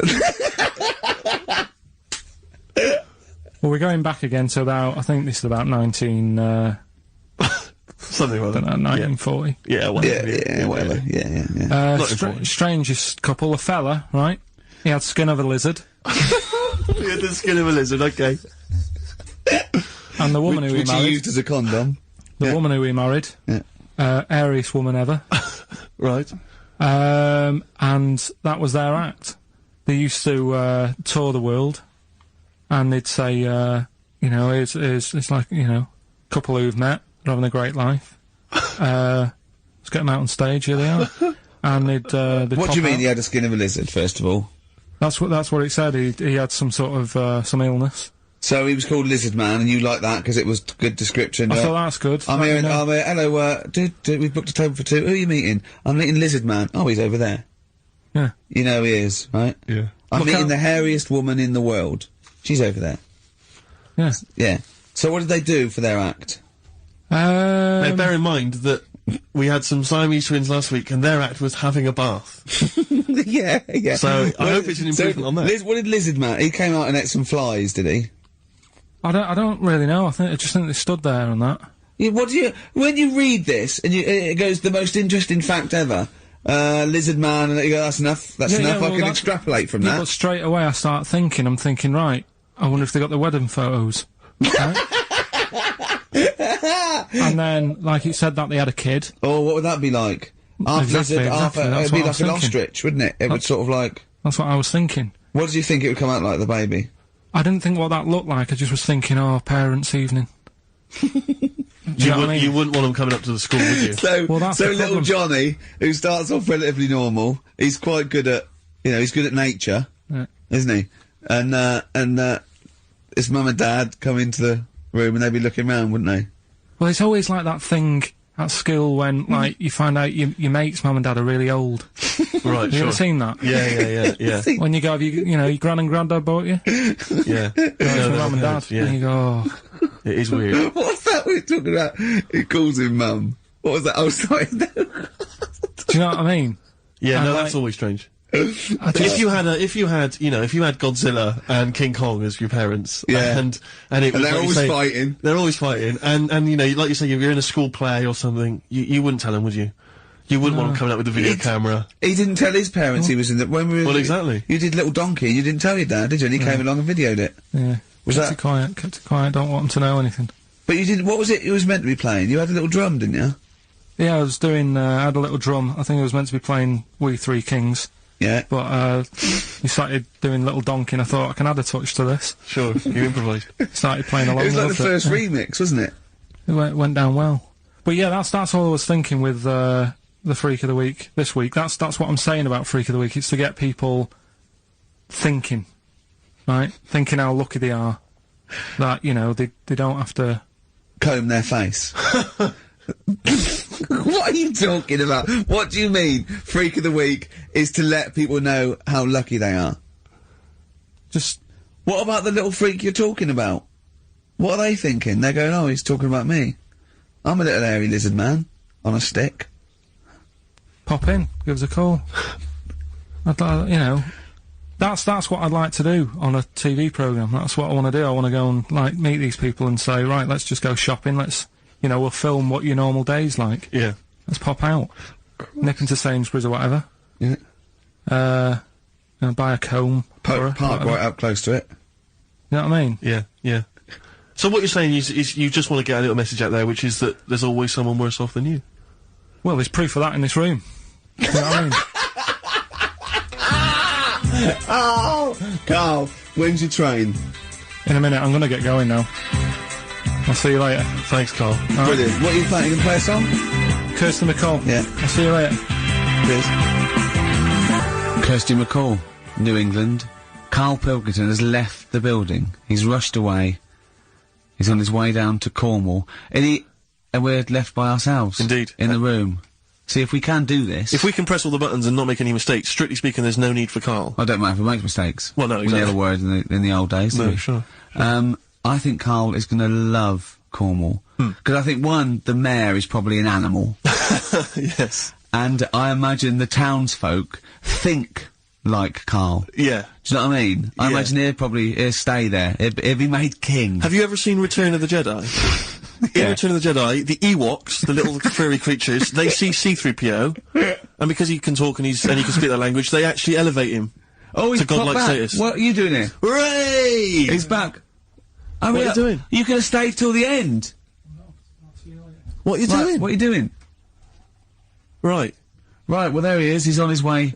Yeah, Down to if Cornwall. you're listening online in Cornwall, I mean, I can't imagine that's ever going to happen. But, you know, on a clothesline with a bean tin at one Exactly. end and Yeah. a big bean tin in London. Or if the I'm cool in London. yeah, or if the foil helmet you wear to fend off laser rays from aliens out of space are somehow picking up the show, then Carl's on his way. Look forward to him. He's the He'll bold fit in one. because he's got a sort of like, you know, the obligatory sort of red face that would go well down there now. Because I think he's been out in the sun, or he was, you know, pre-boiled when he came in. But he's rushing down to Cornwall now, going from Paddington Station.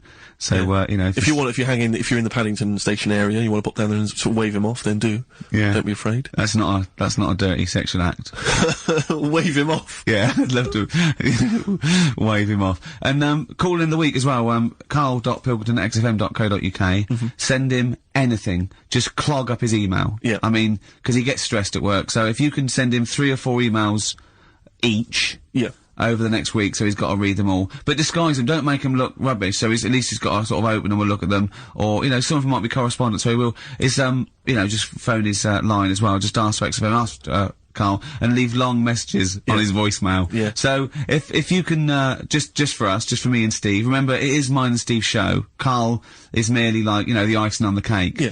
If Karl can come back, maybe next Friday or Saturday or Monday, whenever he comes back, to about 250 emails and 200 voicemail messages. If you put down, when it says, what's the name of the message, the title of the message, if you put monkey news or monkey information, he'll have to open it then, because he'll be intrigued, even if it's not about monkeys. Yeah. Do that anyway. Yeah. Yeah, voicemail messages. Leave them long. I like there's information. Disguise it, so it might be important. Yeah. Just so he has to listen through. I wish I'd give his mobile out, but, you know, that is just too cruel. But anyone can get him at XFM, and of course, we've given out his email before, so, I mean, go mental. There are plenty of ways to torture Karl Pilkington. I mean, we're doing all we can on a Saturday. But we're only two people. But we're only two men. You know what I mean? So, so listen, go berserk. We'll be back next Saturday, and we'll leave with song for the lovers, song for the ladies, whatever. It's a beautiful track. A song for the sunshine. Song for the sunshine. It's Lily White by Cat Stevens, and we've done it. We don't need Karl. Definitely not. See you next week, Rick. Bye. Are you tired yet? Is it time for bed?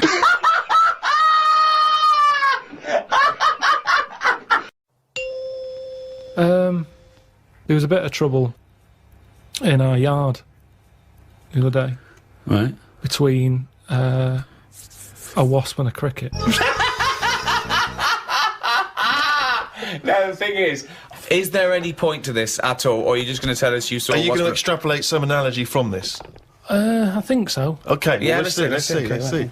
So there's a wasp. Yeah. Well, so look at the whole scenario. As you said, sorry, just to clarify, as you said, it was kicking off. Right. Okay. Whole scenario. So you're looking out of your window. No, I'm in the kitchen by the sink. Yeah. I'm washing up the few plates. Right. The kitchen door's open. Right.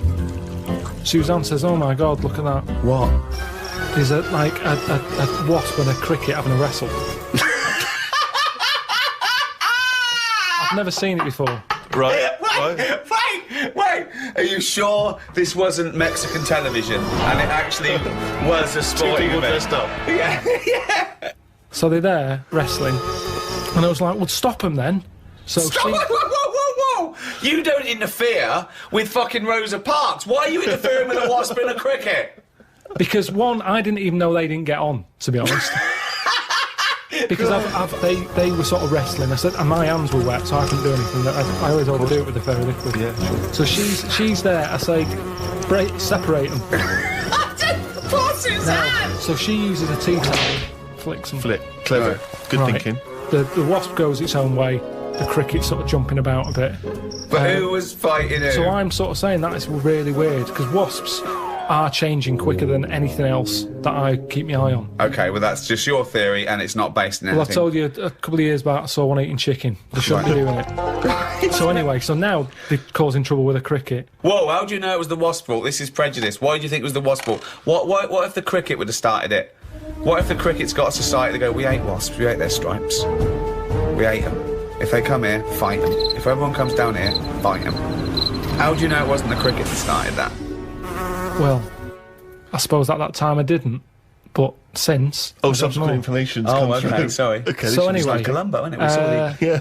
So I saw all that, we broke it up, the cricket was sort of shaking a bit. Definitely not! Definitely not! It was shaking a little bit. Yeah. So I sort of prodded it, put a little leaf over it because it was a hot day. Thought I'd put a leaf there so it doesn't get overheated. I love I'll this. keep an eye Like on it's it. done the marathon. It's got a little. It's got Mars on the leaf, written on the leaf, and now it's just walking over with a little medal. So Suzanne, I'd leave it for a bit.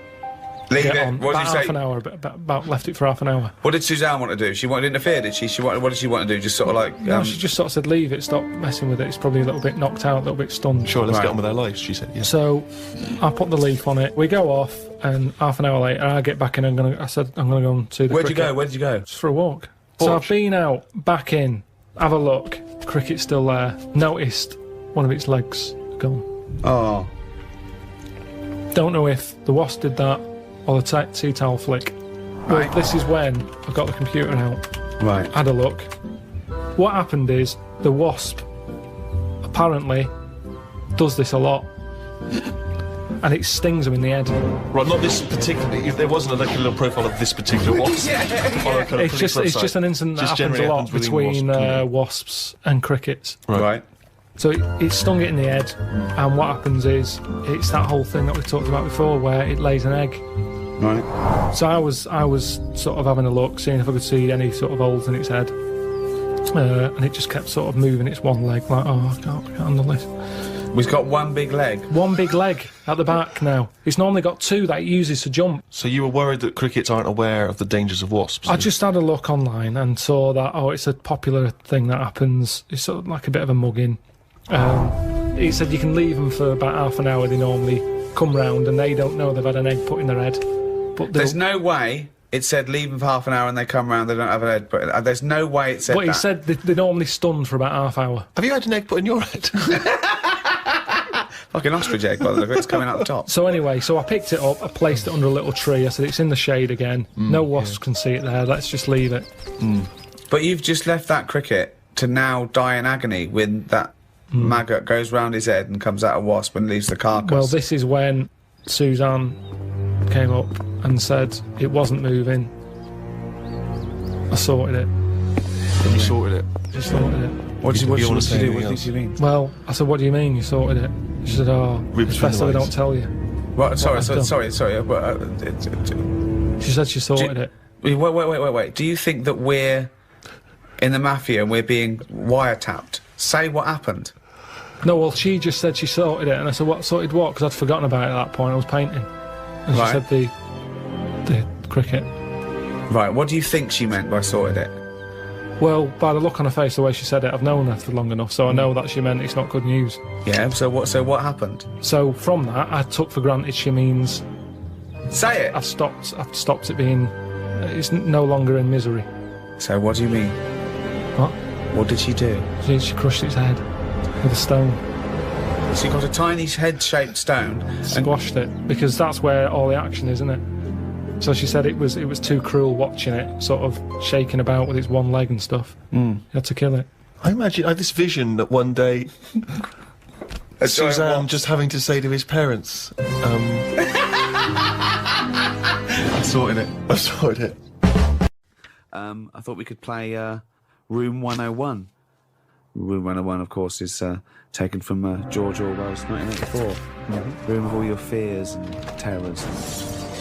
So, Is there a copyright issue here? Can we just steal this idea? well, yeah, well, let's play Room 102. Clever. This is the room next door to Room 101, which is worse, in my opinion. So, Carl, these are things that really annoy you. Slugs was in there. Slugs. So, then there's, you have to put a case forward, and me and Steve decide whether slugs go in, or whether they stay out, whether they've got a purpose. It's just because I'm having a problem with slugs at the moment. There's a lot of slugs coming in the house. Why? Don't know. They can get where, like, water can't. You know what I mean? Because they're boneless, aren't they? So Well, I need a little gap. So's water boneless. There's not many bones in water. No, that's what I said. Why banish them all to room 102, slugs? Because they're harmless, aren't they? All I know is they're clogging up my piping. I had to go out and buy a plunger. I hadn't seen them since, like, comics when I was a kid. And I suddenly thought I need one of them things that I always saw in comics. I never thought I'd need one of them in my life. I've got slugs in my pipes. So I went out, £3 it was. I had no idea what the going rate is for a plunger. Gave it a bit of a plunge. And I think it was slugs. Like, all, like, bits of black stuff came up. I think it was slugs in there, like broken up slugs. Well, hang on. It could just be black gunk, couldn't it? No, it looked very sluggish. Because remember, I've had a problem with them anyway. I'll go to the toilet or whatever, look round, there's a slug climbing up the wall out of the shower basin thing. Are you sure it's a slug? Yeah, definitely slugs. I have to keep chucking them out because I don't like killing anything. No. I didn't want to kill the slugs with slug pellets. I bought some copper ribbon. Right, they don't like going over that, They don't do they? like that. They get a little shock charge, off it. yeah. But now that should be a warning. But instead, they're diverting. They've done a diversion. They've gone up the wall and across. Now it's like, that's a warning. That's like having a no trespassing sign. Yeah. And they're just going, bollocks to that. And they're getting in. And it's annoying me. And now you get to a point when you do say, well, if they carry on like this, I'll have to kill them because they're not... How much... They're not playing by the rules. I don't know what they're doing. I don't know what the purpose is. They just sit there still. I don't see them doing anything. I was looking at one close up. But what do you want to it had do? another Be life on it. reading Rousseau. What do you want a slug to do? In the same way you see a bee collecting pollen, good, it's doing its little work. But they're Ants carrying big leaves or whatever. But a slug's just sat in the they're middle all of the doing the kitchen. same thing. They're all doing the same thing. That slug is out. It's eating. It's finding there's no food. food. There's no food in our kitchen for a slug, believe me. There's not enough there for me sometimes. But never mind a slug. There's nothing for it. Definitely not in the shower. What's he doing? So, I told you ages ago about how they cause more problems than good. They eat cabbage. Right. When they shouldn't be. They get in letterboxes and nick stamps. They don't nick stamps. They eat the stamps. They like the glue on it. Right. Right. Is this a big problem, though? Is there an epidemic of slugs eating stamps? But I think it is, and that's why they're so slow. I think they're sweating glue. And it's slowing them They're down. eating all them, and that's why they're sticking to stuff. Have you ever picked up a slug? Well sticky. They give off this glue. It's like all the glue they've eaten off stamps. They panic, and when they sweat glue. Sweat! Think of a slug! What do you mean they sweat glue? You're making up nature. It makes sense. That's It's just a nonsense theory. It's just what I've noticed on them. Right, Rick, do you allow slugs in room 102? Well, I think we should, if they're going to be gone forever, then we should put a case forward. They're amazing creatures. What do they do for the world? They're food. It's not good enough, that. It's not good enough.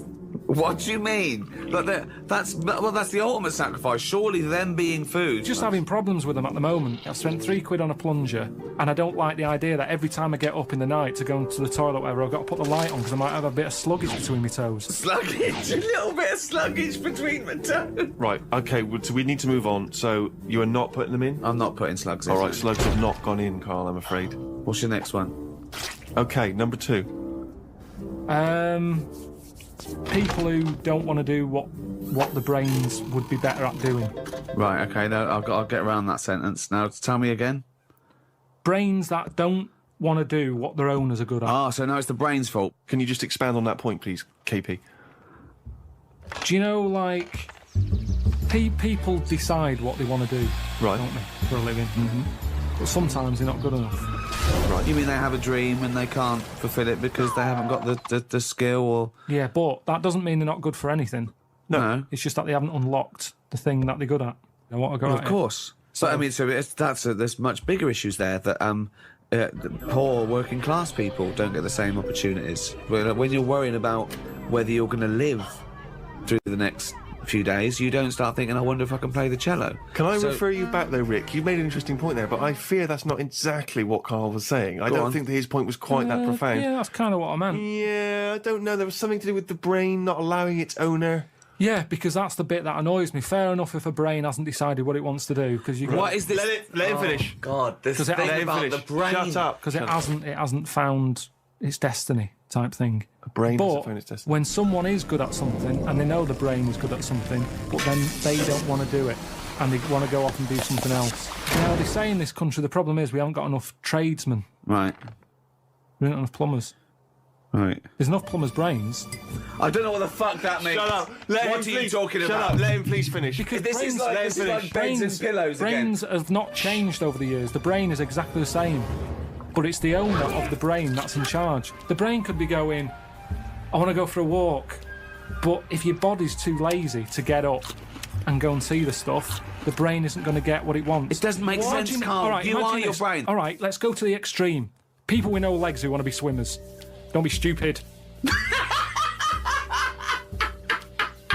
Oh God!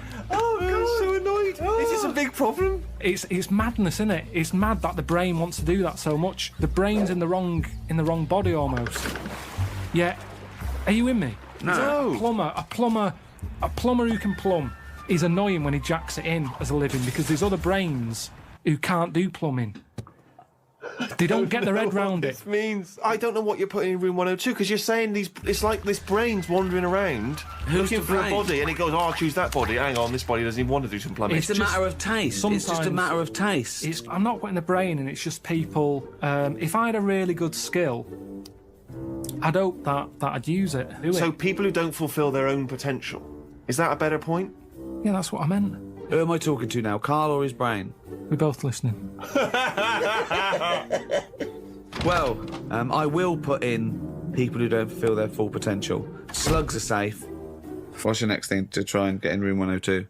It's a tricky one, this. Go on. It's people who think that humans are special. Do you know what I mean? But you think that? No, I don't. I don't think humans are special. I think what- some of us are. Look at it like this. You see, we think we're important because we just do. Well, I don't, but some do. And they're the ones I want to get rid of. Another argument with himself? Now, we think we're special. There might be something else going on that's more important. We're in this universe, aren't we? Yeah. They're trying to make a new universe. What do you mean? There's a machine somewhere. What? A Big Bang. They're making a Big Bang again. Right, well you've got that completely wrong, but sure. They're not trying to create a new world. They're trying to recreate the conditions that happened at the beginning of the Big Bang. All right, so the world completely came different. But the world came from the Big Bang. They're trying to recreate the conditions so they can test and they can experiment to see the conditions before. So why are they doing that? Who's allowed that? This is what annoys me. It's because humans think they're special. Oh, who made the Big Bang? Oh, I'd like my name on that. I want to claim it. Why do people always want to better someone else? It's happened. Let them have it. Okay, right, okay, Carl, you're in charge of the world now. You are this... You're all-powerful. You're like a god, okay? You can do anything. You call all the scientists, and they go, what do you want of us? Oh, orange-headed one. What the fuck do you want of us? Right? What do you want them to do? Go. What do you say?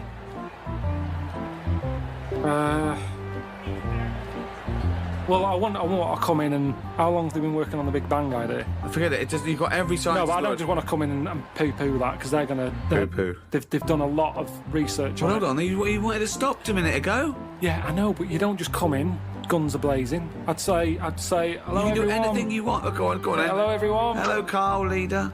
Right, listen, this Big Bang thing you've been doing... Yeah, well, that's just only a few of us. That's like less than 1,000,000% of us. We're all here.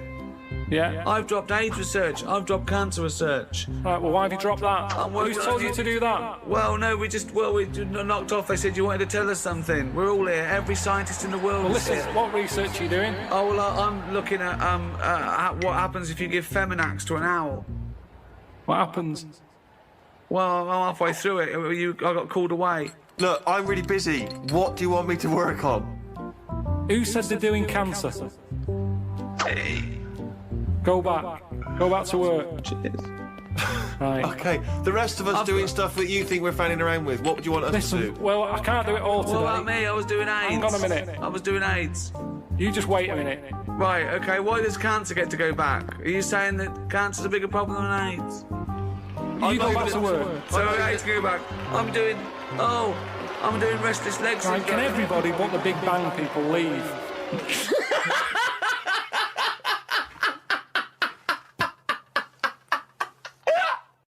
Have you ever had any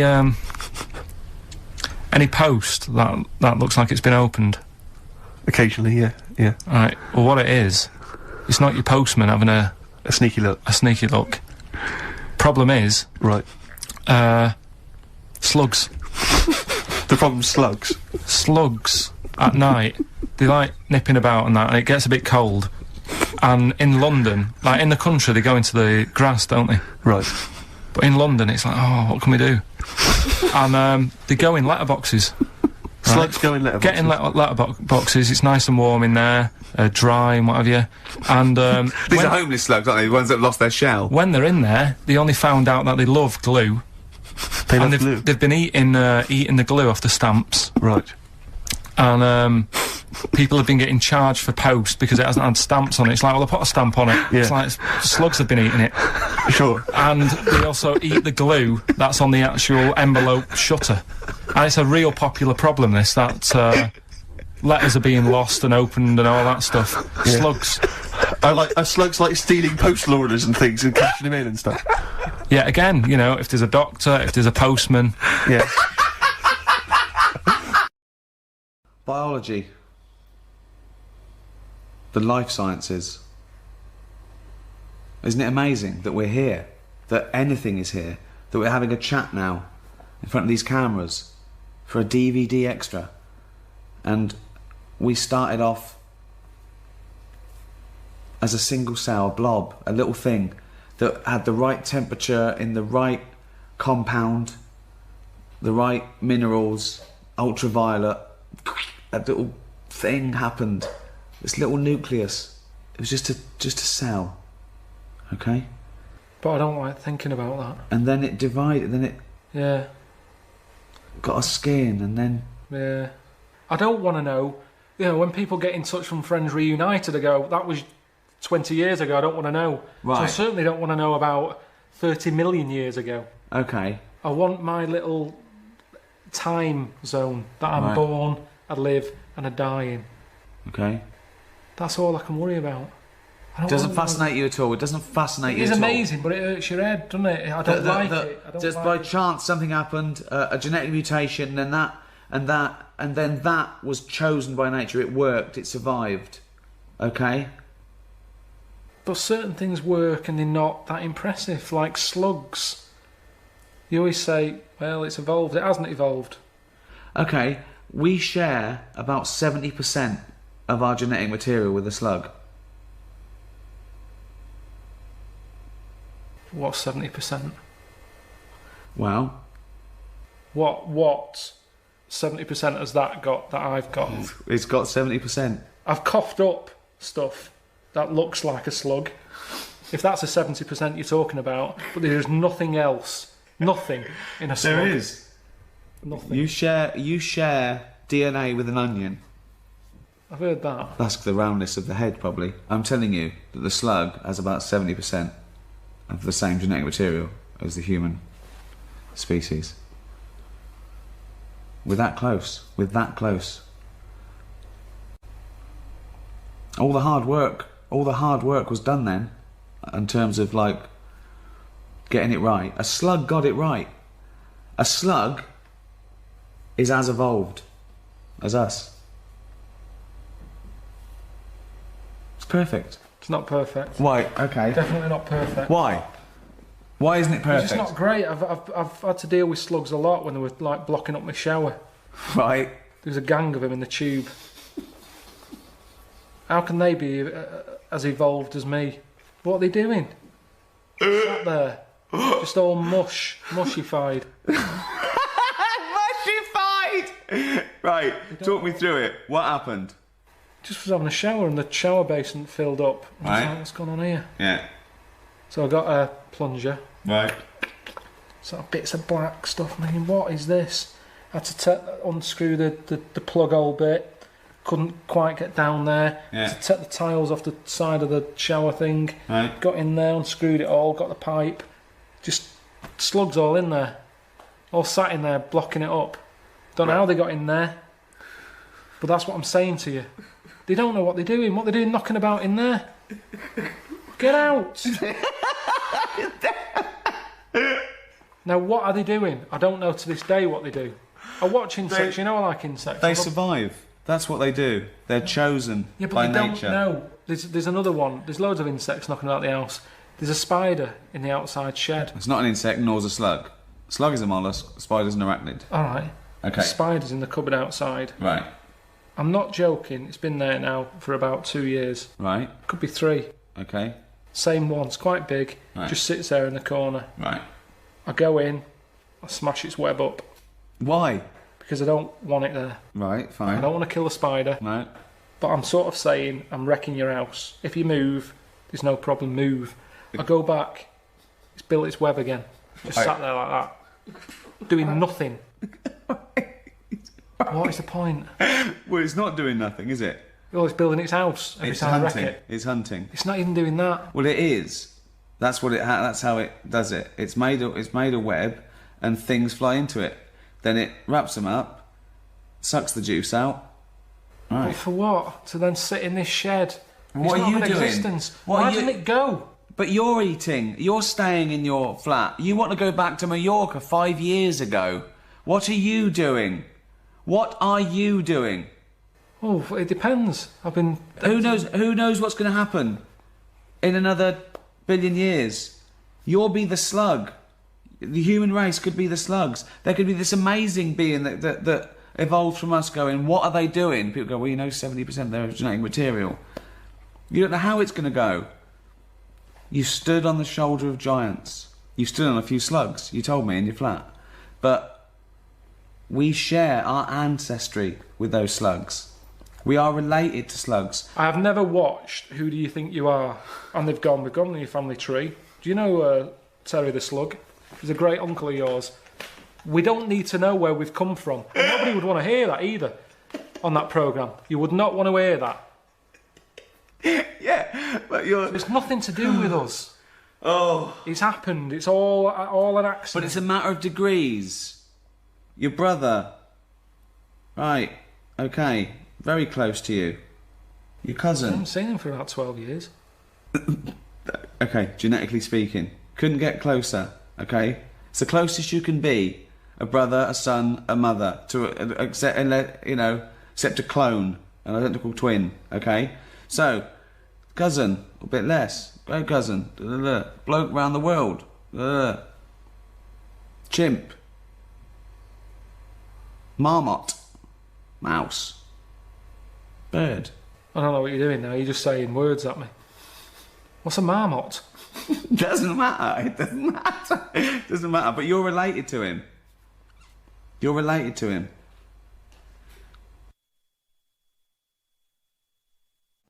Tell you what, though. When you are because when you're in hospital, you've got a lot of time just to sit there and think about stuff. And what I was thinking about is, what is the closest thing sort of living that's nothing? I don't know what you mean. What? What's like the closest, like, do you know at some point something's gone from nothing to something? Hasn't it? No, I don't understand what you mean. Something, at some point people were nothing, and then something happened and there was something. Do you know what I mean? But they were never nothing, were they? Do you mean what is the first and lowest and most primitive and most simple form of life? No, He's right here in this room, Rick. say like when you look at a stick insect, right? You go, right, there's a slight crossover there from a stick to a living thing. No, it's not. It didn't used to be a stick. No, it's not. There's no biological relationship between it and a stick. But there isn't much difference between the two, is what I mean. Of course there is. It's a huge there isn't. difference. They just sit there looking like a stick. That's their skill. Yes, but there's nothing to do with being a stick. It's like camouflage. That's like saying when a soldier puts on combat gear, you're saying he's a cross between a human and a shrub. He's not a cross between a human and a shrub. No, is he? that's man-made From a distance, stuff. you can't see him. That's the same as the stick insect. No, but that isn't what I'm saying. What I'm saying is, have you seen them weird things that just look like they sort of look like a leaf? Yeah, there are insects that have evolved to look like a leaf. So a bird thinks, oh, there's no tea there. No, that's not a juicy insect. This is leaf. I don't eat leaves. Yeah, but at Forget some it. point, something has had it away with a leaf. No, at no point has something had it away with a leaf. No, to make it look that much like a leaf. At no point did a beetle shag a leaf. There's nothing on a genetic level or molecular level, anything to do with it having anything to do with a stick or a leaf. It's superficial. It's the way it looks. That's all it. That's like saying chameleons must have mated with green once. They are green. No, but it looks like a leaf. What I don't understand is it has evolved to blend in perfectly with its surroundings and fool predators. But then how does it have relationships? It will be going around sort of having it away with a leaf. No, it won't, because it doesn't know what it looks like. It doesn't matter. They do it with pheromones and attraction, and it's not like a stick insect will be talking to a stick for ages and go, oh, I've wasted my time here. This club's dead. Rude. I was chatting to her. She was foxy, but she was giving me nothing. But, Dave, that's not a stick insect, that's a stick. What are you talking about? That's a stick. You've been talking to a stick all night. I can't believe it. I just thought she had a great slim figure. No, it's actually a real stick. But I've been reading a lot about, I like spiders and stuff, just reading about them. And there's one, right? Mm-hmm. It's got big legs. Yeah. Doesn't use them. It goes around floating in the air on a bit of webbage. Like a kite. He just took a gamble then, didn't he? He took a gamble. He thought, do you know what? I'm going to go with webbage. Don't know if it's a word, not sure, but I could just say web, and I'm going to go with webbage. I'm going to risk it. And it didn't pay off, did it? Webbage! Webbage! But that's how it gets about. It's in the air like a kite. Yeah. And it's just floating about. I've seen one, yeah. So that's what I'm saying about weirdness. The way all that goes on, and this is what I can't get my head round. You have got your head round. But do they get ill then? It's just For those listening at home, he has just bumped his head against the microphone. Trying to mate with it because it's perfectly round, this microphone. Well, one thing Karl has been doing over the past few months is writing his diary. He's kept that up. I don't know what he's had to write about. All he's been doing is looking at moths and ants and bees and going for walks. But I'm sure it's all in the diary. So, let's have a look at that. Oh, I don't believe it. He's only gone and written it down. We went to the park and had a brew. Suzanne read the paper while I played with a ladybird. I mean, it's like a child, isn't it? It is like what a child would do. Suzanne read the paper while I played with the ladybird. His only friend is a beetle. It climbed up my arm. It struggled on me hairs. This is in detail, then? Yeah. It kept stopping every now and then and was rubbing its head with its right arm. It did it about 4 times and always used its right arm. It rested for about 5 minutes, then flew off. Sunday. Had a bit of a to-do with Suzanne because she wanted a line today. I ate this. Once you're awake, you should get up. I got up and put the radio on really loud. She eventually got up. I told her insects don't have lines, so we shouldn't. Why are you obsessed with insects? You must be fucking unbearable to live with. You must be a nightmare. No, I've just started, because I've watched insects a lot, I don't want to keep going on about them because we're a bit insect heavy. But at the end of the day, if we copied insects, we wouldn't go far wrong. I don't know what you mean, though. 1 minute you're saying they're great, then the next minute you'll slag them off. Yeah, I'll slag some of them off if I don't know what they're doing, but because I've studied them a bit longer, I just think they do it right. You haven't studied them, though. He thinks he's like Darwin. But you just slagged them off again. Don't you think that insects are doing stuff? They're not. It goes there, then it goes back again. The ant was messing about, but only that one. The others were carrying stuff. That's what I'm saying. There's snidey ones in everything. In everything in the world, you get a hierarchy.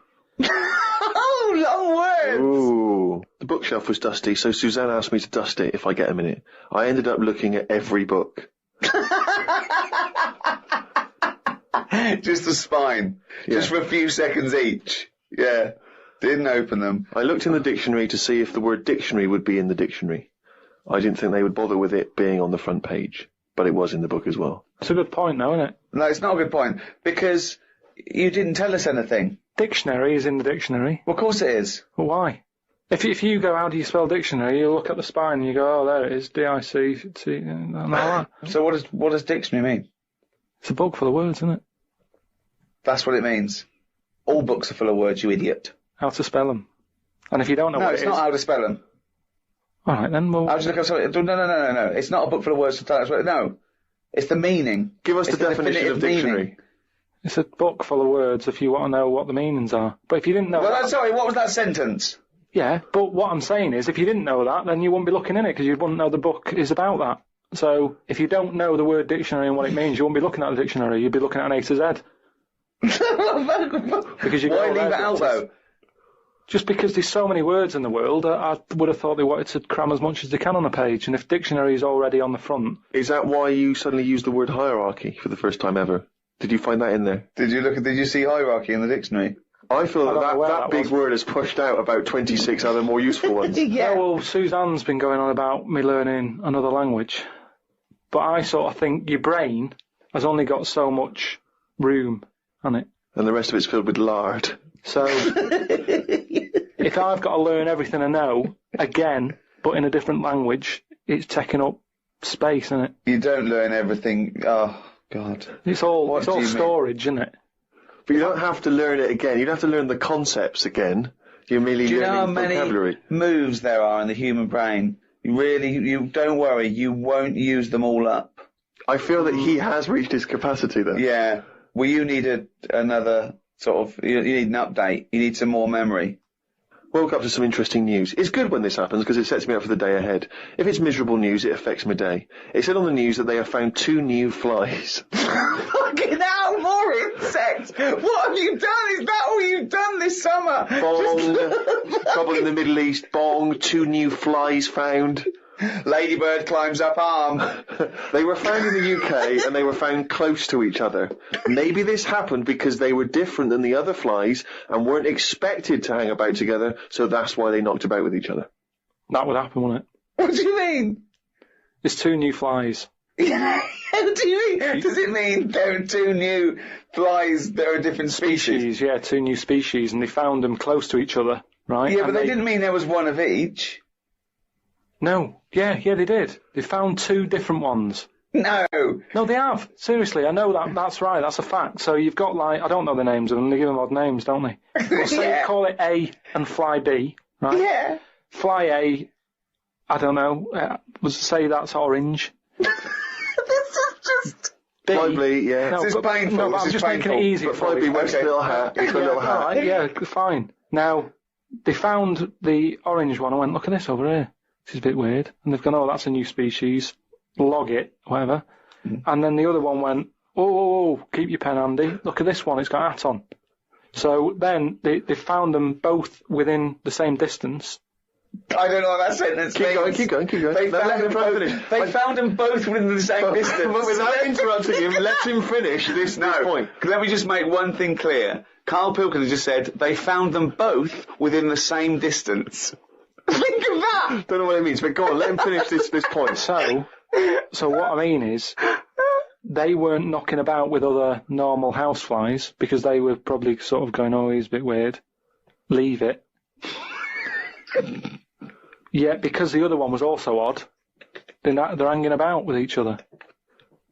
Don't you understand that? Why is that such an odd concept? Because you think of it as like 2 little new kids in school. Yeah. They find that they're both new and they've got something in common. They're both goths, so they start hanging out together. Yeah. And this was on the news, was it? Yeah, just on the radio, yeah. I know if I looked into that story, it would be 90% wrong. Bit tired today, because didn't get to sleep as early as I wanted due to a moth getting in the bedroom. Fuck me! I got it in a glass and looked at it for a bit and then let it go because Suzanne wanted to go to sleep. Looked up some interesting news. Some people dug up an old body in Ireland. Turns out it's well old and was here when dinosaurs were here. The really weird bit is it had hair gel in its hair. Right, what is it? Fella. Well, no, it wasn't around when dinosaurs were here then. Just a bit after. Right, fine. A lot after, yeah, go on. I think any hominid, anything that could even be linked to anything that may become man is only about 1 million years old, and I think Homo sapien is probably only about 150,000 years old. Dinosaurs are about 150 million to 250 million. Yeah, no, it's not the age bit, that's amazing. It's the fact of, there's a fella, won't have even had shoes on his feet. Right. And yet he was worried about his hairstyle. Right, well that's definitely not true either. This is unbelievable. Well, there was a man on the radio doing poetry, says Karl in his diary. I thought I'd have a go at doing a poem about today. Not really. Steve, I'm a little bit queasy. He hasn't really written a poem. He's written a small poem. No, he hasn't really. Yes. If moths had eyes... Fuck me! let me read the poem, okay? Oh, fuck. You wouldn't interrupt T.S. Eliot. Okay. Okay. If moths had eyes, would they be happier? How do they know they're not dead? Cavemen hunting for food, but not before they style the hair on their head. What would last longer in dinosaur times? A blind man didn't stand a chance. Not with all them rocks about. I'd rather be a blind moth. Right, it may be the greatest poem ever written. Just dissecting it briefly, you attempt to rhyme in the first 4 lines, but abandon the rhyming system in the last 3. Is there a creative decision for that? Can we have Karl read that? By all Sorry, means, yes. just you read it as you would like to. So this is, imagine this, right? Okay, this is going out all over the world. This podcast. And now, Karl Pilkington, a new poet from Manchester, now living in London, England, would like to read a poem. If moths had eyes, would they be happier? How do they know they're not dead? Cavemen hunting for food, but not before they style the hair on their head. What would last longer in dinosaur times? A blind man didn't stand a chance. Not with all them rocks about. I'd rather be a blind moth. He said it as though the last bit was going to rhyme. He said it like it was going to rhyme. Oh, God. No, I think he feels as though the final line, I'd rather be a blind moth, is going to be one of those great, you know, a summation that somehow the moth is a metaphor, the caveman. No, There's no metaphor in that. He really does mean he'd rather be a blind moth. Yeah, well, I'm just because I've looked at the day's news. Can we always do that, Carl? Can we always find a day, right, and always sum it up in your thoughts, a poem? Just like that. I love that structure. I love that structure. If there's any English students or professors or novelists or poets listening, please email us what I thought of that poem, why it's good, why it's bad. So, you know, give us your thoughts on that. I mean, we would love expert opinion, poets, English professors. Just email us at podcast@rickygervais.com. Oh, he's only got to really down a little round. That's the jingle for Carl's diary. We had bacon and egg on toast. I'm eager to get through the brown sauce, as the bottle is too big to go in any cupboard, so it has to be left on the sideboard. So I had about 4 dollops of the stuff. I love it because, you know, that made it into the diary. He's concerned about the fact the brown sauce is too big, so he's rushing through it. I know, but I'm just saying the kitchen isn't that big, and it looks messy when you leave stuff out, doesn't it? And we've got this giant brown sauce bottle, and I don't want to chuck it away because that'd be a waste. So you're having brown sauce and everything, your cornflakes, in your tea. Yeah. A wasp got in the flat. You know trouble's brewing. It was massive, the biggest wasp ever. Suzanne asked me to get it out, but I wanted to take a picture of it first. I was getting my phone ready when it flew at me. I reckon the sting on it could have killed a kitten.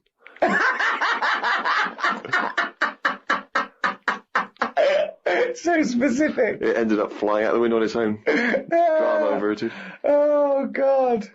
We went out for tea. You're always in a cafe. That's what this diary. You spend so much time in a cafe. There were loads of flying ants.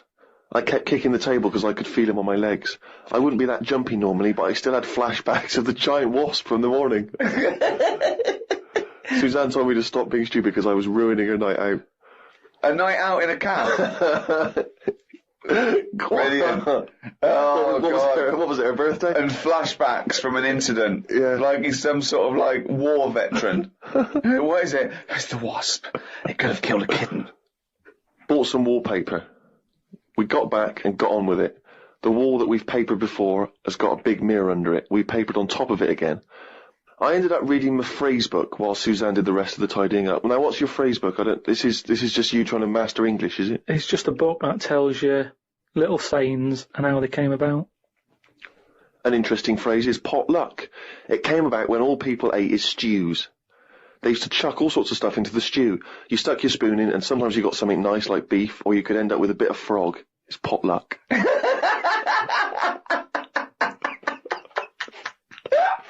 Good, isn't it? That's what it said in the book, did it? A bit of frog.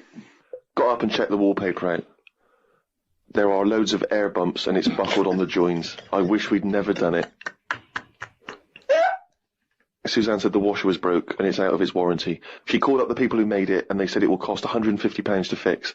I don't know how they know that when they haven't even seen it. I want to smash it to bits and see what they can do for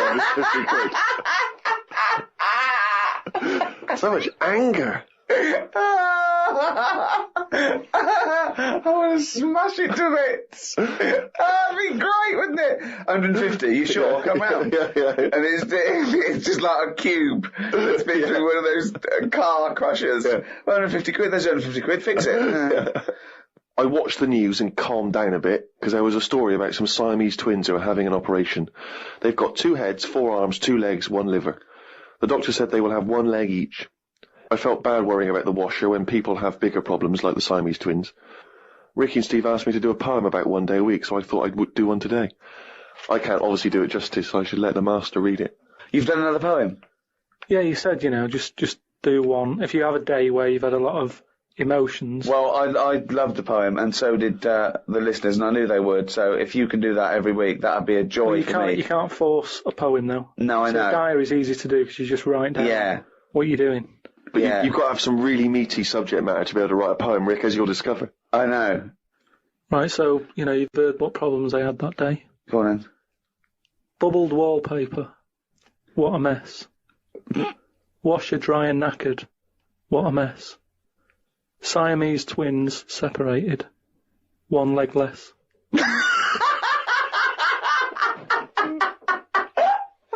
I don't know what rhyming scheme that is again. Oh, God.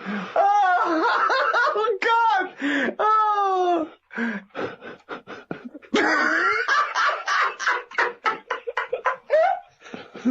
Oh, fuck me.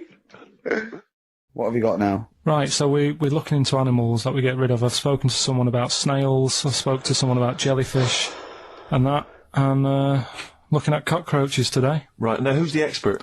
It's a woman called Jessica Marshall. Right. Does she know that you're going to play this on the radio? Well, I called up, right, in the week and said, can I talk to someone about cockroaches? And she was like, is that Karl? She knows who you are. Yeah. Right, so she already knows maybe your angle, your approach. Yeah, she was And up for it. she's an expert, she's just not just some random person. No, she works in a museum, a good museum. I said I'd give it a plug. It's the one near Knightsbridge. It's got dinosaurs and that in it. It's worth seeing. Well, this is Natural her. History Museum. Yeah. So, Not sure. He's not sure. this is what happened.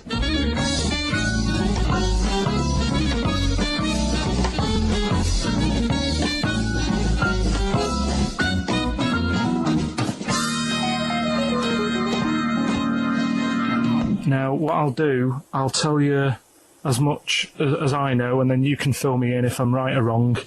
And then at the end of it, we'll get to the bottom of whether we need them or not. Okay. All right. So first of all, the first thing that I found out is that they have 18 knees. That's not exactly possible. They're insects, so they have 6 legs. Yeah. And a knee is usually the junction between femur and tibia. That's sort of classic human knee and every other animal knee. So with 6 legs, you can only have 6 knees. Could somebody sort of got mistaken for seeing one that was a bit double jointed? I think you're grasping at straws or something. All right. Well, we might have to come back to that one then. Okay. They can hold the breath for 40 minutes. Well, they don't do that because they don't breathe in the same way as us. They breathe through little spiracles holes down the side of the body. So, no, they're not a very apt simile because the method of breathing is so different. What do you mean? Because insects have a totally different system. They don't have lungs in the way that we do, just breathing through one part of the body. They're actually breathing through every segment of the body all of the time. So even though they've got their mouth shut, they might be able to The mouth has slide. nothing to do with breathing, So only just feeding. so you see, maybe that's where someone's gone wrong. Someone's got hold of one and sort of taped its mouth up or something, and Thought it was. got bored after 40 minutes and said, "Well, we'll call it That's a right." pretty unkind thing to do to an insect, even to a cockroach. Yeah, but it's all. You can't do that. Yeah, but No. Pretty unkind thing to do anything, even a cockroach. something else I found out. Yeah. They can live for a week without an head. Well, that's true if they don't bleed to death in the process. But the weird thing is, when I told you that they had 18 knees, you seemed a bit sort of like, don't talk ridiculous.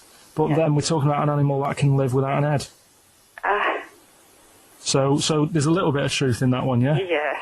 Why, when it was invented, has it got that facility? Say if someone said to humans, we could do that with humans, and, if you lose your head in some accident, it gives you a bit of time to sort of go back to your family and maybe write them a note. You won't be able to have a chat, but write them a note saying, it was my own fault, and it was nice knowing you. Well, that would be a useful facility, I agree. But cockroaches are great survivors. I mean, they've been around for over 300 million years. They're one of the most primitive insects. All right. Well, I've also... is it true that they do a lot of resting? Apparently they can sort of rest for 75% of the time. Rest? Yeah, they just sit about doing nothing. It's probably true of a vast proportion of the world's fauna. I mean, maybe the 25% that they are working, they're really giving it some, so it And might they're make up. probably searching out food and, yeah, they can slow down considerably. You can chill insects in the fridge and they'll become very, very quiet. You might think they're dead. Yeah, but I'm sure, you know, if we were sat in a fridge, you know, we'd go a bit quiet, wouldn't we? You know? Well, you might not know much about it, of course.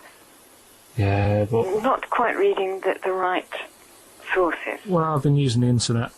I'm sure there are many useful sources that you could find there, but some of those seem to have been a little misleading to you. So you don't agree with a lot of what I've told you there?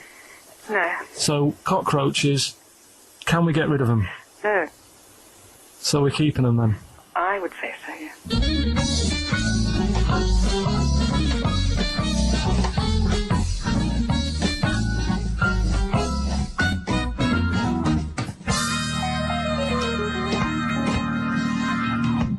I think we should get her on more often because she sounds like she'd be a bit of an ally, really.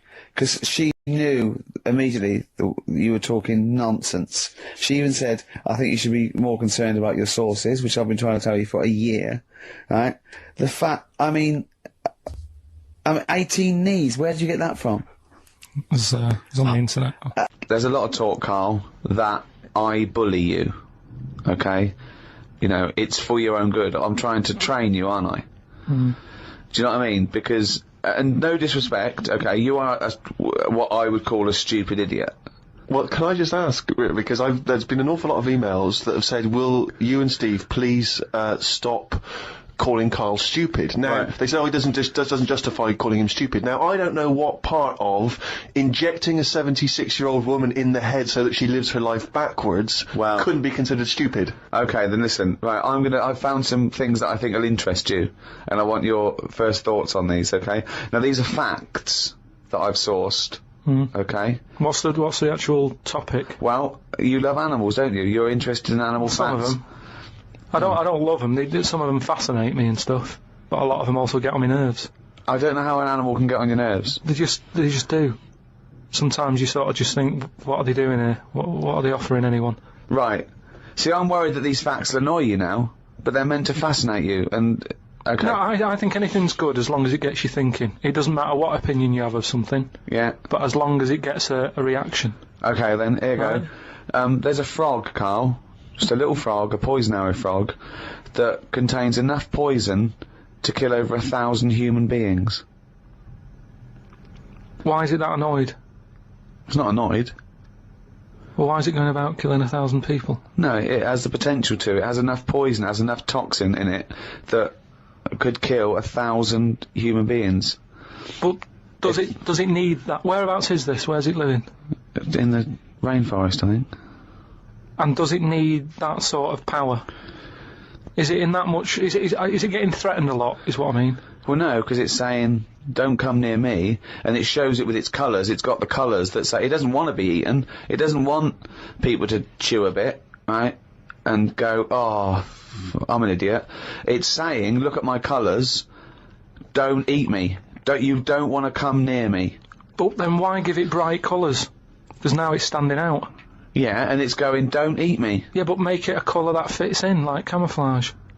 Why make it orange? Of course it's going to stand out, and then they'll attack it, and then it'll turn around and bite them and kill 1,000 men or whatever. No, it doesn't bite. It's the fact that if you were to eat it, you would die. Yeah, but who's going to eat it?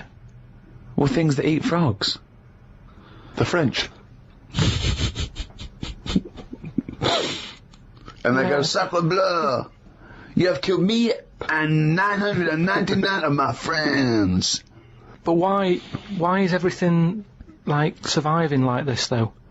I thought it was all about survival of the fittest, not the one who looks the hardest. Well, but survival of the fittest is whether you're chosen or not by nature. No, but I'd survive if I could go about killing 1,000 men at one bite. It's not fair. It doesn't bite. It's well, whatever, if it licks you or whatever. But no, it doesn't not if it licks you. If you lick it. Well, I'm not going to lick it. It's not going to happen. I will not be licking a frog. So it's of no danger to me. So I could still kill it, and there's no chance, at no point am I going to lick a little frog's head. Not when it's alive or when it's dead.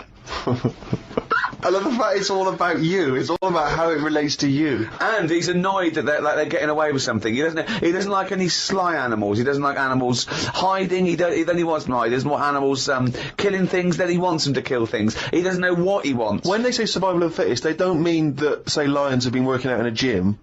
It means, you understand? it means the fittest gene pool, and the fittest gene pool is a gene pool that's still around. That's all it is. Yeah, if but it's here, it worked. I was trying to explain to you the other day. A slug is as evolved as us. It's not, though, is it? It is. It's not. You think evolution is aiming towards Miles being away human? from where we are. What? It's nowhere near what we're like. But you're looking at it in terms of, this evolution has a will. It doesn't have a will, it's chosen or it's not chosen by nature. A slug got it right. A slug has got it as right as... What do you mean it hasn't? Well, what was it like before it got it right?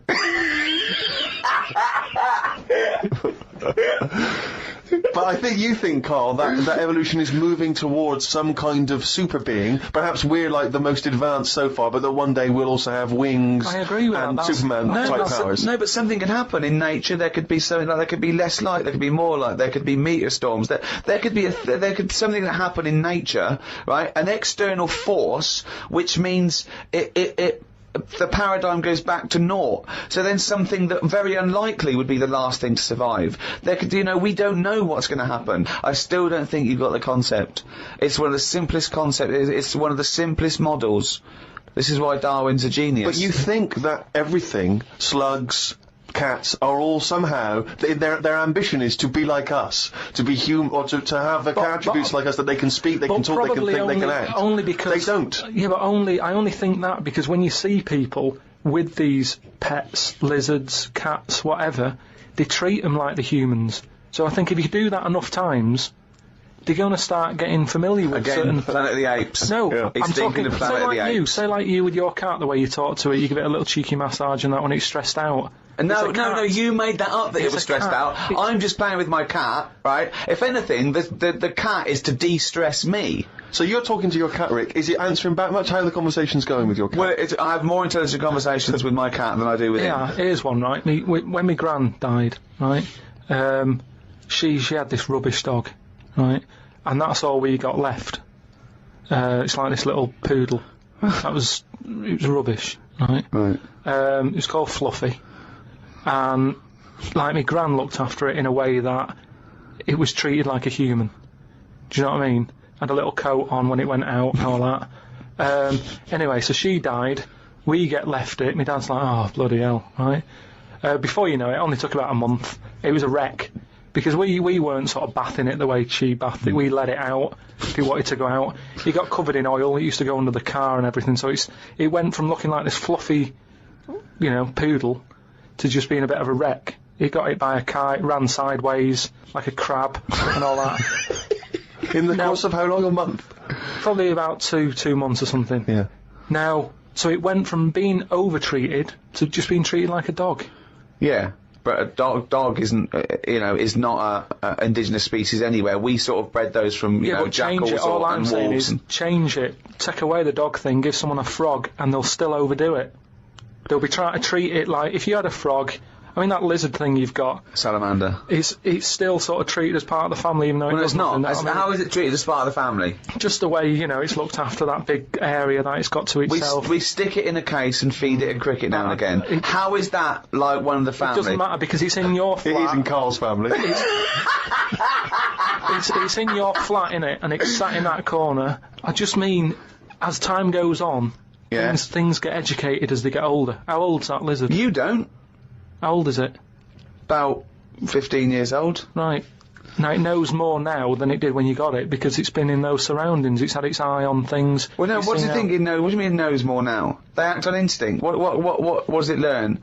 It knows when it hears the noise of a plastic case being unwrapped that a cricket's going to fall down any second. Yeah, that's all it knows. Yeah, but it didn't know that in the jungle. So it's already one up. What else has it learned? Well, I mean, don't it's know. 15, so presumably it listens to a lot of Linkin Park, goes on the internet a lot. No, but do you know what I mean? You've already proved your point. It's like that fella who kept hitting the dog on the head with a stick. Right, I think- Pavlov, at no point did he hit a dog on the head with a stick. But he kept doing it, and eventually the dog went, I'm sick of this, and wandered off, didn't it? Yeah, brilliant. Why didn't you write up his experiments? Because he did it a little bit different to that. I love that. Do you know what I'd like to do? A programme where you paraphrase someone's theory. So Pavlov's first. We could do Freud. Give us, what do you know about Sigmund Freud, the father of psychoanalysis? Right, come on in. I don't know anything on him. Well, look him up. Educating Karl. That's your next week. Right, let's do another podcast next week, then they'll get an extra one free, the people who paid for it, right? We're going to hear about Sigmund Freud, okay? Here's an interesting fact. If the frog annoyed you, this might annoy you. A blind chameleon will still change colour to match its surroundings. You're aware that the chameleon can... Yeah, whatever it sits on. Yeah. But then what happens when you put one of them on a mirror? No, does it get stressed out, or what? What's it copying? Well, it probably doesn't need to copy anything, because it looks at itself and it goes, oh, look, looks like that. That's brilliant. God, that was fast. That's the fastest I've ever done that. That is brilliant. So they can go any colour, there's nothing, you can put them on anything, and they'll go to the thing. I don't want you to have a chameleon, because you'd just be trying to see what it could and couldn't Try and do. catch it out. I know, yeah. Pop it on some tartan. But again, say like the frog thing, right? Pop it on the telly. Yeah. Couldn't do it fast enough. Why does the chameleon need that skill of copying a colour? Because at the end of the day, that lizard, chameleon, whatever, that's mainly sticking in the woods, isn't it? By trees, by grass. Right. Why can't it just stay green? That's all it needs. Those colour changes are only for camouflage, aren't they? I don't know. Some of them are for attraction, some of them to show moods, anger. No, but I just think we're encouraging them. You see, maybe this is evolution or whatever, but at the end of the day, because they can change colour, they're wandering out of their area. They can be wandering about, through a car park and everything, just because they'll go, well, I don't want to get seen, change to the colour of concrete. Whereas... Or into the colour of a Fiat Punto. But they should just stay green. Stay green, right? Stay in the woods and stay safe. I love this public information for chameleons. Words of advice for chameleons. Oh, God. Stay green, stay in the woods, stay safe, good night. Oh, God. Why are there blind chameleons around? I'm assuming that the blindness has no impact on the colour change, presumably is an automatic. It must be. But then that's not going to wander about much anyway, is it? If it's blind, it'll probably stay where it is. So it doesn't need to keep changing. If you know what I mean. I don't know what you mean, no. I never do, though. Right. The only time a turkey whistles is when it panics. Christmas time, then. Yeah. What do you think of that, Karl? It goes from one extreme to another, doesn't it? You've got a frog who's going mental, It's not going mental. killing thousands of people. No, that's not. That's got that sort of power. Then you've got a turkey who's whistling for help. You think that you should redress the balance a little bit. You want to give... What would you do? Give the frog the ability to kill 500 and the turkey 500? I don't think it should be killing... I reckon 10. 10, because... You've made your point with 10, haven't you? Do you think that he's got 1,000 in his lifetime, like he's got 1,000 to kill? I don't think you understand. I just He think... doesn't really kill 1,000 people. That stat is about that if you were to boil up a frog, decant the poison, there would be enough poison to split between 1,000 people and kill them. It doesn't mean someone goes, "Frog, you have the power to kill 1,000 people in your lifetime. Choose them wisely. But I just think if it needs that sort of power... It should be fighting evil. Well, it's not... it's knocking about the wrong area, isn't it? If it's under that much danger, move. Talking yesterday to Matt Robinson, the guy I did the film with that you came over and did a part in that we've cut. And his dad as a doctor and used to go around the world and stuff. And when he was about 10, he went on holiday, and they were driving through Indonesia to get to somewhere else. I forget where, but they came across this village where he said the spiders have won. Okay, they drive in. As you're driving in, he could see these things sort of hanging from the trees and the sort of telegraph poles. And as they got closer, he realised they were just big spiders. They just made webs everywhere, and he could see them on the street, okay? He said it freaked him out. They parked up in the sort of like the high street, and he said he got out, and they were running on the pavements, like pigeons and that's just running everywhere. He said the kids were playing with them. The kids were playing with them. There was no one else freaked out less. He said he ran to the restaurant. They had to stop. He ran into the restaurant, freaked out. He got into the restaurant, and there was a tarantula on the floor. And he ran back in the car. And he said later to his dad, was that a dream? And his dad went, no, it's true. You know, it's a real place, right? He was telling us that's the worst place in the world. He was looking it up. He was trying to Google it, and he can remember the name of this place, Indonesia, and he put in Spider Village, Indonesia, right? And he couldn't find it. But another one came up in Cambodia, and it was there, and he said it was exactly the same, just as bad. A place where just spiders have won, okay? But in this place, they eat them. They eat the spiders. The local inhabitants eat the spiders. Yeah. Wow. So this town is just dense with spiders. It's They're just everywhere. They're just happy there. No one's killing them. No one's doing anything. Are you just treading on them as you walk down the street? He said it's just they've just taken over. There's a place off Madeira they called Spider Island where no one lives there, but with absolutely no predators. There's just millions of spiders, but no one lives there. How do you prevent the spiders? You know, when you're sleeping, crawling in, getting in. You your don't. nose They just put up with them. I suppose it's that, you know, they're no weirder than any other insect or pest or whatever you call them. It's just, I suppose, because you think of spiders as loners. Yes. And they're the top sort of phobia, and it seems weird that they're almost treated like pets. But isn't that a weird place though, that you drive in and it's just, oh hello, welcome to Spider Town. I couldn't be dealing with it. I mean, my mum wouldn't be that bothered. She's still got that one that's under the telly. She's had that for ages. And my dad threatened that he was going to kill it because he's sick of it. She's put a bit of Tipex on its back. So she knows. What? So she knows. Well, how many spiders are there? What, you think you'd kill it and then replace it out of guilt? It's not like a budgie. No, but you can sort of say, oh, I don't know, it's gone.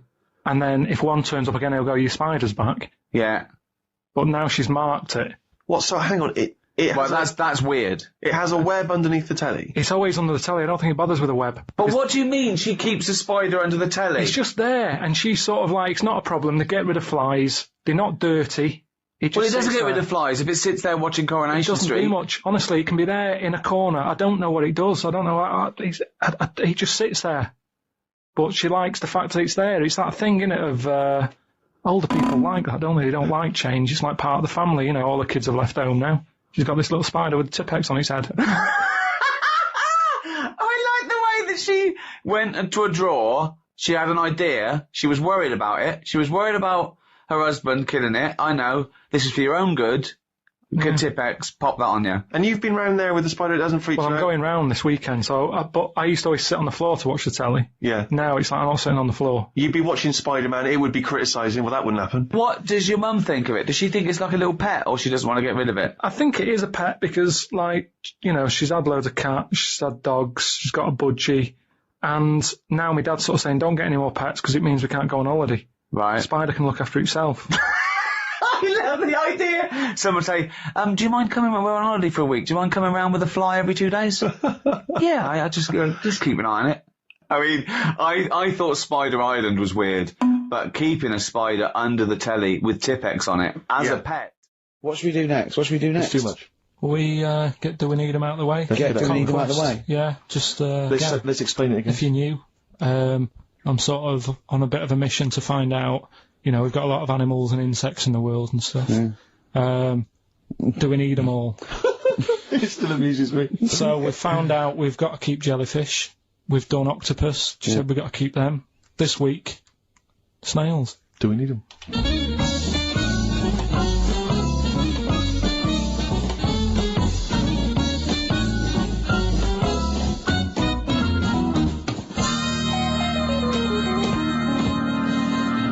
Just doing some research, right? I'm sort of working my way through different creatures and insects and stuff that's on the planet. Yeah. Right? And finding out if we need them or not. Right? Yeah. Do you know much about snails? Well, sea snails. Well, yeah. Snails in general. Don't know much about snails, land snails. I know a bit about sea snails, like whelks, top shells, that sort of thing. Would you say they're important? What sort of sense do you mean by important?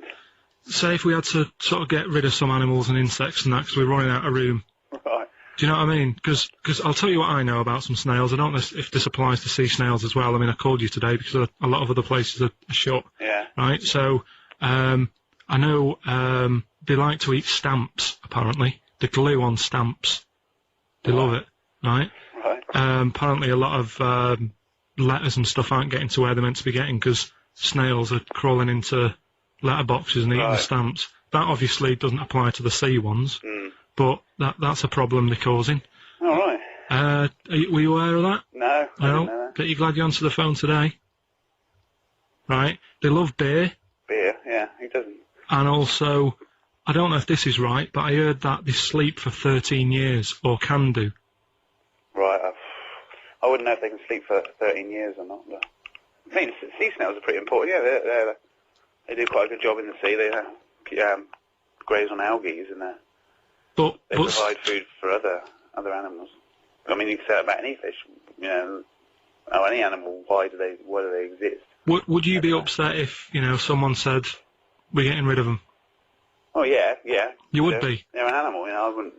Forget being like favouritism and all that I get for them, right? There'll be other things knocking around you can sort of spend your time looking after. You'll still have a job. Don't be worrying about that. Because I'm not going to get rid of all the fish. Jellyfish need looking after, so you're safe. Yeah. But do we need them? Come on, there's loads of people saying, come on, we've got to move on through the animals, and you're holding them up saying, well, I want to keep them. Well, who's saying we need to... That just sounds a bit crazy to me. Just imagine. Do you know what I mean? And they would come to you because you work in an aquarium, so they'd be asking for your advice.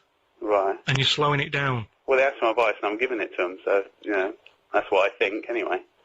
Yeah, but snails, I mean, like I say, they drink beer and that, What do they do apart from some food for a whelk?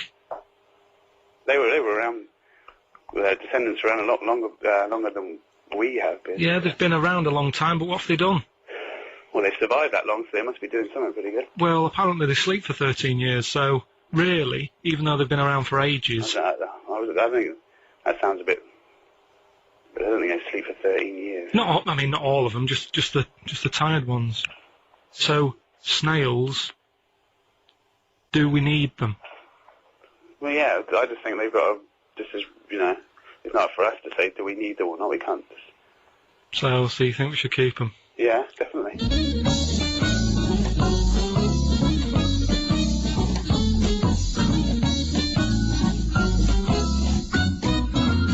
Oh, God. Carl, I'm proud of you.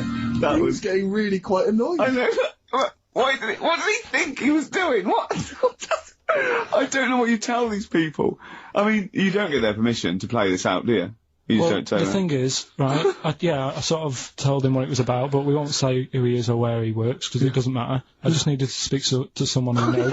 I know the fact that you were trying to get an answer out of him by suggesting that he would be safe, because he could look after jellyfish if he gave the okay to destroy snails. He was getting livid, you could... Yeah, if that was like a blob, like a slug, there's no way people would be that friendly towards it, and it just annoys me how you get this pecking order for, like, no matter what creature you are, favouritism. And that slug was only eating that bird poo because it wasn't being offered stuff. If it was offered toffees or whatever. Well, it's just sad, isn't it? It's come to that. That's what its life has come to. Yeah, but it's not as mollusk that's down on its fucking luck. He didn't live in a big country house, No, and his but wife it left is. it, the kids went and started hitting the bottle. It, and I kind of thought, and look, they do only come out in the rain, and it's depressing, and it'll probably get killed in a bit, and that was its last meal. Last meal? But it wouldn't prefer steak and chips, Carl. It doesn't have... It must like a leaf or, at the end of the day, it's an insect. They love It's not an insect! Well, it's part of that gang. It's part of that... No, it's part of that... They hang out together. They hang out together. Why do you think it's part of that gang? Because it knocks about in the woods in the same place as a spider does. But what I'm saying is they're eating boring stuff because that is what's It's in not their boring area. stuff to them. I have no opinion of it at all. They take in sustenance. No, but where you are is what you eat. When I'm in London, I'll have beans on toast for lunch. On holiday, what? Tapas? Go on, I'll have a bit. So it's whatever you eat, what's in that area. I do watch a lot of insects and stuff, and you never see them wasting time. They're always doing something. An ant's carrying something somewhere. Sometimes I watch it and it goes somewhere and comes back again. You think, does it know what it's doing? But at least it's trying. What do you... Now, if there was a What is it doing, though? What is that ant doing? work, it's building a house, or... What's the point? It's everything it does is pointless. How can you say that? It's pointless. I'll tell you what, if there was a bigger sort of being looking over the world and they went, right, let's look at the human race, and, well, they'd look at the ants first and they go, right, they've got their hands full, they're carrying big stuff, they try to save time by carrying stuff that's way too big for them, really. They could do that between three of them, but they don't. They're all grafting hard. Then they go, right, hit the human button. They hit the human button, they watch the humans. The amount of people who are just sat about doing now. They're reading about Amy Winehouse, Lily Allen in London at 2 a.m. So what? What are we doing? I agree with you, but what are you doing? You see, the ant analogy, joking aside, I think there you hit on the fact that life is about working for what you get. And I'm right behind that. I am right behind that. I think that's I think that's absolutely true. That's what I meant. What's dangerous is a boiling kettle to an ant. At the end of the day, right? Yeah, but that's evil, isn't it? What? You know, I mean, you sometimes make out as if I'm an evil man. We had an ant problem in the garden. Suzanne said, we've got to get rid of these. And I said, well, it's a bit out of order, they are outside. And she said, yeah, but there's getting a lot of them. She went and popped the kettle on. I said, I can't handle this. I went in, right? What, you didn't want to see the ants, man? That's sweet, you know, they're there. Yeah, they might be causing a problem, but I don't want to see this mess. Now, the thing is, she went out, she poured the hot water on it, I left it a few minutes, I went out, I had a cup of tea, I thought, it's a waste of electrical line. So I took my cup of tea out there, and I'm sat there, and then I just saw one come back from wherever it had been. One ant. He looked devastated. Because that had been away. As far as that was concerned, it had been out to get a leaf or whatever. Came back, devastation. And it's that what that's the thing that he summed up death for me. That the ants that are dead, they didn't know anything. Suddenly they were there. Next minute, load of water, dead. It's the people who are still living in life that are the saddest, aren't they? After death. And that summed it up. What do you think? That ant would have been better off being there when it happened. How could you tell the ant was... What do you think? So you saw him... I mean, they run around in circles anyway, don't they? But this was just kind of going, what's going on? And what did it slow down when it got nearer the nest? Did it drop the leaf and then you see it run the last few inches? It just kind of got close and it was like a double take almost. Almost like it got near the hole and then it was like, hang on a minute, this can't be it because no one's around. And then it walked on and it went, no, it is the hole. And it went back and it just sort of stopped for a minute. Ah. And that for me, that's the sort of thoughts Descartes should have been having. What? Things that you can look at as a human and appreciate it and understand it and go, yeah, that's true, that is like life. Instead of, oh, am I awake, am I asleep or what? No. Well, you might as well be asleep because you're doing nothing else. Oh, God! Alright. Karl, right? What do you think it's like being a crab? If you could go now, your mind, into a crab, what would you see? Where would you be? What would you be doing? What would you be thinking? What do you think of all the other things? The crabs you'd see, the squids you'd see. What's it like, do you think? I want you to... It's like creative writing. Just think. Just let yourself go. Come on. It's got to be a crab. What do you think of a slug? What do you think to be a slug? What would you do if you were transported now into a slug? What would you do? And Suzanne, you're suddenly in the kitchen, but you're a slug, and Suzanne's sort of like there, just making tea and that. How do you let her know it's you? It's impossible. I'd just chuck myself into the salt pot or something. No, because what do you do? I'd hate that. That would be horrible, that. Oh, God. Have you ever read Franz Kafka's Metamorphosis? In which a man wakes up and he's turned into a giant beetle? And that's the whole story. I think it might be of interest to you. So what happened to him with the beetle? Well, I don't want to ruin it for you in case you read it. I but won't be it's- reading it, don't worry. He joined a pop group with 3 other people. He was brilliant. No, it's a really wonderful book. It's a kind of almost heartbreaking because, of course, he does, like Ricky's saying, he finds it very hard then to relate to other people, even though he still has the consciousness of a human. You know, his parents, his rest of his family, they don't know how to deal with him, you know, because he's a giant beetle. He becomes a freak, he becomes an outsider. It's terrible, you know. But hang on, though. Is he a giant beetle? Or Yeah. is he... Well, yeah, well, that's not going to go down well, is it? That, of course, people aren't going to like you. But if it's a normal-sized one, then you just get in with the other beetles, don't you? Whereas if you're a giant... How would you do that? How would you ingratiate yourself? Right, so you're suddenly a beetle, you're Karl Pilkington, right? There's other people, they're doing their business, they're scuttling around, and you go in there and they look at you as a new beetle. What's your first... What do you do? How do you ingratiate yourself? Well, for a bit, I wouldn't sort of barge into their house and that. I'd wait until they're out and about, and I'd like in life, right? Sort of help them out. I don't know what beetles do all day. I've never seen one doing anything. They just seem to be going from one place to another. Right. I've never seen them carrying anything. I don't know what they eat. I don't know what they do. I don't know how we got them, right? But what I mean is, I'd watch them and I'd sort of help them out. And, I mean, you know, it's like going on a date or meeting a woman, isn't it? But what if there is... Whoa, hang on, what do you mean? How is it like going on a date with a woman? Well, it's like I said about Suzanne with her hot chocolate. She bought me that and I've gone, she's all right. Right? She gets me another one. Before I know it, she's living with me. So, it's... So you're all these beetles, they're scrolling around, right? You're sort of like watching them, and then you realise that you want to mate with this female beetle. What do you do? What's your first move? Yeah, but I don't know what beetles do I? So I don't know what you do. I don't know if you go up and go, all right. What do they do? How do they get on? Well, it's a different world. I don't know yet, do I? Because I haven't done it. Would you feel bad, because having your own mind in this beetle, right? Would you feel bad shagging a beetle? Would you feel that was a bit sick, because you've got a human mind? Well, no, because you just close your eyes and that, wouldn't you? Think of something else. So, get round it that way. There's no point getting down about it, because I'm stuck now as a beetle. So you've got to get on with it. But if you're a slug, you said you'd throw yourself in the salt pot. What would you do if you were a beetle if you got depressed? And you see all the other humans. No, you see your mates, right? They're listening to the iPod. What would you do? Well, no, that's what I'm saying. No, beetles are different because they do tend to hang about with each other. A slug's always on its own. It's a lonely insect, isn't it? It's not an insect. All right, what is it? A mollusk. Right, they're lonely. I've never seen a load of snails all together or slugs wandering about. Whereas beetles seem to knock about in crowds. Yeah. So, oh God, okay, all right, another one. So they're sociable creatures, and it wouldn't bother you that you've got the mind of Karl Pilkington in there? Because you can't communicate with these people, because they don't speak English, they don't have any communication with you. Yeah, but if it's happened to me, there'll be another one in there. Okay then, right, okay. What would you do, right? That's the most disgusting thing. What could it be? Right, what would you do, right, if you were suddenly a fly, right, and you were knocking around with the flies, right, and you had to land on some excrement? Yeah. What would you do? Yeah, but I don't have to. What do you mean? You're a fly. You're but loving I it. wouldn't. No, I wouldn't be loving it, though, would I? Why? Because I'm me in that fly's head.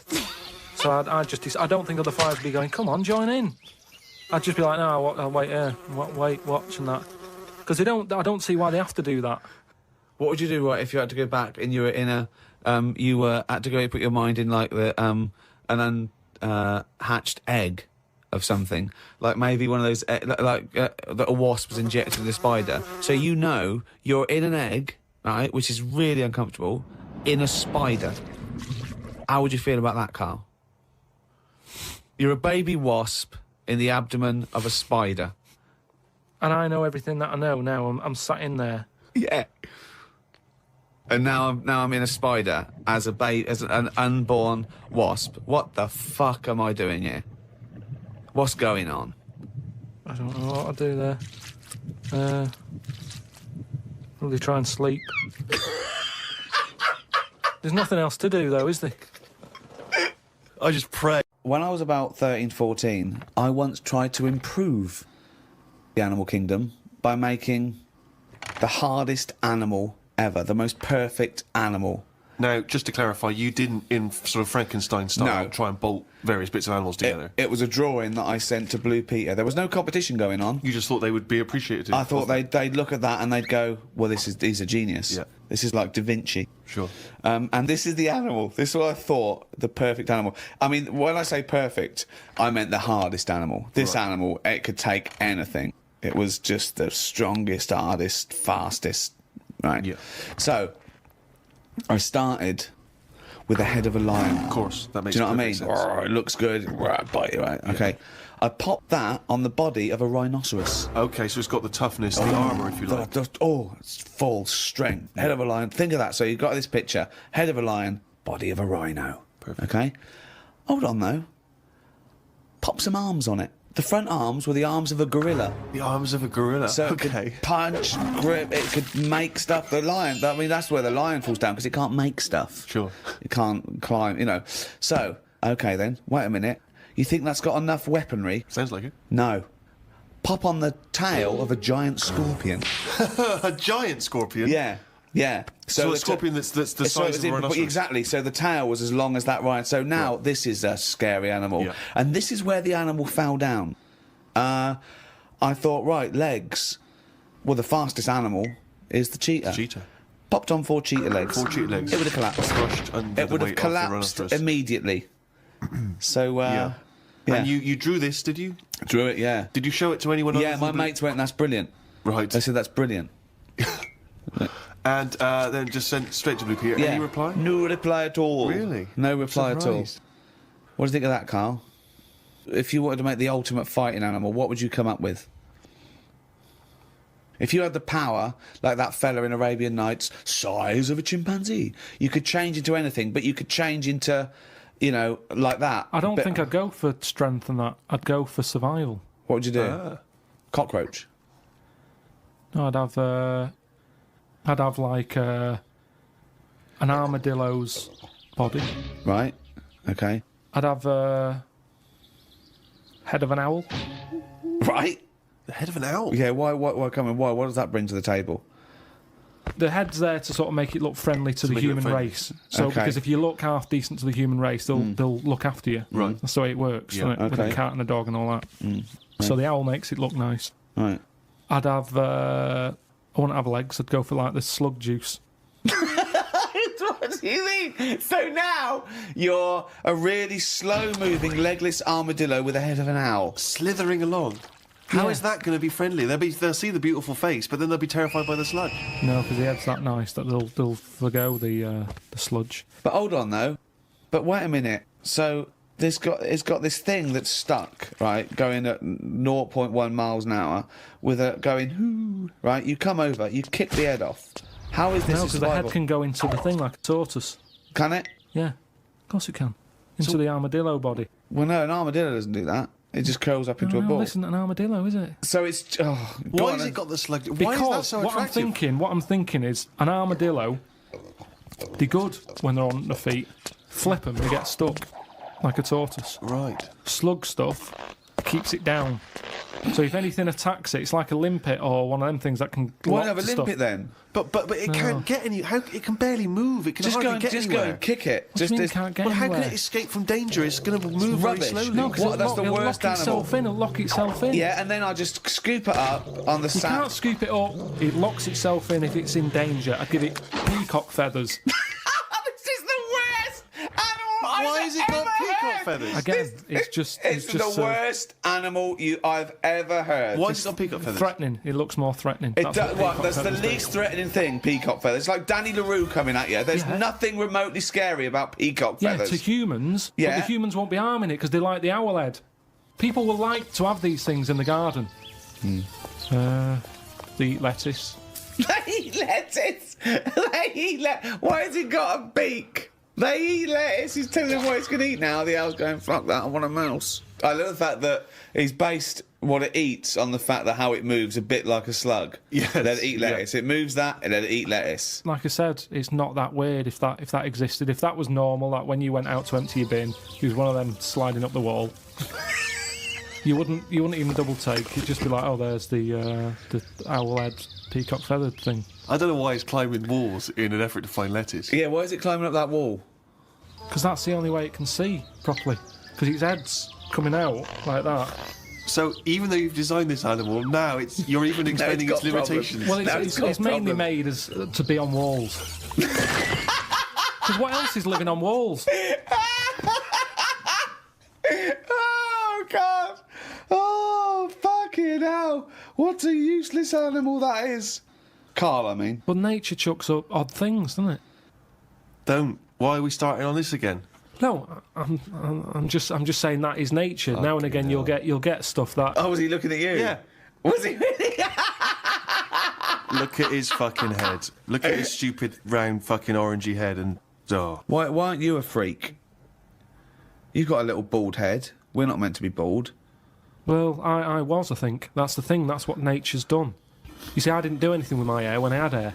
I didn't style it, I didn't do anything with it, and it probably thought, what am I doing here? Whereas people who love their hair, and they comb it and have different styles and look after it, they have hair for ages. Nonsense. No, nonsense, absolute nonsense. Well, you're saying absolute nonsense. Well, it's a little bit weird then, isn't it? And that's what happens with old people. Once they lose their, will to live, once they lose the job, they get old. What's my purpose? What am I doing here? And it's like nature goes, you're not needed. And they die. Maybe that's what happened with the dodo. What's it doing? Can't fly. Its wings are useless. Eat it. Tastes horrible. Kill it. No, they did eat it. I think they did eat it. Yeah, but it wasn't very nice, was it? I think they over-farmed it. I think that's why it was extinct. Because they did eat it. No, but they did eat it, but they didn't like it. Everybody, you never saw like a fully eaten carcass of a dodo. You're making this up again. All conjecture. No, but they didn't eat it all. Everybody would probably try it and go, "It's not for me." That. But you don't know no this. idea. You don't You're just know making this. it up. What's this based on? People, and also, why would that kid it out? Because I'll tell you why. Because if it's not nice, people don't get another one in. And they die out. The reason we've got loads of chickens and loads of cows is because we eat them. If we ate polar bears, we wouldn't be short of them. Because you'd farm it, you'd take more care, but what's a polar bear doing? Sat on a block of ice floating about. It's no use to us, is it? It sounds harsh. Once again, got his information from a Glacier Mint advert. No, but it's no use to us. We know they're there, and it's all very sad when you see them on the news sort of struggling and all that. Yeah. But it's going to make them stronger. It's very honest. I had a late night last night because I stayed up to watch a programme about monkeys. It's already good. Of course you did. It's already good. Now, before I read on, I mean, is this not some kind of monkey news? Is this not a late return to monkey news? Well, it's not that good. Is it not? Whereas the other monkey news is... Oh, chimpanzee, that's more shit! This is what he says. This is what he gleaned from the programme about monkeys. It sat on a bridge and wanted stuff off people to walk over the bridge. What? So it was acting as some kind of toll booth, This was is it? ridiculous. No, it was a bridge in like the jungle. Oh, shut the fuck up. And it's a monkey that's sat on a bridge, and a lot of tourists go through the area. No, it's a monkey to look at them. who realised that if he sits there, he'll get stuff because it'll look like it's a cute little chimp begging. No, but every time. Yeah, because you give a monkey, I'm as bad as him now. If you give a chimpanzee a banana, and he starts realising that humans have things to give. Yeah, but it's all squirrels sorts of learn that. But you don't go, you wouldn't say, went to the park, there's squirrels waiting at the gate. You have to give them a toll to go in. They're only going to give them a nuts. They come up to you every time. You fucking idiot. Went to bed after watching it and fell asleep thinking about it on the bridge right now. It's a bit bad, really, because the monkey should work harder for its food. It made me remember the slug I saw yesterday that was eating bird poo. Nobody would ever help a slug with food like they do with ducks and monkeys. A slug's life is pretty bad. The only time they come out of their den is when it's raining. Den. So even their days out are depressing. It is. Do you know what I mean? No. It is like, it's a horrible thing to be, innit? A slug. Love him talking about what it's like to be a slug. No, just because like the monkey, even though it's been quite aggressive, everyone was like, "Oh, give it some water," and it was well like kitted out. It had like chocolate bars, bottled water, some like fizzy stuff, and all that. An iPod. It was listening to Monkey News. It could have had one if it wanted one. It was getting away with murder on that bridge, and that's just because it was furry. Yeah, if that was like a blob, like a slug, there's no way people would be that friendly towards it. And it just annoys me how you get this pecking order for like no matter what creature you are, favouritism. And that slug was only eating that bird poo because it wasn't being offered stuff. If it was offered toffees or whatever. Well, it's just sad, isn't it? It's come to that. That's where its life has come to. Yeah, but it's not a mollusk that's down on its fucking luck. He didn't live in a big country house, No, and his but wife left it. The kids went. It started hitting the bottle. It, and I kind of thought, and look, they do only come out in the rain, and it's depressing, and it'll probably get killed in a bit. And that was its last meal. I just last meal. But it wouldn't prefer steak and chips, Carl. It doesn't have. It must like a leaf or you know. At the end of the day, it's an insect. They love it. It's not an insect. Well, it's part of that gang. It's part of that. No, it's part of They that. hang out together. They hang out together. Why do you think it's part of that Because gang? it knocks about in the woods in the same place as a spider does. But what I'm saying is they're eating boring stuff because that is what's It's in not their boring area. stuff to them. They're not. I have no opinion of it at all. They take in sustenance. No, but where you are is what you eat. When I'm in London, I'll have beans on toast for lunch. On holiday, what? Tapas? Go on, I'll have a bit. So it's whatever you eat, what's in that area. Suzanne went off to work and I went to the shop to buy some envelopes. The shop was empty, but the fella behind the counter was on the phone and just kept talking even though he could see I was waiting. I started to count backwards from 20.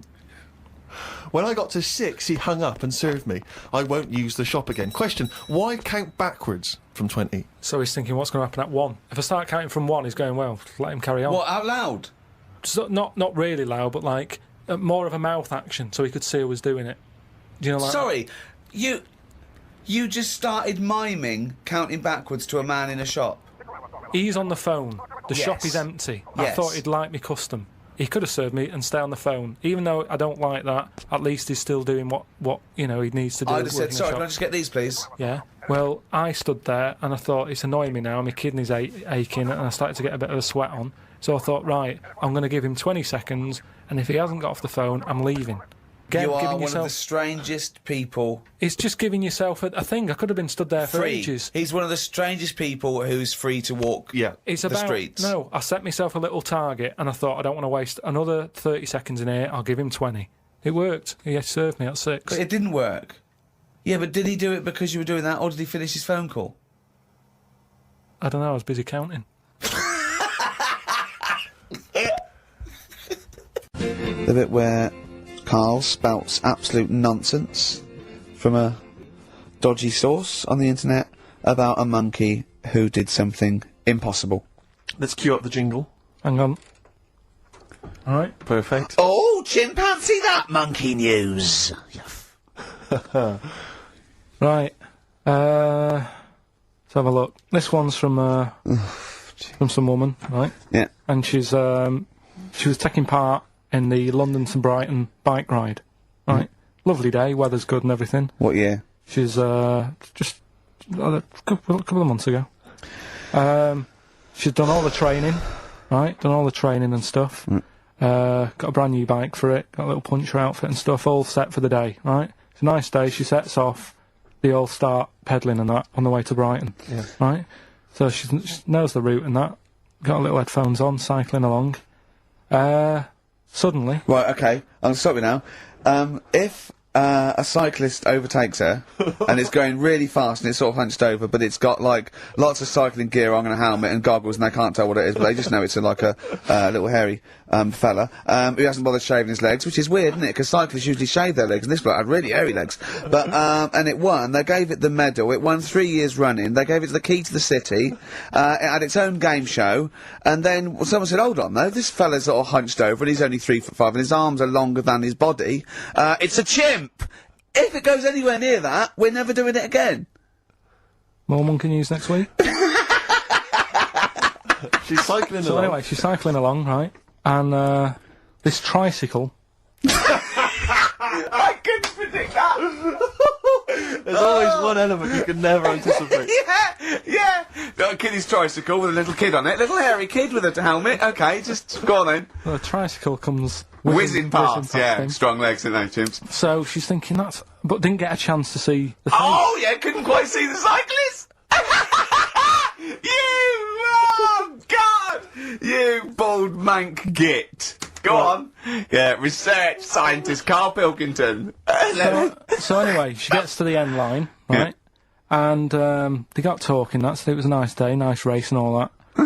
So did you see A little thing on a tricycle. Thing? Well, well, a person, surely, just a human. Did you see that? No. Did you see that bloke on the tricycle? So anyway, turns out... Tricycle. Yeah! Well, why did you say thing? Well, no, there's no suspicious. I mean, why did you say, did you see that fellow on a tricycle? Anyway, so it turns out... Go on. It was a chimp. You're joking! Right. Well, Christ almighty, there you go. Unbelievable, and it was a chimp all along. So anyway, right, so the woman's like, We're never doing this again. checking out the news, right? There's nothing on it. She checks out XFM Monkey News. Right, okay, I'll stop you there mention it. again. Right, if it turns out she doesn't lose, right, and the circus goes, we're looking for our chimp, it used to ride this tricycle, and it escaped with police chasing it. No. So she listened to XFM, see if I'd picked up on the story. Yeah, sure. I didn't have it and stuff. So she got in touch with the organisers of the London to Brighton bike ride, said, look, saw a little hairy fella. Why did she care? Because she wanted to know, she thought it was a bit odd. Well, Turns why- out it was a chimp. They weren't happy about it. Of course not. Because now the owner of the chimp wants to enter it into the Tour de France.